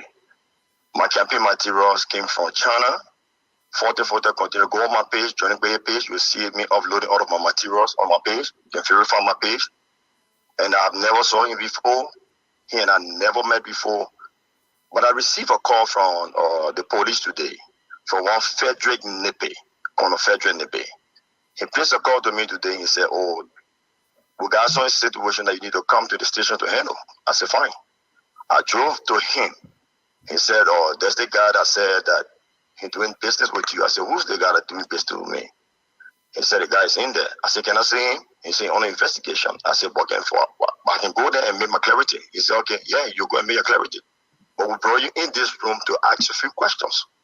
So, what is the question you want to ask me about? You ever did business with this guy before? His name Williams and what have you? Never in my life. You have you seen him before? Never in my life. You talked to him before on telephone? It's easy to know it. Go to my call log. Check my call log, check his call log, see our communication between us. If you see any communication between us, even to say even missed call or even please call, you can even I can challenge that between you and I. The name Johnny Bay is something that I don't know. It's like a blessing that everybody want to use, everybody want to do what they want to do. People hurt in this country. I've been neutral and very neutral because I live my life with young generation. I've been seen as that person to make the difference in life in Liberia. I've never ever made business with somebody illegally. I prove myself right. Hello? Yeah, hello. Oh, are you done? Yeah, so all of the communication that between he and his dad, if you do the connect between he and his dad, he and that of his father-in-law, you realize that he tried to steal from his father-in-law. But people of relevant, he want to use their name. People of relevant, if his daughter can say to him that she met me before, let the police come and arrest me. If the record that he do have can say that he saw me before, let him come and arrest me. We should understand, election is over.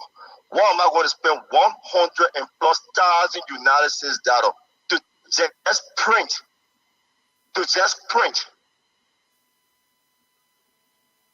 T-shirts and cap for inaugural program?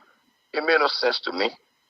I'm a traditional man. What I think about doing stuff for inaugural is far more traditional than what I think.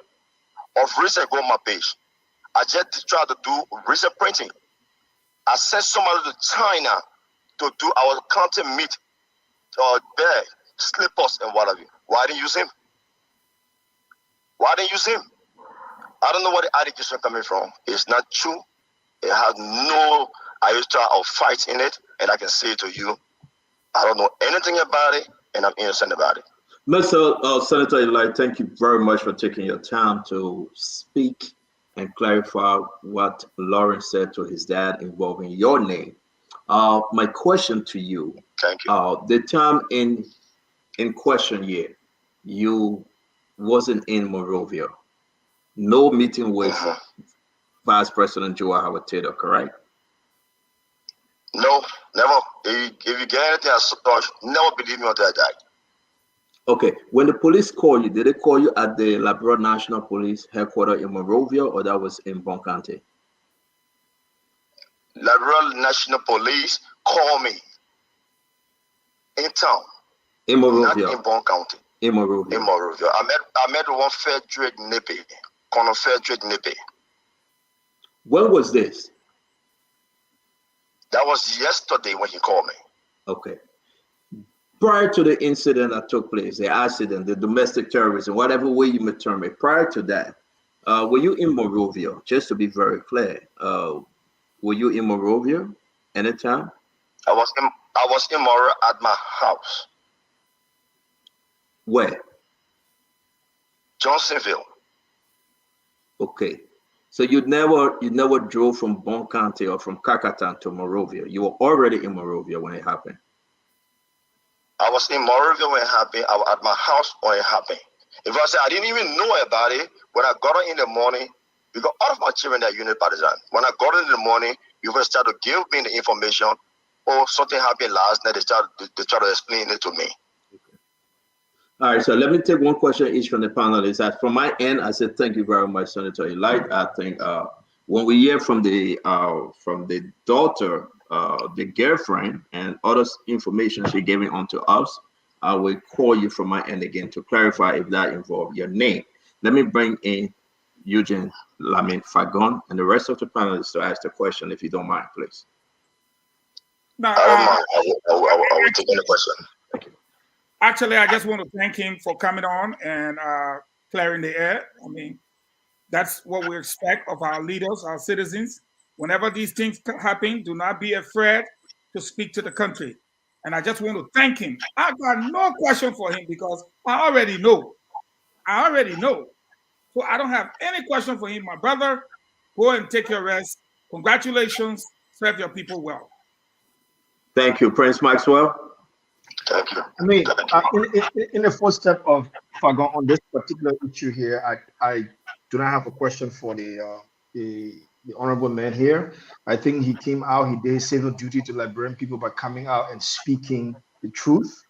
Yeah, all of the questions your statement you posed to him, he answered it truthfully because we can verify all of those answers. So, sir, it's an unfortunate situation that your name has been placed in this. For me, coming from me, and I do agree with what you just said just now.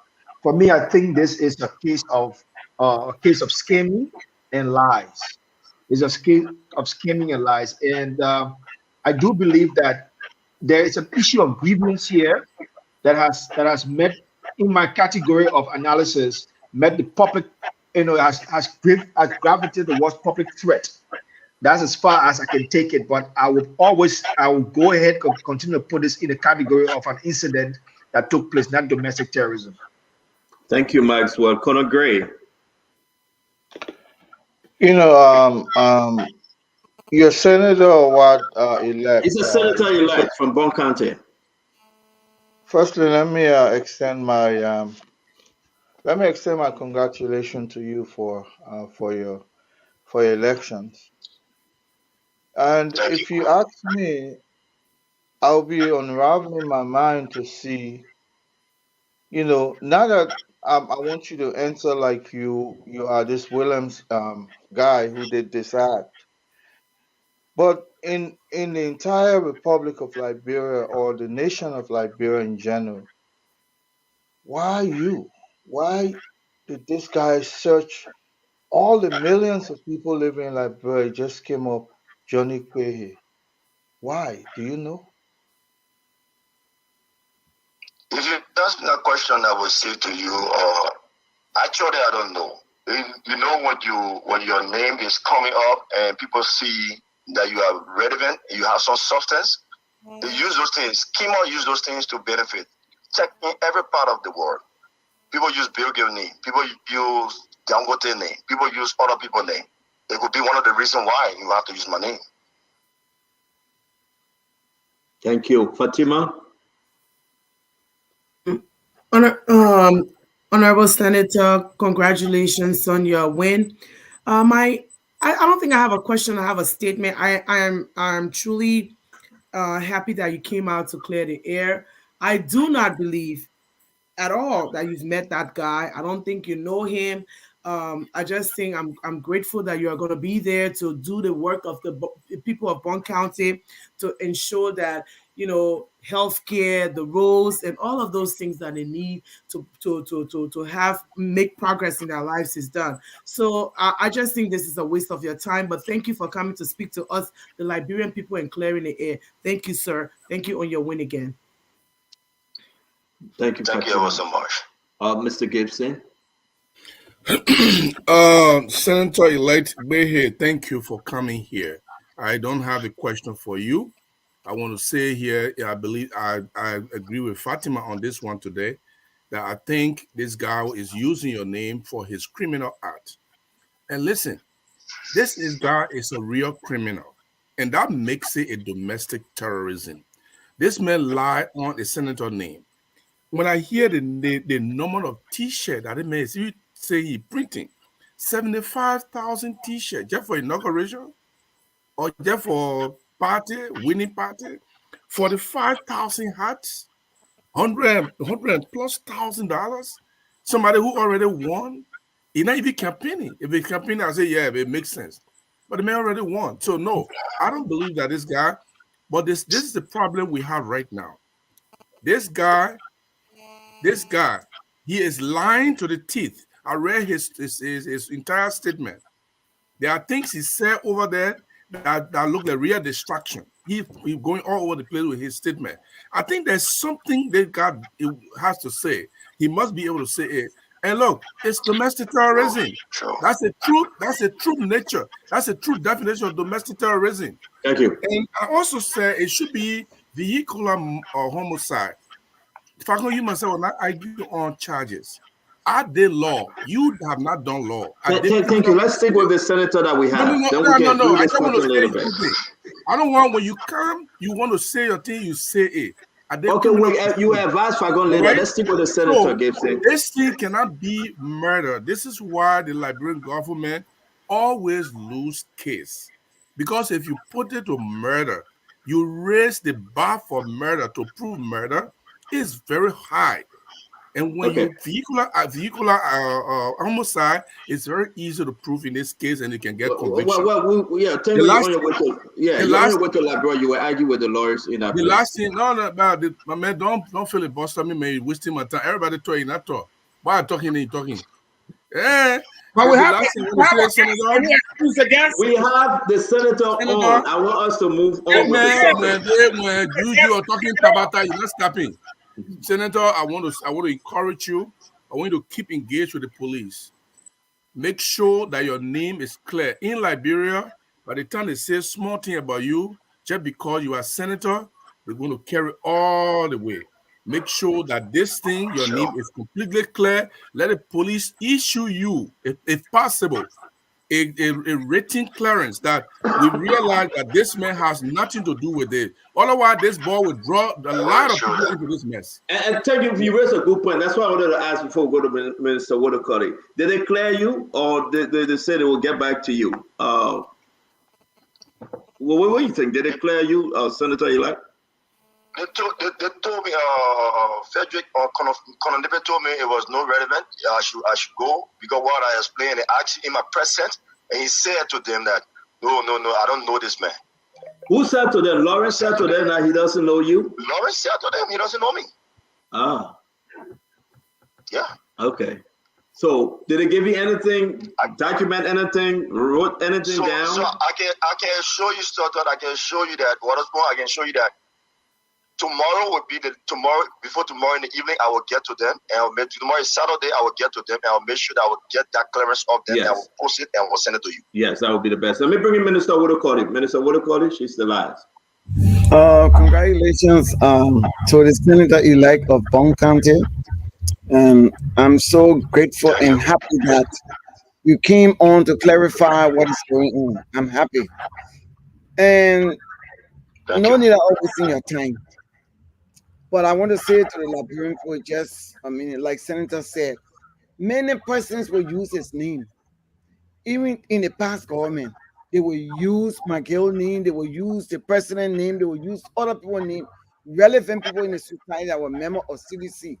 They will go to all the 11 stores, the business people, and just extort money from them and extort different things through the name on the disguise of using the people's name. So Senator is right. You know, when you are importing the society, that what happens. So I want to admonish the government that the same thing gonna happen. I'm hearing that people are collecting. So 11 people are complaining to me that people are going around now collecting money. That the person sending it from Unity Party, they're looking for money to clean up, they're looking for money. So they gotta stop. We gotta stop doing what we're doing. It is not right. Thank you very much. So Senator-elect Johnny Bayer, let me say this to you. You're always welcome, man. Don't run away from us. We chased you during the election time. We didn't see you. Again, real quick, have you reached out to... I want you to understand that Bong County is a big county. We got 10 administrative districts, and out of 7 districts, 7 electoral districts, sorry. So I would tell you that our county is so large to the extent that in terms of land space, so you have to go in every corner and every place to meet our people. So that was the reason why I wasn't running away from you, but a lot of work to be done. And we say congratulations to you. Well, let me ask you the technical question here now. You won, my brother. And I know, first of all, real quick, are you going to visit those in the hospital, right? You're going to pay them a visit, right? Definitely, I want to do that. Since I came back, I try to package my small thing to go back to them, to go in a place that go meet them and tell them stuff. This I will say to you, that's my passion. Thank you. That's my passion of humanity. Ask anybody that know me in Liberia, what I know about people. I live my life in Liberia without not even knowing what I am. I can sit with you, you don't even know me. Until somebody can point a finger to me, say like him there sitting. I'm the kind of a quiet person. I don't like too much of a noise. I like too much of talking. I'm not into a lot of activities. I'm not into a lot of things. So I'm the kind of a person that I love to be with people. I like to transform life. I like to send people to school. I like to impact into lives. So I can say to you, I will reach to them and I will send you photos. I will meet them and I will tell you that this country is incumbent on us with the young generation to help mold the mind of those people that want to be corrupt. What happened in the way people talk about corruption is not from in the government. See what he did, William did. If William Man was mold, he was never going to be corrupt to his father-in-law. If William Man was mold, he was never going to cheat on his, you're not going to cheat or steal his wife's father's money. That was a stepping stone to their future that he took. That was something that he could give other life people. He could give life up to other people. The business that he had today, that his father-in-law is trusting him away, you're going to protect that business, make that business bigger and wider. You know how many employees, how many Liberians are going to benefit from where that money came from? So the confidence of trust is with people. So I believe that with the young generation, we have to look back, have that reflection. We have to think about how people feel about us. A lot of times they say we are better driven. A lot of times they say we lost focus. But it's proving. It is proving. Do you think, Johnny, I'm sorry, because I know you got to go. Let me squeeze in the last two questions. Will you consider this a domestic terrorism? Do you think it have anything to do with CDC and Unity Party celebration? Trust me, I wasn't on the scene to see what happened. Like I said, I was sleeping. And what occurred with these people running into a car, I wasn't there to say it was a domestic or whatever. But for 4 or 5 persons, or let's say 20 plus persons to be, I wouldn't say anything to that because I wasn't on the scene and I didn't monitor everything as such. Okay. So for me, if you should ask me all of the questions, the hard questions, I would say to you, I got the kind of a security way of thinking. I always don't think the way normal people think. I like to do due diligence. I like to give it a thought and look after what really happened. You listen to you take all of the facts and you go after those things gradually and gradually get those perpetrators. Thank you. My last question, sir. Then thank you very much for joining us. But my last question. Now you are going to the Capitol building. You ran as an independent. Tell us, which way will you caucus? Which way will I caucus? Yeah. The Liberian people will. There's no Liberian people over there. But I stood for the Liberian people. And I'm going there for the Liberian people. So if I should stay there, I will stay there for the Bon County people. And your caucus for the Bon County people, Liberian people. Mr. Johnny Quaye, Senator Elijah, we said thank you very much. And I'll talk to you. I will talk to you again. Thank you, sir. Have a good night. Thank you ever so much. Thank you. Yeah. All right. We want to be grateful to God that he answered the call. Fagon, man. I have one more for us to go, but we ran out of time. Is the speakership issue, Fagon. Today, I'm going to show some video for you guys to see. The office of Funati Kofa, his international law group on 9th Street. It was a basic place today. I know we can get into that story. I'm going to keep it for tomorrow. We have lawmakers, representatives in and out. We got a video. We got the pictures. I want to share just a little bit with you guys. Then we'll talk about everything. Now, the speakership is important. We hear Musa Ability, Thomas Fala, Fonati Kofa, Kun, everybody lobbying. They're trying to do everything they can to be speaker. It will be interesting tomorrow. These videos going to blow your mind. You will ask, how did we get the video? But yes, indeed, we are spawned, and God have given us special grace. So again, while you guys do your closing, I will just do a flash of one of the video that we received. Then from there, we move on. The Honorable Eugene Eugene Fagon. Let me go to Minister Woodokody because she has to leave. Let she give us her closing. Then we can come down the road with you guys. Minister Woodokody. Yeah, I just want to say thanks for the show tonight.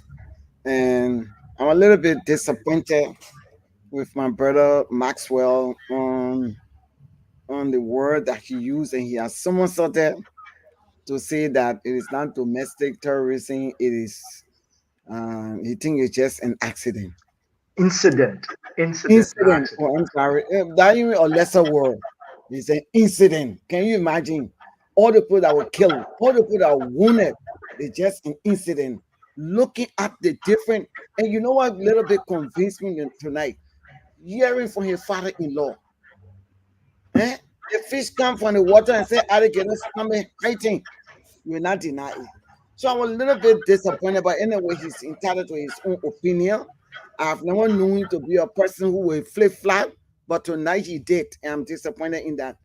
However, I also want to say, Mr. Gibson, I'm surprised that you agree with Fatima today. Congratulations. At least you listen to your big sister. No, you're older than me. You're 73-year-old. So at least you listen to your sister tonight, and you kind of gradually move. So you're a good student. I want to congratulate you for that. And I want to say this show was great. We're looking forward to the police. I think let's give the police the flowers right now. Since the new election, I've observed that the police are not beginning to give rapid response when it comes now to finding perpetrators, to finding murderers. And so congratulations to the police. You people are coming on track. That's what I'm saying. We all must work together. The police belong to the people. The people belong to the police. In every state, and the police that can control the state everywhere, on a daily basis. So I want to say congratulations to you. You're doing a great job. Keep on doing a great job. Don't be like the past government you say, we are investigating, we can get results. But now, less than 2-3 days, we got results. So congratulations. And I want to say good night to you people. Thank you for coming on the show today. It was great. Thank you very much. Again, thank you for the $200 rest donation you share with us. You can give it to the producer in studio because they will be going to pick up whoever is in studio. Is that Nursing? Okay. All right. Yes. We want to say thank you, Andrew Mama. We appreciate you. We will be giving the Liberian people 500 bags of rice. So now we receive $9,000. It was $8,400 when we got on the show. Now it's $9,000, and maybe we will pass the 500 bag of rice. Maybe we will just increase it. Thank you, Andrew Mama. We appreciate you. One more thing I want to say about the rice. It's like most time when you're dividing those kind of food, people can bring in their daughter, their cousin from one household. Everybody come with different phone number. And you find out that one household will get all. You gotta remember they were dividing money the last time somewhere to carry all the family people. So we gotta be very careful so that majority of the people in Liberia at least can benefit from that instead of you bringing your daughter, your sister, your brother, but everybody using different telephone number. So I just want to say that. And that's a good thing. That's why we are assigning folks from here to help us distribute the 500 bag of rice. The more money we receive, the more distribution we'll carry it on. Again, thanks to everyone that continue to contribute. Thanks, Minister Woodokody. All right. My sister Fatima. Thank you, CEO. Thank you to all of the. Oh, he said. I wanted women to go because you guys are about to fight, so I wanted women to finish up. Thank you, CEO. Thank you to the rest of the panelists. Fatima is a fighter too. Thank you to all of the viewers around the world. Thank you for giving me the opportunity to come back, especially to thank the Liberian people. We started this journey and know you saw my passion and you helped me express what my desire for Liberia is, and it was to elect Joseph Nyeama Boakai. Thank you for allowing me to come here every night and speak my VAR to my people.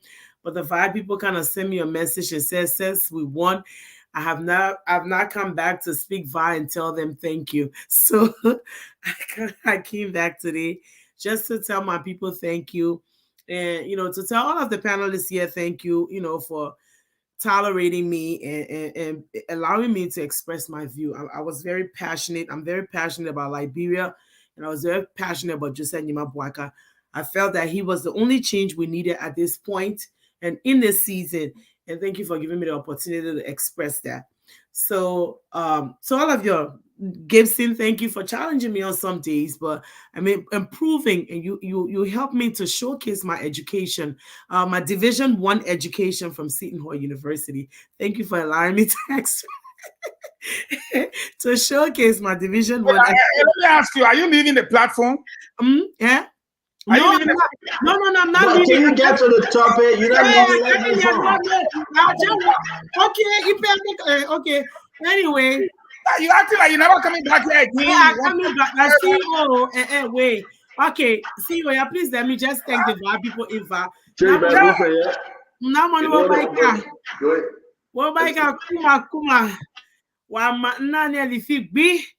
for a year, now we vote to Joseph Boakai.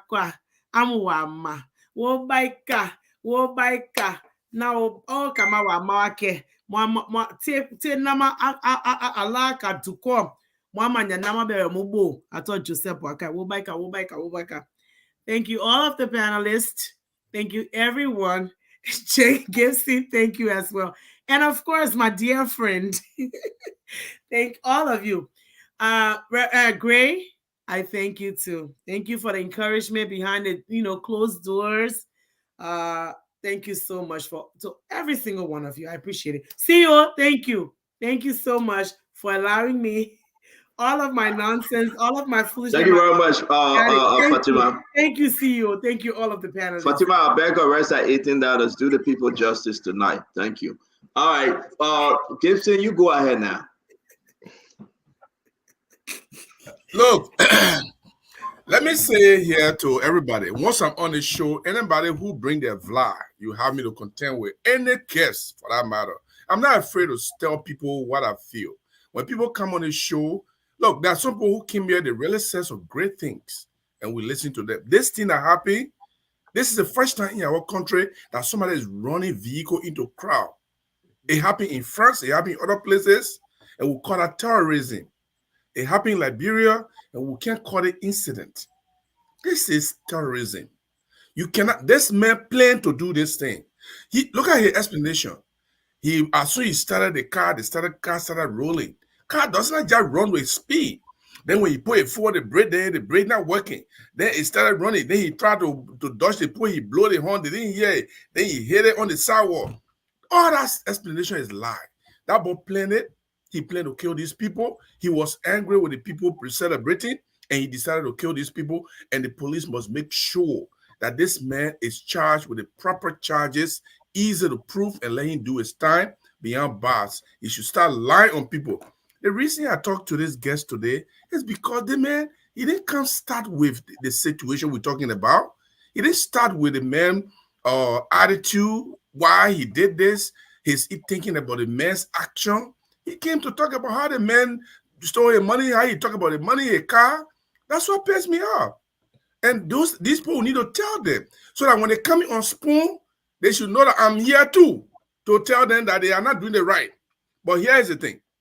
I really do appreciate the fact that we diversify our thoughts on this thing. We diversify our thought and we continue to do that. The thing that happened, I'm asking the police. Many times people have been killed in Liberia. We don't hear any prosecution.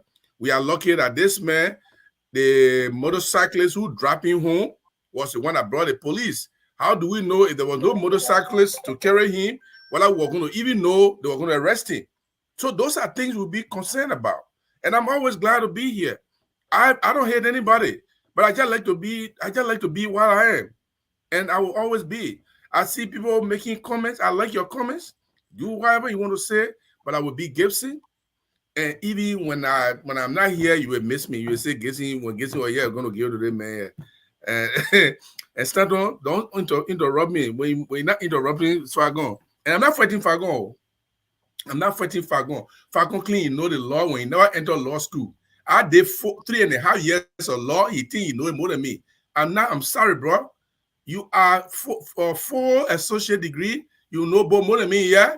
Me, I get one. I get 2 bachelor and 1 master and 1 associate, and I'm going for master. But you know more than me. 4 associate degree, man. But you always Allah, you know the law. You don't know the law, bro. Don't deceive yourself. Thank you. You finish on your own, right? Nobody stop you. Nobody interrupt you. Not one. You will give people a chance to talk. Mr. Gibson, Conor Gray, go ahead. You know, from the day of that incident, I refer to it as a hate crime, which under terrorism law is even one step further. When you hate somebody because of their political or religious conviction, that was the driving cause behind that incident. And I've never looked back since. I know it was intentional. There was mens rea. In other words, the intention was to take as many lives as possible. What eyewitness account said that all the doors were open, that tells me this guy was going for the maximum kill. And we can't sugarcoat those things. And kudos to Leo Cummings for look. Most people will not speak out when their family member, is involved in this kinds of stuff. His daughter probably going through some trauma right now. He himself is going through some trauma. I did not hear him lay emphasis on material things. Increasingly, he said people lives were involved, and that's the right thing to do. And I can just imagine what he's going through right now. Some level of guilt, not because he co-planned the activity with the young man, but because somehow it was somebody who was trying to help use that opportunity to commit crime. And so he's never going to be the same guy. So I don't think I supported the act that he should have been bamboozled by Gibson. I think if any, we should have sympathy for him.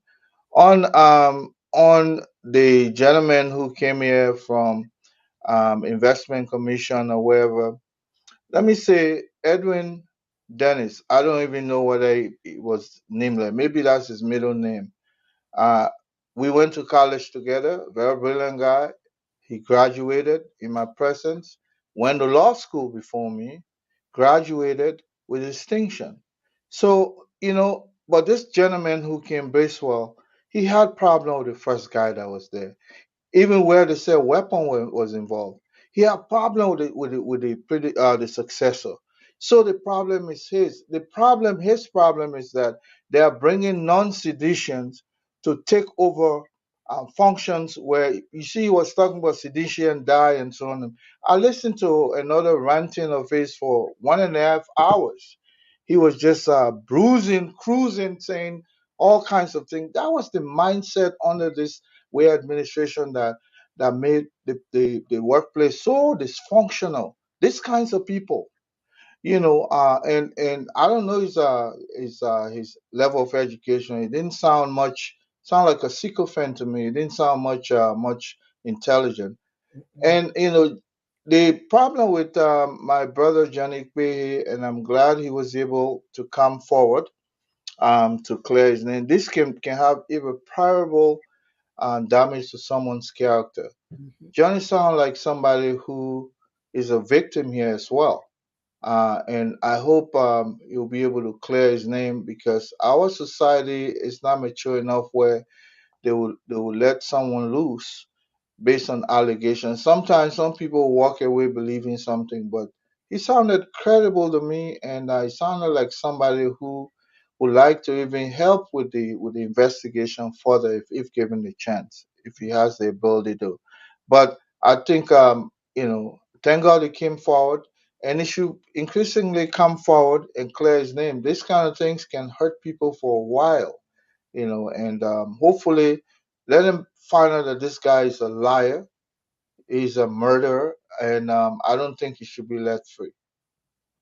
I even Thank you. I even say he should be given capital punishment if found Thank you guilty. very much. Let me just make one correction. You just blame Gibson for going high on Leo Cummings, but you're saying the other man that came from NBC, he's insignificant. So I don't understand your back and forth. Gibson went high on Leo Cummings, and now you're going high on Nathaniel Bracewell, said the man insignificant. So where are we? Anyway, Prince Maxwell, help us. Yes, I mean we are in the middle. We are in the middle that people to do a good job when they're giving a job. But let's come back to there are 2 points I want to close on. So let me just close on the first point. My first point here has to do with the issue of the unfortunate Broad Street incident that took place. Let me state my sources. First and foremost, in terms of the definition, for me, I'm taking it directly from the FBI, domestic terrorism definition, terminology, and methodology. It's U.S. Code 18 USC 23315 and Homeland Security, a U.S. Code USC 1018, Title 18. That's where I'm taking my knowledge from to give my opinion on this issue. So that is your source, Fagon. If you want a source from me, that's a source. You can go there and read that. Now, no, you can just define it what it says. No, you can go and read that. We know fully well that the case. Fagon, I may interrupt right now. We know fully well that all of the evidence being produced right now from the father, the issues of the text message and everything else points to a case of scamming and lies. We know that. At least we can all agree that there's a huge component of scam and lies in this. What we are not talking about here, or what we didn't talk about, or what we didn't never analyze, is the issue of severe mental health. We've not really analyzed that. We just immediately labeled this from that perspective. Now, can the issue of mental health become a public safety threat issue? Yes, it can. Yes, it can. Someone with a severe mental health can become a public threat. So for me, I've downgraded to an incident based on the definition and information and intelligence that are still being provided. Now, does it mean that I cannot increase it? I cannot increase my analysis and observation to domestic terrorism? No, I can't. But right now, the intelligence and the information coming out points to the fact that this is an unfortunate incident that encompasses a major amount of scamming and lies that has brought in many confusion. That's just my opinion on this. But this is a good news. And I don't think I've heard any one of my panelists jumping into this good news right now. Today, we had an amazing day in Liberia today. Today, our transitional democracy had a breakthrough. The first transitional meeting was held, where pictures are circulating on the internet, where the incoming president is greeting the outgoing president. There was a major amount of cordiality and everything else. For me, the outcome of this meeting was adequately attended and planned, because I saw everybody were appropriately seated. Everything went absolutely well. From this first meeting, I saw from the incoming president's side, I saw Kofi Woods, I saw Amara Kone, I saw Dr. Augustine Kone, I saw Sarah Beslo Yenti, I saw as on a list that was produced by the Unity Party, I saw John Malul name on the list. I saw Dr. Yure Yakpawolo in the photo. I saw Bama Kamara name on the list. I'm going to put a list up. Amos Square. There you go. The list is there. There you go. Thank you very much. And Madam Magdalena Cooper in photo. So for me, the both statement rendered by the outgoing president, incoming president, my categorization of that one was, it was conciliatory. 2, it was harmonious. 3, it was unifying. and 4, it was positively bi-governmental. So for me, that is the biggest news in the country today, that we've had this first meeting and both parties met. They were respectful to each other, and that going forward, we can continue to see this smooth transition. So I think the United Party, the incoming president, His Excellency President Boakai, did an extremely good job. Yesterday, Liberian people were worried as to whether this was United Party was going to produce a list. And I said that everybody can be calm and wait, that they were going to produce a list, and they have produced a list. So this is democracy in action. Thank you. Wow. A diplomat. You know, the only time Prince Maxwell can really talk is whenever we have Fatima on the show. Prince, thank you, yeah. Thank you very much. Stand on, stop it. Put me in trouble. No. I will go back on all of our recording. The only time you really talk when we have Fatima on the show. Go ahead, Alphago. Say your piece. You know, when my brother tried to be an information escapee, we asked him, read the definition that the FBI put there. He said, no, you go there. No, I've read my own. It's right here. Domestic terrorism or homegrown terrorism is a form of terrorism in which victims within a country are targeted by a perpetrator with the same citizenship. So you don't want to read it? Because the act was perpetrated by a citizen against other citizens within the same country. That is where the word domestic. Now, the word terror, I don't need to define that for you. It's an act of terror. People celebrating the quarter of the area, and you carry a car up the hill and run it through human being, not even grass. It's an act of terror, and it was done domestically with a motive. Anyways, you and myself, we're good big brother, small brother. Let me deal with the unpolished, want to be intellectual. Gibson, like Samuel Jackson will warn all of you, when he decided that, oh, the people say you got 4 AA degree, I say, I see that as a plus. You know why?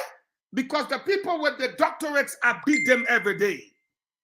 They run from me when they see me. But go and check behind me. And you know what? Samuel Jackson decided to be the first Liberian. And I'm not sure he's the last. But the reason why all the other Mukus then closed their mouth is because when Samuel Jackson took his pen and wrote the East Tennessee State University and asked about Eugene Fagon, they said he was the student that sat in the class like a lecturer when he was obtaining his bachelor's. Gibson, it is a mockery of intellectualism for you to sit here and say they bought wicked, they bought plenty, and he killed those people. Gibson, open your computer, let me educate you. Define murder. Murder is an act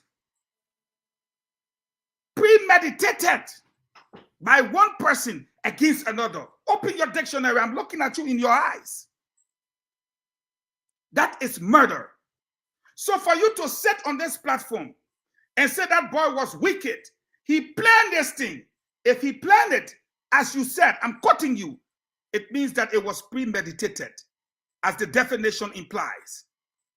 And if it was premeditated, then it is murder. It cannot be vehicular homicide. Vehicular homicide can only be ascribed to an accident using a vehicle. An act of terrorism, domestic terrorism, as you admitted and agreed, a weapon of choice can be used by the perpetrator. A knife, as in the case of Israel, the Palestinians, what have you. A gun, a bomb, a vehicle. Anything can be a weapon for a terrorist. So just because he used a car does not mean it is vehicular homicide. The car was his weapon of choice, not a knife or a gun or a bomb. So when he used the vehicle, it then became an act of murder because according to you, Gibson, he planned it. I'm quoting you. And if he planned it, it means it was premeditated. And if it was premeditated, it means it is murder. Do you understand me? Now, let me help you understand. You claim you studied law. In America, you can never obtain a bachelor's of science in political science unless you do pre-law or pre-legal studies. It's a course. Now, the fact that you studied law does not make you an attorney or a lawyer. You claim you did law for 3.5 years. Does that make you a lawyer? Perhaps 2.5 you were doing remedial courses. And you did not even enter real legal courses. So, let me help you understand further, Gibson. One moment you said the man planned it. Another, you said vehicular homicide. 1 minute you agree with Fatima that it is an act of domestic terrorism. But instead of calling it murder, as in the case of all terrorist action where people die, you say what? Vehicular terrorism. I mean, vehicular homicide. Gibson, when you sit on a platform with educated people, far above your intellectual capability, examine the intellectual prowess before you open your vocal cavity to extend words that you have no definition or meaning for. And I put this challenge to you tonight. Go anywhere to Samuel 12, whoever. Select 100 people on this platform that watch this show and let them put them down and say, Gibson and Eugene Fagon, who's the best? Who's the most intellectually sound? If 5% name you Gibson, I will resign. You are not up to my level. Having said that, now that I have given you a tutorial and an education that you have not paid a dime for, let me delve using 1 minute into the real reason why I came. Gibson, today, I put 2 things up on my Facebook page. One, but you finished with Gibson now. You cannot call his name again. You're done with Gibson. Get to the issue. You beg for him. Yeah, please. Please. Yeah. Talking is too much. Now, let me go to why we are here. Let me say to the Liberian people tonight. Now why you get 4 associate for? Yes. Further statement. Now, having said that, I said to my people today, winning a battle is not winning the war. There are several battles to be fought. We won the battle of the presidency, but we have not won the battle on poverty. We have not won the battle on economic growth. We have not won the battle on health. There are several battles to be fought for this rescue mission to be accomplished. And winning the presidency is just one of them. The other battles will be fought, and that they should not lose focus. The second thing I posted today was clear. Our mission from the rescue chain that this platform followed, our mission was not to make Joseph Numa Boakai president. Let me be clear. Our mission was to rescue Liberia. Making Joseph Numa president is just part of our mission. Our ultimate goal and mission here is to rescue Liberia. We should not lose focus of our mission. We should maintain our focus on rescuing our country. The commander-in-chief of this operation and mission is His Excellency Ambassador Joseph Numa Boakai. The mission remains in full swing, and we will accomplish the mission when we accomplish the mission of rescuing our nation. Gibson, you're not able to platform, my brother. Go on. They put out here. So you finish with me, come back to me again. Oh, you begging up? You begging up? Oh my God. You begging up? I will see how the Eugene, the grace I have made. Let's go ahead, guys. I gotta do my closing. Gibson, I gotta do my closing. Let me do my closing too, folks. Let me say this. And not the Gibson issue. Not the Gibson issue I'm going to discuss tonight. But I'm going to say we got to rescue our country, like Fagon said. Some of us that have privilege to pick up the phone and folks up there answer us. Thank God for that. But it would not hold us back from speaking truth to power. If power enters in anyone's head, they will be treated like the way we treated George Manawiya. That I can guarantee you. If anyone thinks that they owe the Liberian people way to gain political relevances, we would treat them according to the law of the 6 C's. Ask Fagon for that book. We will go after them. We will discuss them. No one is above the law, and the law will remain the law. This is too much, folks. For us to sit down and discuss the issue concerning our country, and you find folks saying no, they can do what they want to do because no. Don't talk to me for 6 years, I'll be okay. Don't call my phone, I will be just fine. But if you touch the Liberian people, I will touch you. If you treat them like they are nobody, I will treat you like you are nobody. I will remain on this network. I will talk for the Liberian people. What happened was pure 100% domestic terrorism. No if and a but to that.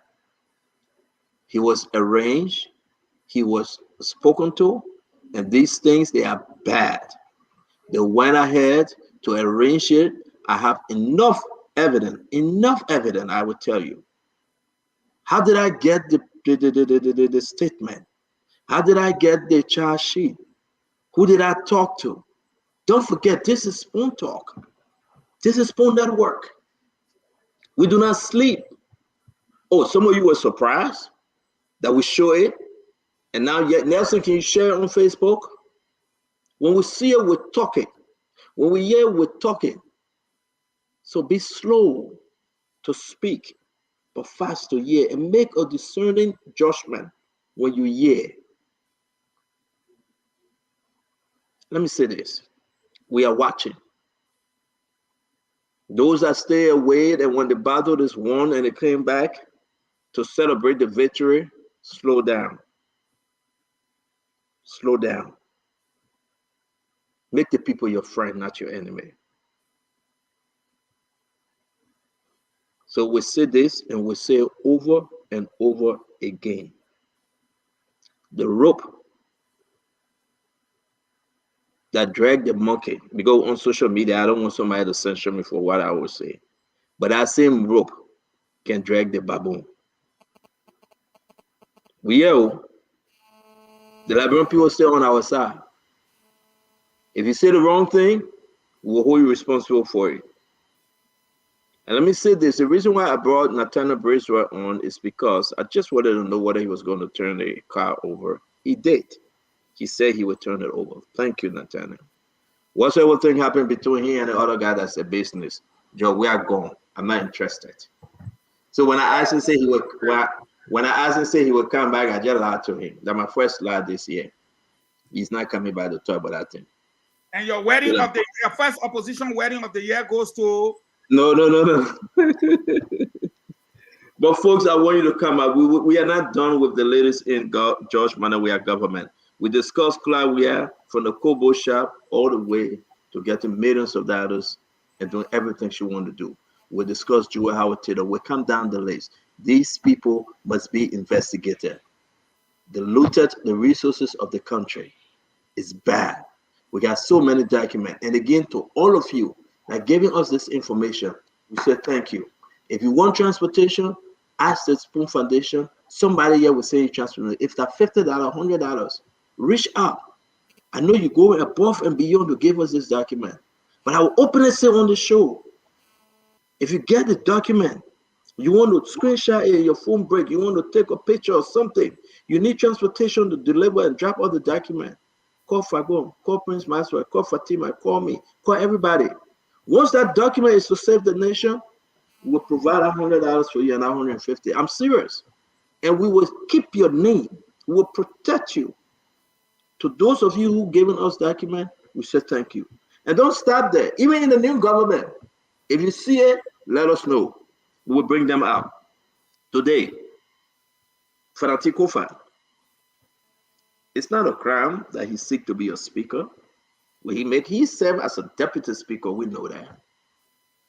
But we got something special on Fanati. Musa Belete, now the people all on social media. Musa Belete must pay our road for money before you make him speaker, before you even take his seat. This thing is just getting too much in our ear. The whole road for money that Musa Belete owe, 400 and something thousand, or he said he paid it. We'll reach out to Musa Belete and ask him, are you sure you want to be speaker? Are you sure you want to sit in that office comfortably and you own the Liberian people? Pay this money. You want an election, district number 7, Nima County. Pay the people money and be free. Fanati Kofa, what we have on Fanati. If we start saying it, when the people say, yes, we agree with Fanati, those in the house, those new representatives are coming. We got to warn them. So today when I saw my brother Prince Toh, that's my close, that's my friend. When I saw him going to visit Fanati Kofa, I questioned it. Nobody tell me they were having meeting. I called this thing in 15 seconds because I don't want to show the whole video. Take a look.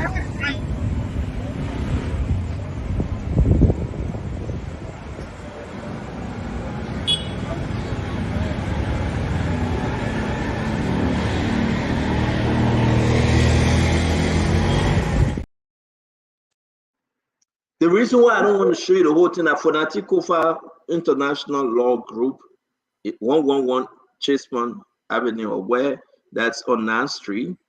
It was very basic today, folks. Abu Kamara, Prince Toh, this person, that person, in and out. We captured the entire video. We saw them getting all of the cars. We will play the video. We will move with that story because we got to set this thing right. And we have to have a conversation. Why Fanati Kofa fit to be a speaker? Why is it important? What did he do as a deputy speaker? Well, he represent the people of Liberia, not only his district. Musa Belete, Thomas Falah, Kong, everybody. We need to address this thing. Join us tomorrow. Your time will not be wasted. And every document we have to give it. Because some people get into that representative there, these people there, they won't do friendship. They won't do what? Is Fanati Kofa giving money or Musa Belete buying that seat? We need to discuss it. What we have in our possession, we will. Nobody just can come and say, I won't be speaker and think that a friendship thing. So for my closing tonight, we get our eyeball all over. Even the person said that driving your car, you gotta be careful with that person on my eyeball. You don't know. Even the person that eating with you, be careful with that person on my eyeball. The person that drawing your water, be careful. This is what makes us to be unique. Oh, who brought Fatima from the airport? Oh, that, how you call him? Hey, forget it. It's okay. I won't call the name if you ask me. Don't call it a big. I'm coming to Morovia. I hope you'll be there when I get there. So let me play this again.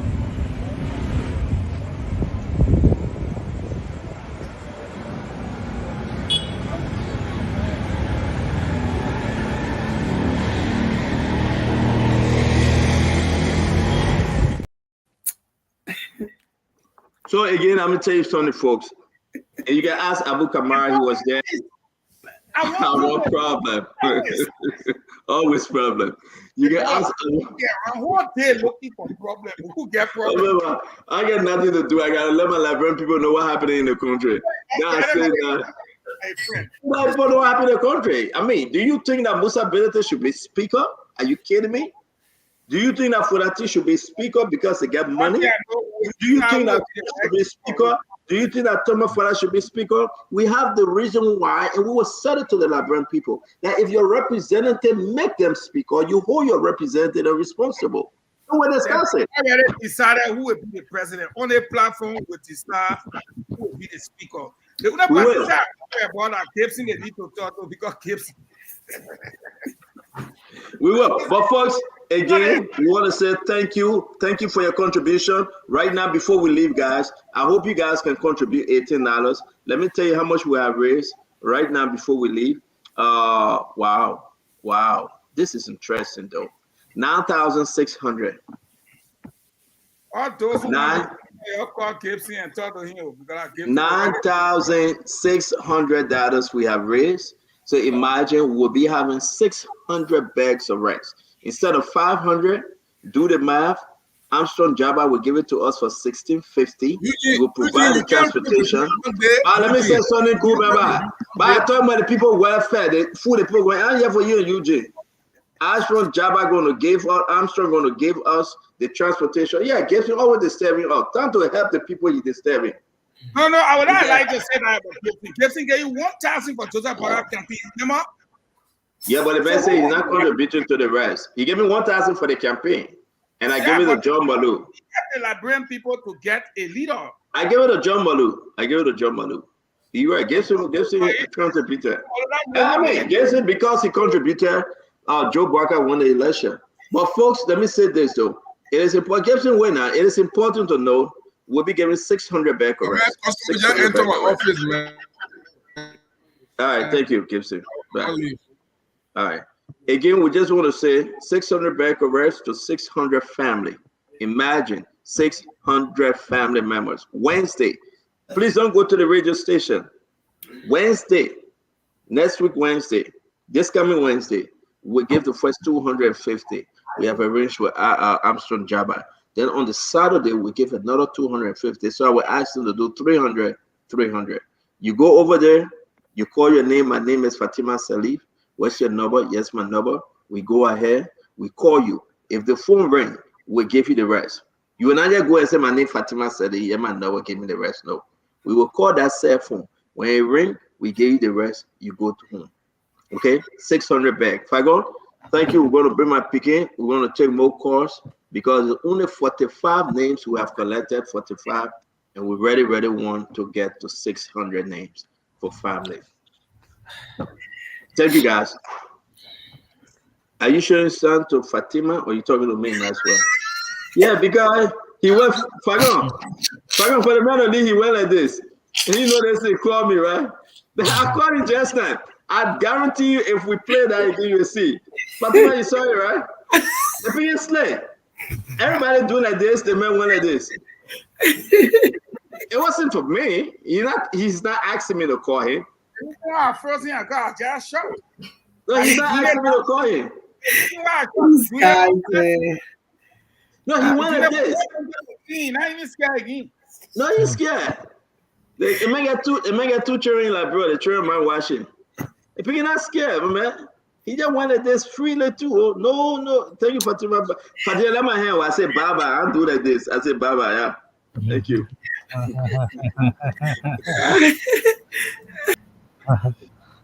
Fuck off. I'm fuck off. Keep that one.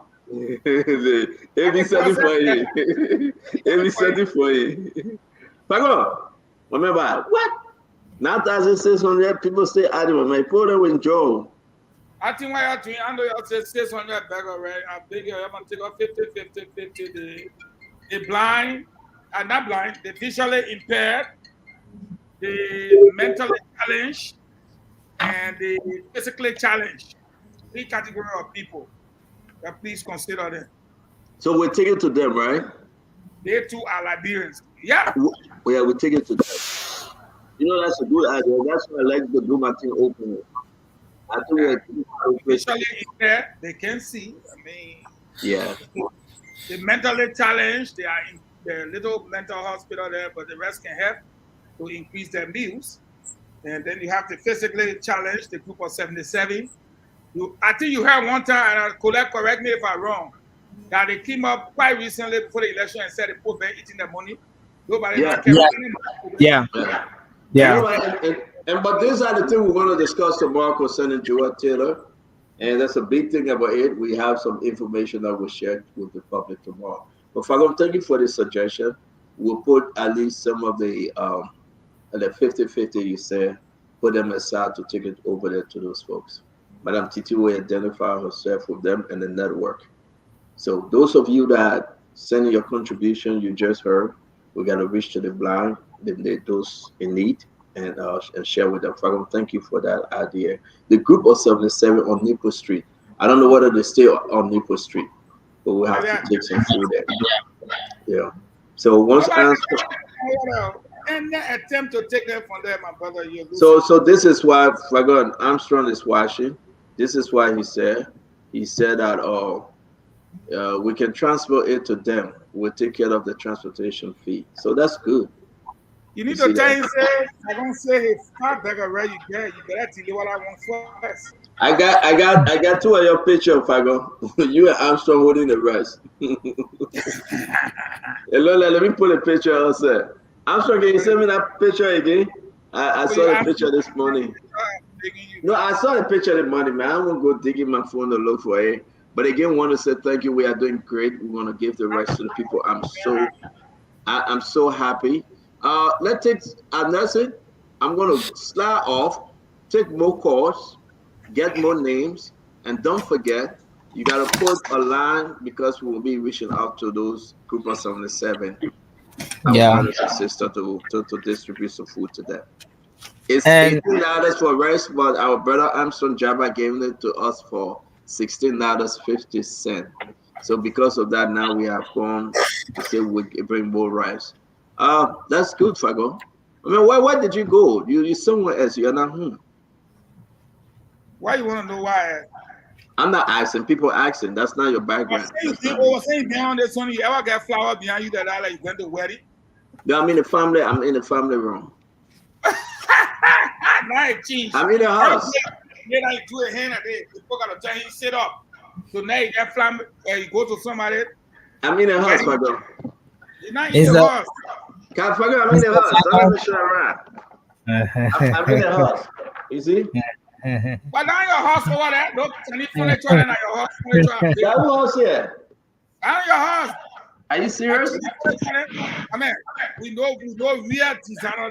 So you want me to call the family, Fago? Yeah, call the family. Make sure you call Storm. So I gotta bring a dog to you. I'm in the house, Fago. This Storm represent his size. I'm in the house. You want to see stuff? Yeah, I want to see Storm. That's Storm. I want to see Storm with a spoon. Storm A with a spoon. Storm. Where's Storm, Leah? Is he out? Oh, he's not out. Storm go hustle. No food. Sean, come on.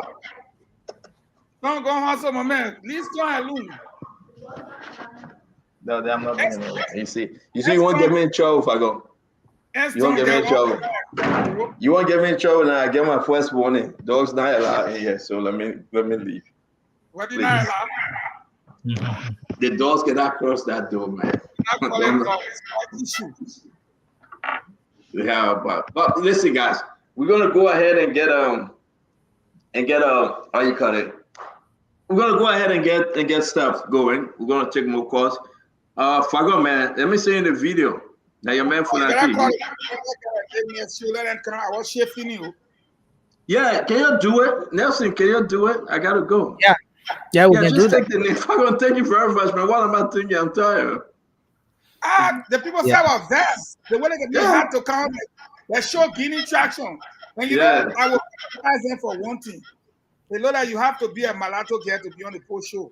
You see, Mr. Fagon coming with different on the show. Black girls in the show. Black people in the show. No, black people there, I don't got them. What twist their head and I'm talking about the girls and the ladies, rather than the girls, the ladies. These people they put clapping for me. Like you have to my lot of people on your show. Stand up. Is that true? Is that true? No comment. Oh, no comment. The man said no comment.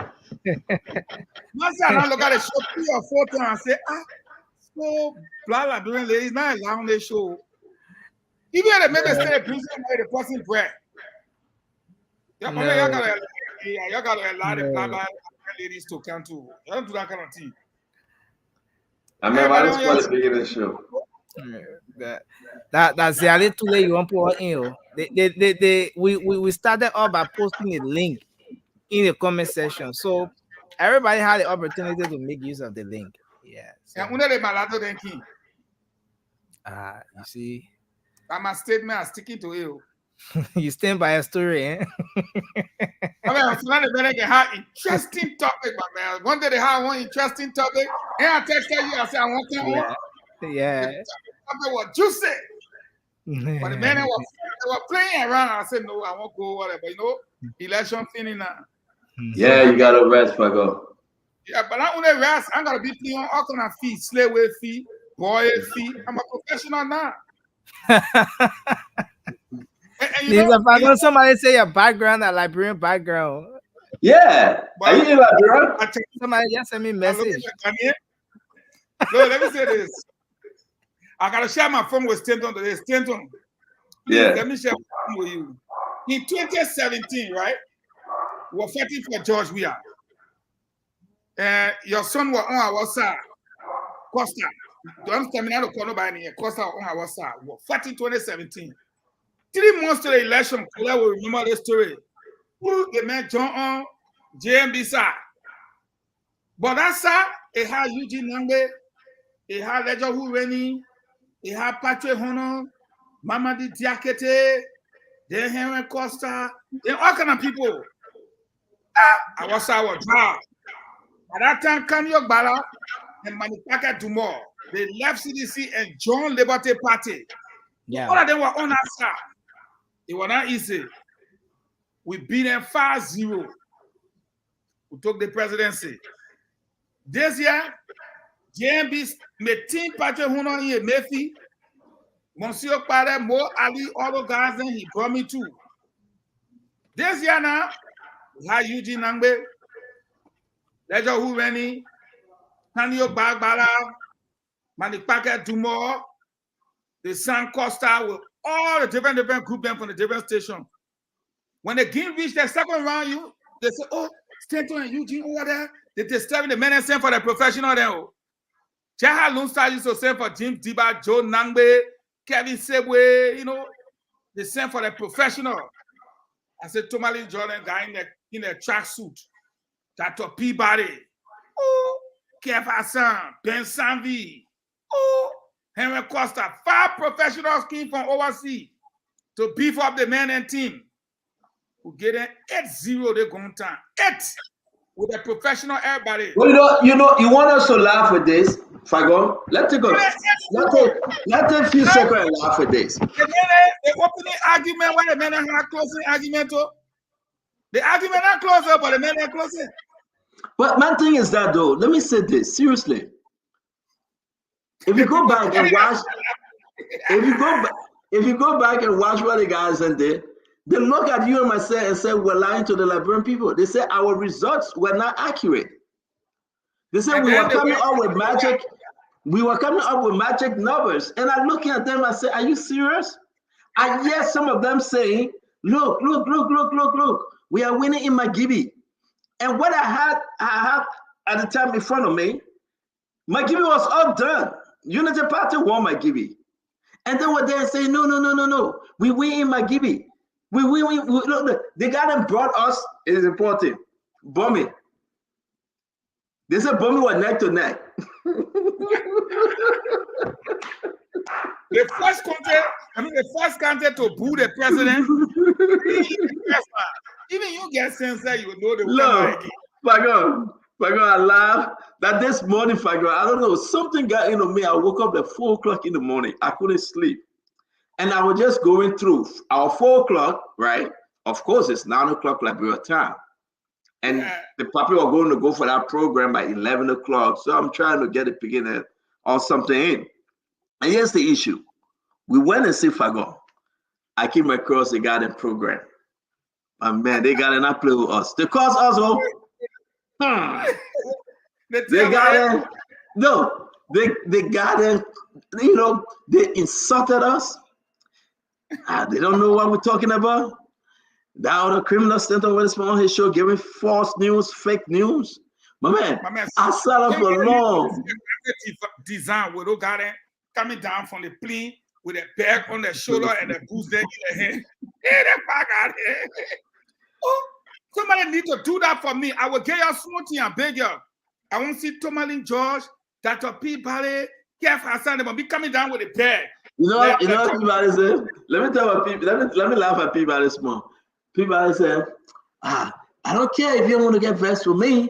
This is no politics. But PHP, wow, I'm in Miami. But PHP, wow, I'm in Atlantic City. And I'm telling y'all, I don't care what you say. When they went into the war room, this thing I'm looking at, John, we are not winning this thing. He got to be setting up his government. This thing is finished. This thing is finished. The Unity Party people got to concede. I mean, I said that today. I watched the guy and I said, damn, what the hell you guys were drinking? So we asked Kev to say, Kev, why you playing? He said, now me get to say you be. I don't get Why you speaking Creole? But that's the thing. Another thing happened. So I think they posed a question to Costa. Then Costa said, but at last though, when you go to the end of the program, right? I think they understood. And I know Costa very well. I believe he understood that this thing was over, Fagon. Because at the end, the voices went down.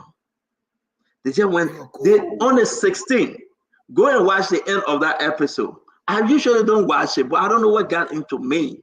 Then at the end, the voices went down, Fagon. Then Costa said, but you know, there's a possibility that Unity Party can win this thing. But I think it's a clear shot. Just say George Manawia have secured a second term. It's a clear shot. But you can see their faces. I was looking at our show and the program. Then Costa said, but we're waiting for 3 a.m. in the morning. Amara calling, they will come up with the numbers. We're waiting for 3 a.m. in the morning. So when Amara called me and we were arranging those things, and I told Amara, no, you can't do it like this, especially the last day. I said, for you to show, because we're going for the kill, bring up the magisterial tally sheet. I told Amara, I said, Amara, bring up the magisterial tally sheet for us to go for the kill, because we got nothing to lose now. Name them one by one. So Amara said, yeah, that's true. He sent everything over to me. We tried to upload it. The time was running. Amara said, Stanton, we got to go. We're running against time. The time was short. The time was short. It was short.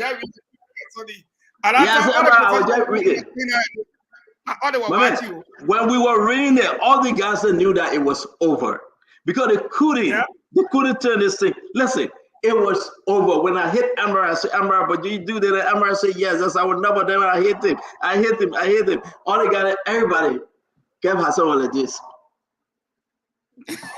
My man, I felt so bad about them. I said, wow, we got them. Then, you know who bad? They don't text me. They don't say, Stanton, don't say anything. We beat the people by over 20-something thousand votes. I said, they're not joking. They don't say, Stanton, and I'm telling you, just waste more. Don't say anything. Then I myself were texting. We were texting. He said, look at this one. Look at this one. My man, I reached to Jim Barney. Jim Barney was saying, I said, Jim Barney, no. We need a magisterial talent sheet. Jim Barney sent me to Jeremiah Kuhn. Jeremiah Kuhn sent me Nimba, 94,000 votes. Meow, we ate it. My man, we're looking for Eba. Yeah. We went to Bon County. And I was sad because they said finish. He said, my man, when you leaving? Costa said, I know you. I went to Bon County. I was saying to Prince Moyi. Prince Moyi said, my man, we dug into the numbers. They are not winning that high. We call that team by almost 3,000 votes. They messaged me the thing and look at it and say, yeah, my man, from Kipman, bombing at Jam Elixir begin with filled with bombing county. I mean, bombing, Kipman, Babalu, Lofa, Nimba. We came down to Maigibi, Monserrato. But man, I was just chilling now. They were talking about we got a vote in the southeastern part of the country. This thing is about the southeastern part of the country. The president is winning, but I say, hey, God, y'all know. After the leak came from all over, you know, the embassy had their own war room. After it came from all over, when President Weah was conceding, you know, I told you on this platform, I said, the man wrote his own speech. He wrote his own speech. When a man said, hey, where your tally sheet? No, but the man was mad. And let me end this story for you. He was so angry. Because they said, President Weah, get ready. We are going to celebrate on Friday. Okay? Joseph Yima Boakai will concede. We're going to celebrate on Friday. When I heard that news, I put things in place. What we usually do. Okay? They said the man was ready. They were going to concede. You remember you saw the military on the street? People started calling me. They were afraid. Yeah, they were afraid. The military said no. We can't go there. The military said no.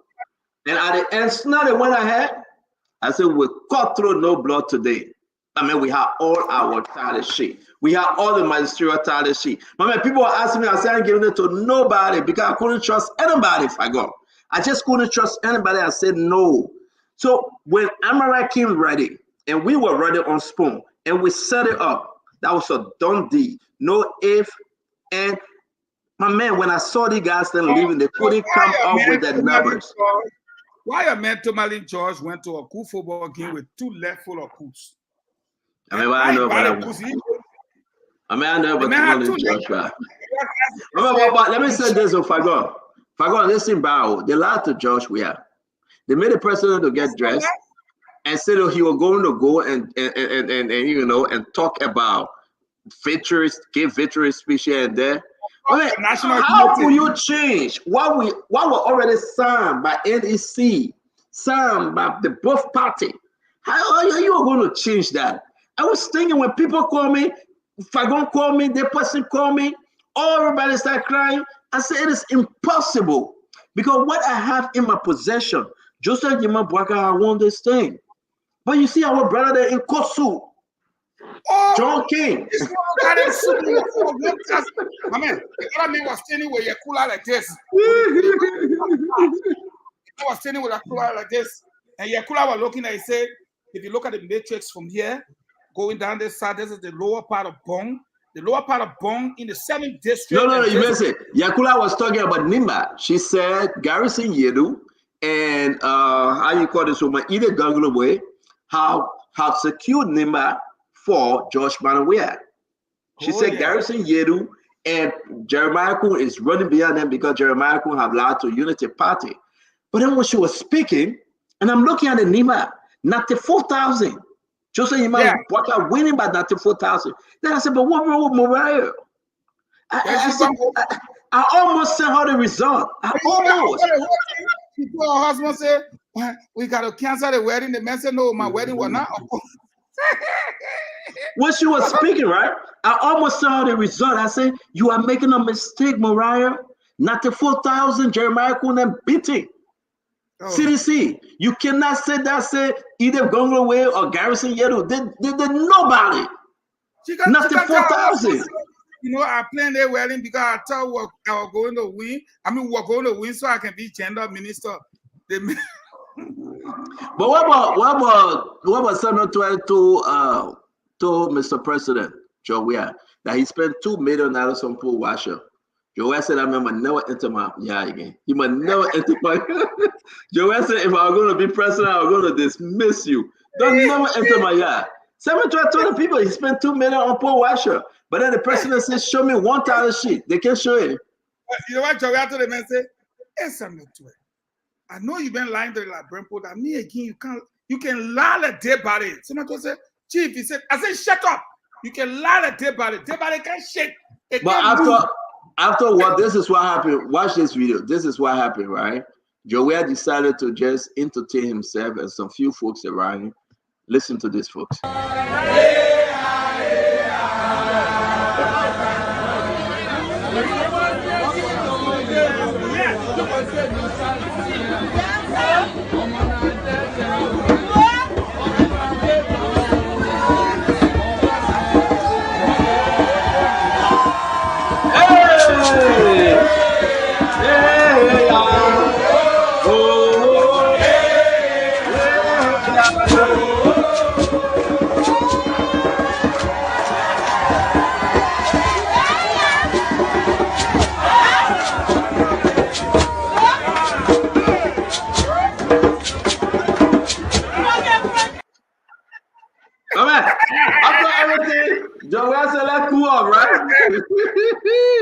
I like that. He said, hey, oh, now you want to just wait. Say, we go and test it back on. Oh, that ain't go. And man said, my people, I get no friend. I get no money. I get no friend. That's why he's saying, hey, my man, that time to go by the people that do that. Listen, let's play it one more time.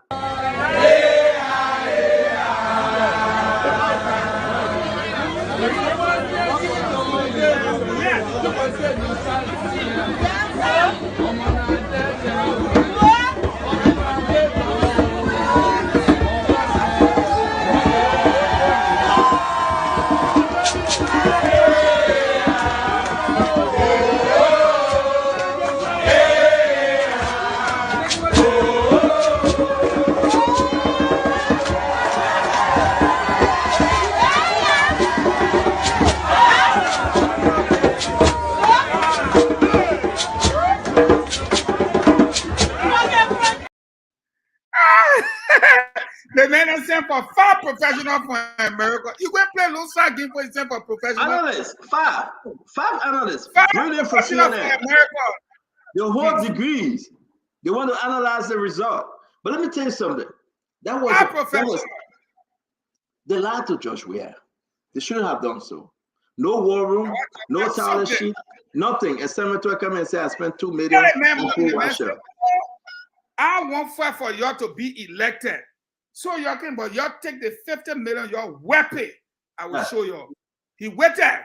As soon all of them went home, the man called Clark, can I ready? Clark said, "Let's ready." They put it together quickly.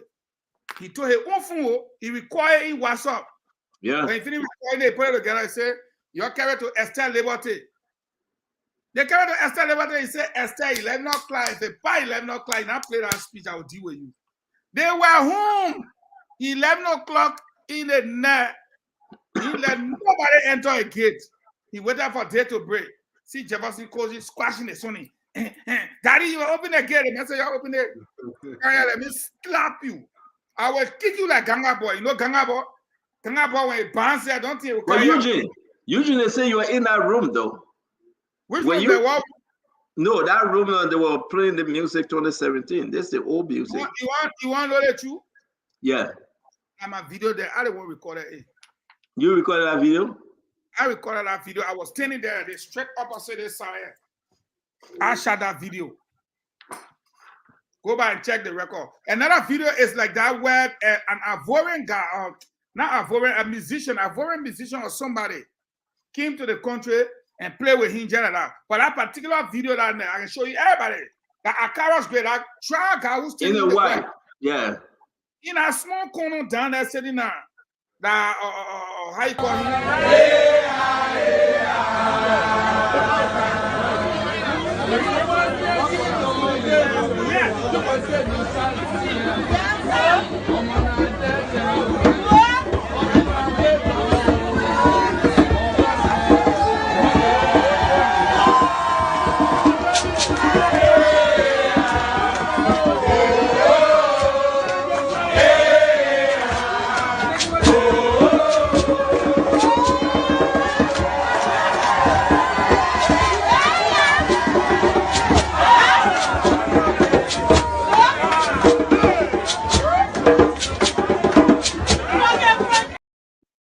That Maggie sitting there way down there, so Maggie and his wife. But man, that's the music. That you know what, George, by the way, that's why he possessed. But hey, the man get love for the country. Hey man, he get love for the country, but he not making. He not making. Hey man, if you see that thing, I would give it to the man. Torso and torso, I would give it to the man. They meant, look, when somebody fool you, don't act like you vex. Fool them too. They took all that money to go rent one campaign. Look, Stanton, you and myself, we talk about it. They took all that money to go run campaign and they ate the money and wanted the man to steal the election. The man said, okay, I come in. The man sucked them. And all of them who thought that they were waiting for a second round, he left them hanging.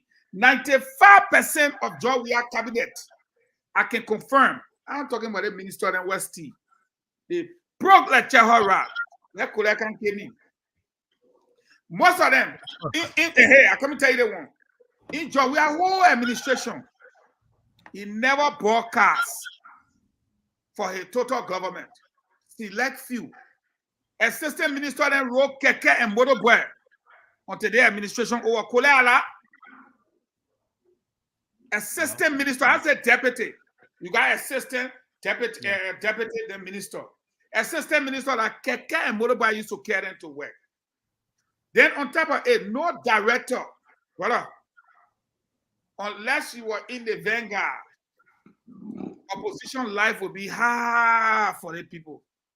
And I must say to them, if you misbehave and you know you broke like Chahara, sorry for you, do not misbehave. You could be considered in the government of inclusion. I'm telling you, if you misbehave, that 6 years straight, you will eat Gary with maize with death for sugar. But you see that video, I want to see if I can see it in the mirror. Let me play again. I want to see if I can see it. But I like the video, Fago. I really do. I like the video. That's the job where people get to know. Join you now. Do you want to go? You please go.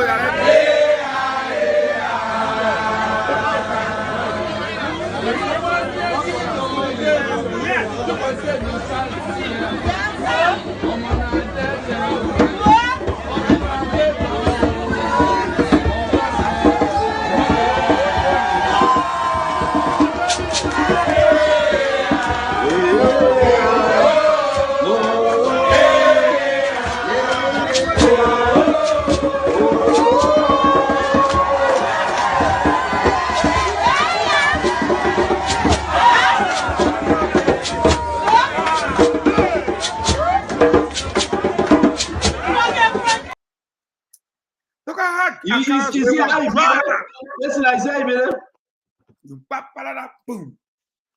They make a better job. But you know what? He got love for the country, but he didn't make it. They think ahead. He got real love for the country, but he didn't make it. Yeah. The love was there. You can see the love in his face. You can see the love in the man's face, but he couldn't make it. But how you would make it? That the city Lustra used to do. They put them practice then. They go bring professional them from Europe. All the men who have been in the trenches before for CDC, they go drop them. Look at Kev. Kev know how to play. If for drive your broom straight, you go carry with 2 for the you can talk about you professional in like brain politics. That one when I ball with him. You just said no when you ball with Kev in the air. What you did to him? You air bowling from behind here. 2 finger here. He couldn't stand. I got about. Well, referee, you see the man they play me fight. You know the talk. Who bring you here? A small player. Well, Lord, I saw Prince Sammy carrying the ball. I saw my man Stanton. You know, Stanton slap with his left foot on the ground, but he raffle. Meswesive and Meswesive cross for him. Meswesive and Meswesive. Yeah. Yes, and you know what happened? They end up being in the cockroach. No, but you gotta say the truth now. See, this is actually. We're not kidding. It was like a war. The people that established their own, we had to come with everything plus more, right? And you saw the numbers because this exactly is about the country. The CDC is the first party to bring professionals down to take part in the election. Professional, far against 2 men. That in addition to the other one that well love the country, but they can't make it. You got You get Ledger who Rennie.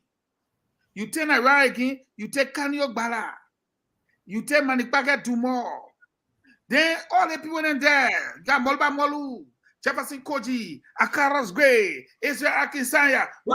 You call the name Manipaka Dumor. Manipaka said, but this thing is over. Why are we here? Yeah.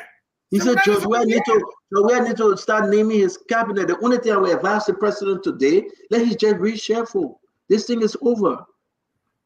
He said, I'm going to tell you guys, I'm going to leave. I don't need to be here. This thing is over. So then I'm looking at the people. I said, yeah, come on, man. I beg you, even if you want to say something. You know what I will tell you? Manipaka had to far go from here to Niagara City. I think Manipaka is the man with the most swear in the whole country behind. Manipaka tomorrow. The reason why I say, let me get all the evidence. I don't do anything with all evidence. This boy was preaching for CDC in 2017. You all know the story. The boy wake up and said 25,000 in Conso Africa. CDC when he left. After almost 3 years, we beg. The scene de Magay took a pen to sign the employment, to the appointment of Manipaka Dumor and Kanyo Babala. I challenge anybody that the scene they can you back, but I say you will get gone, you will destroy the whole country. That had to talk Kanyo from Manipaka from the list. And Kanyo went. It was Kanyo and Manipaka that were begged for. And the president agreed. He left. Manipaka said, Manipaka were bringing Chancellor back? Eh? That's Manipaka said you were bringing Chancellor. And you are running in one county, yeah. Yeah. Then the man again, they carry man in jail, they slap him in jail. Back, back. He paid you. I would never talk about AK-47 again. Days like Kiyota. They were trying again. Do I have a Taylor getting car to go run in Bond County? He went there. He said he will bring Taylor back. In fact, nobody can make it with him. Even President Weah cannot stop his victory. And he bringing Chancellor back to take over. So we are saying yesterday, man. Our president he say bringing Chancellor back to take over. You're taking from there again. He lost. Then 2023 again. Joseph Boakai on the verge of winning. Then you get the legendary Fagon who can never lose presidential election. From political cartel to the Southeastern cabal. You don't know that one? Then he can't jump inside. He say, you professional. He come and say that again for another say so. Then he say, 2 years into the thing again, when maybe we're trying to consider him, he said he will talk about David and Goliath. You see some people? He said you talk about David. What David Goliath? You know what he mean by that? You saw the picture of them today? So we are tall, so he was over the pabe. So when it was time for Chawia to shake the pabe hand, Chawia bent and he said, Pabe, I give it to you, yeah. The other opponent they wanted to argue and go against you. Me, I argue and go against you. In my pabe. The pabe said, go sit down, son. 12 o'clock, all kind of team thing. Yeah, but at the end of the day, we want to say to everyone, a beautiful show, man. Sometimes we just got to laugh if we look back, you know. Yeah, but I heard something that Roma I need to ask you. What? They said the 5 professionals that went downtown, they say you don't want to get a padan. A padan? Oh, when players then go down, you do that for free? I am asking you need to answer or just forget it. Is it true that you don't want to get a poor padan? I don't know, brother. I ain't get nothing, yo. You get poor padan, pay poor padan. That's why I see you, man. No, but I ain't get nothing, Fagon. All the work we did on this show, for all these years. You the team where I get padan from, Fagon? I ain't get nothing, yo. I'm making it. They put King down, they play. Fagon, they put your love for the country. Where they make it. I don't know what I want. I see he get love, boy. He don't make it. He don't make it. I can see the love. I can see the oh shit. He don't make it. I love looking. You can see the love in him. He get love for Liberian people. Oh shit. He just don't make it. He trying to face things. Shit.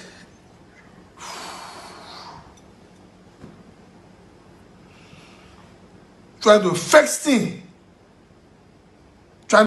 Where you want sure? Shit, man. You think get head, man. You think get head, man. Training too stupid, man. You think get head. All right, let's do this one real quick. And the propagandists, they're just talking. And they all know that we cannot go to an election in this country. Maybe in other country, that Boakai can defeat. It's not possible. It's not possible. Boakai in government was defeated, and then I'm in government and I'm doing everything well. You understand? And then it's not possible.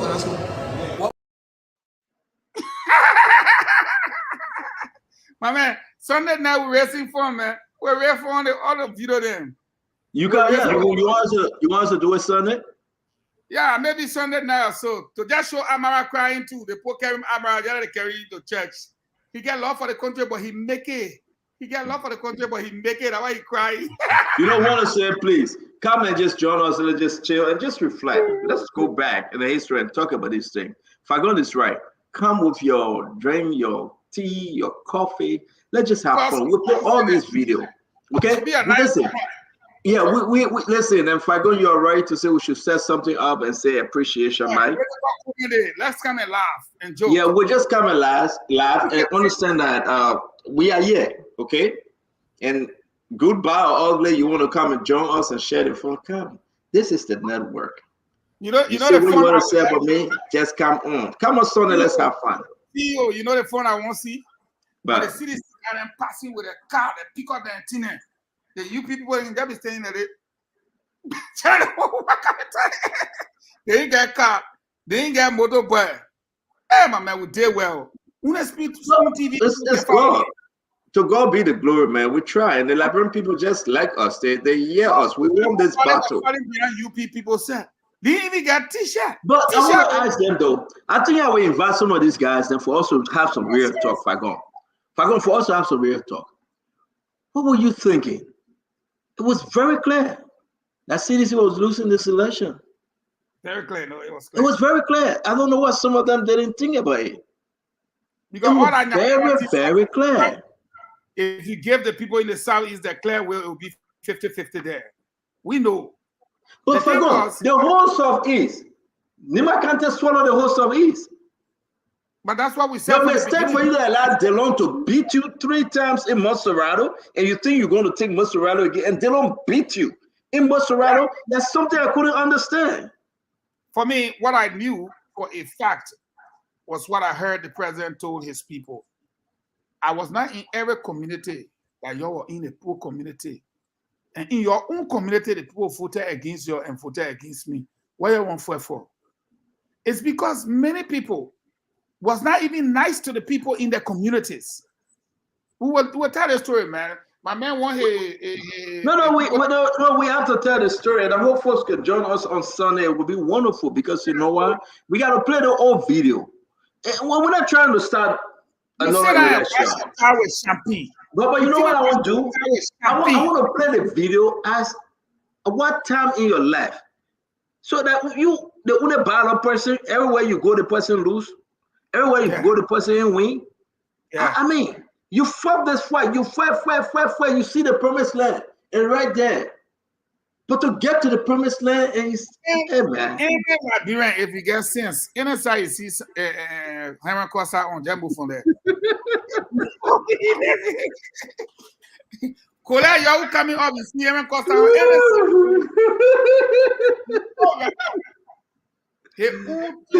man, you have the law in Monserrato County. For me, I don't know how Unity Party won in Magibi, but I came to understand because Olalo Lofien, okay, people from Bapolu, Upper Bon County, reside in Magibi. So when you went to Upper Magibi, UP had the vote, and UP beat them. Know what Yombly did in Grand Bassa? Fagon, Yombly cut the people vote by half. She alone. Yeah. She said, "We're not set to take this nonsense." She cut the vote by half. And at the end of the day, she brought that thing down from Bon County. Prince Boy, he brought the vote down, and this election was over. Amen. Me, I say we need to have political comedy because me, I'm scared for Bezonga or that passport thing. What happened with the passport thing? I go on. I see you. Bye, yeah. But don't start nothing, bro. Before you leave, let me ask you though. I beg you, answer that one question. Musability. Hey man, you think he's serious to put his heart in this race to be speaker? You think he's really serious though? Talk killer said tell her. The serious now why Musability serious for speakership. The talk killer. Even look. If we even Vessel would tell Musa to pay the 6 million in there, just to be speaker, he will pay. And I think now we need to use. I think we'll call Musa and let him tell the Liberian people why he want to be a speaker. For me, Musa got to give me at least 23 million cash up front. How do you 23 million cash and make only 6 million? As you say. So we have spent 50 million to lose. Some people can spend half of that to win. For Nadiko Papa, I just want 38 million for him. I'm gonna talk to Fonati. Okay.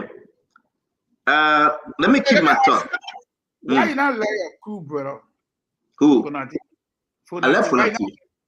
No, I really do. I like Fonati. I think Fonati is the way you can do the most evil to in your whole life. No. I like Fonati. Okay, you can do the most evil to. Why you want to say that? Then you say what you say about Joe Weah? I mean, not because. But let me say this, that you know I like Joe Weah, but the issue is that I didn't like the folks that are around him, especially Samuel Twe. I didn't like Samuel Twe behavior, so I just put all that together. But let's talk about Fonati. I like Fonati. You know I like Fonati. To be frank, I do, but I want to push Fonati to be a better representative. I want to push Fonati to be a better speaker if he will take the speakership. I want Fonati to help the people of his district, his county. And being speaker, he should champion. He should fight for the poor people. Everything you see I do to go after Fonati and to make Fonati stronger. I really do. I respect Fonati. So that crew team are on again. Wait a minute, that crew team.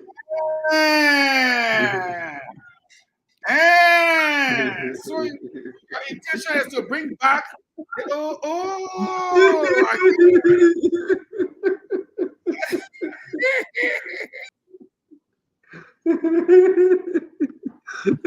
That's it. Take phone call. Let me leave that guy, man. You gave me a hard time. So this is what we do. When you bring your show on, you'll try to take phone calls, and at least if you can take more calls tonight, because we got only 44 names. Let's go to 100, 150, 200, because right now I can tell you how much we raise.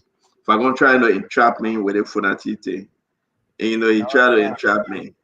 So yeah, I gotta be very careful. I gotta be careful if I go. For you. Yeah, don't mind him. So I can tell you right now, we raised $11,000 since we've been on the show. Yes, $11,000. We want to be good for the goal. So I think we'll be talking about 600 or 700 bags of rice. If Armstrong Jala gave us the rice at the rate of $16.50. You want to do the math real quick? 11,000 divided by 1650. Okay, so let me do that. So the 11,000 divided by 260, right? 1650. Okay, 1650. 666. 666 bags of rice. Wow. Yeah. So that would be a lot. That would be a lot. So I beg you, okay? Take phone calls. We'll send some rice over to the group of 77. They love me. They love the show. They appreciate those that contributed. We got to give them at least between 50 to 100 bags of rice. We have to be there for them. We give rice to the people. And it's just one of the good things I like. Thank God. I'm so happy that we will be giving back to the nation. So as of now, we raised 11,000 United States dollars. I want to say thank you. The number is up. Please continue to contribute. Next time we raise money, we will find the mothers, the single mothers, baby mamas, bring them to understand real business, give them some money that they can go out there and do business. And we'll put folks to monitor them. We'll try our best to bless our country. That's the best we can do. Thanks to everyone that continue to give. Your $50, $100, $5, and $10, whatever the amount is. We say thank you. May God bless you too, and may God strengthen you. Keep some for Christmas. Christmas is coming out. We got to raise more money for our children toys. Okay? Like if we raise money for Christmas, we'll just buy the toys and go to the underprivileged and just give and bless them. Let God bless you, yeah. Have a good night. Yeah. Don't forget, raise the number. Yep, go ahead. Yeah. So for last night we did 60 numbers. Okay. We did 60 numbers. So. Everybody coming on Wednesday. We will call the name. Those that will come on Wednesday next week, and the next distribution will be on Saturday. So our number right now is 600. Okay, so take calls and do your show. We'll continue again tomorrow. We'll continue on Sunday. Then we can get to the 600. So it will be 666. Okay, I know before the day end, we'll be talking about 700 bags of rice, and that will be 700 family. Nelson, I want to eat my old Thanksgiving food. Thank you very much. Let God bless us all. And Fagon, Jeremy, today I confess about Funati Kofa. I gotta go and pray about it. Fagon, not take it from him. No, but to tell you the truth, I like Funati. I do. I think he's a fighter. If you read Funati's story, you know where he came from. If you read Funati's story, you know exactly who he is. And I think he's a fighter. But we got to push him to do better for the people, to do more for the people. You know, and I insist, and I'm going to talk to him, and he does listen. I'm going to talk to him, and we'll see where this goes. Thank you very much. Have a good night. And so many names coming up, but at the end of the day, it's like election at a higher level. So you're talking about the speakership, right? Yeah, so many. Oh yeah, but we just got to tell the people who they should vote for, man. We'll tell them. We'll tell them who they should vote for. The people are going to listen to us. Those senators that just coming in, they're going to listen to us. If you vote for somebody that the people don't want and somebody with bad character, we'll remember you 2029. We'll remember you. So you got to do the right thing. And that's why we're going to examine all of them. Thomas Fala, Musa Belete, Funati Kofa, Kun, and all of them. We'll examine them. And this is how we should do. And we'll make the case for the Liberian people. You know, the speaker budget cannot be having that amount of money. The deputy speaker budget having that amount of money, and they're running around crazy, just carrying the name speaker, and everything the president sent there, the executive saying you pass it into law. No, where is the accountability? So that's what we need to speak to them on. And that's what we need to hold them. And that's what we would do by the grace of God. Nelson, thank you. I beg you to leave. I beg you to leave, Nelson. Don't ask me any more questions, please. Like when people say they want to ask you a question. What's the question? But anyway, no, I just call the people, let it go ahead and get in for the food. Thank you. Okay, sir. Well, folks, that's how I would like to draw down the curtains on Spoon Talk. But we're coming back with the late night politics shortly. And on the late night show, that's when we will be giving out, let's say, calling additional numbers. We'll be calling additional numbers. We did 60 numbers for last night, and we're going to be doing additional numbers today. We're hoping that we can do more than 60 because, as you heard the CEO, we have over 60 bags of rice that monies have already been raised for. So so we'll take calls.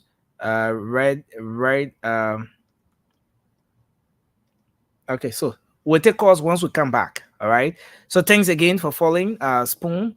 The late night show is coming up shortly right here. So if you're following Spoon, once you see the notification, just come back on the late night show. The rest of the guys will be up here, and we will do this together as we take your calls from across the country and making sure that you form part of this very important giveaway from the Spoon Network, from the Liberian people across the world who are contributing to this very important effort.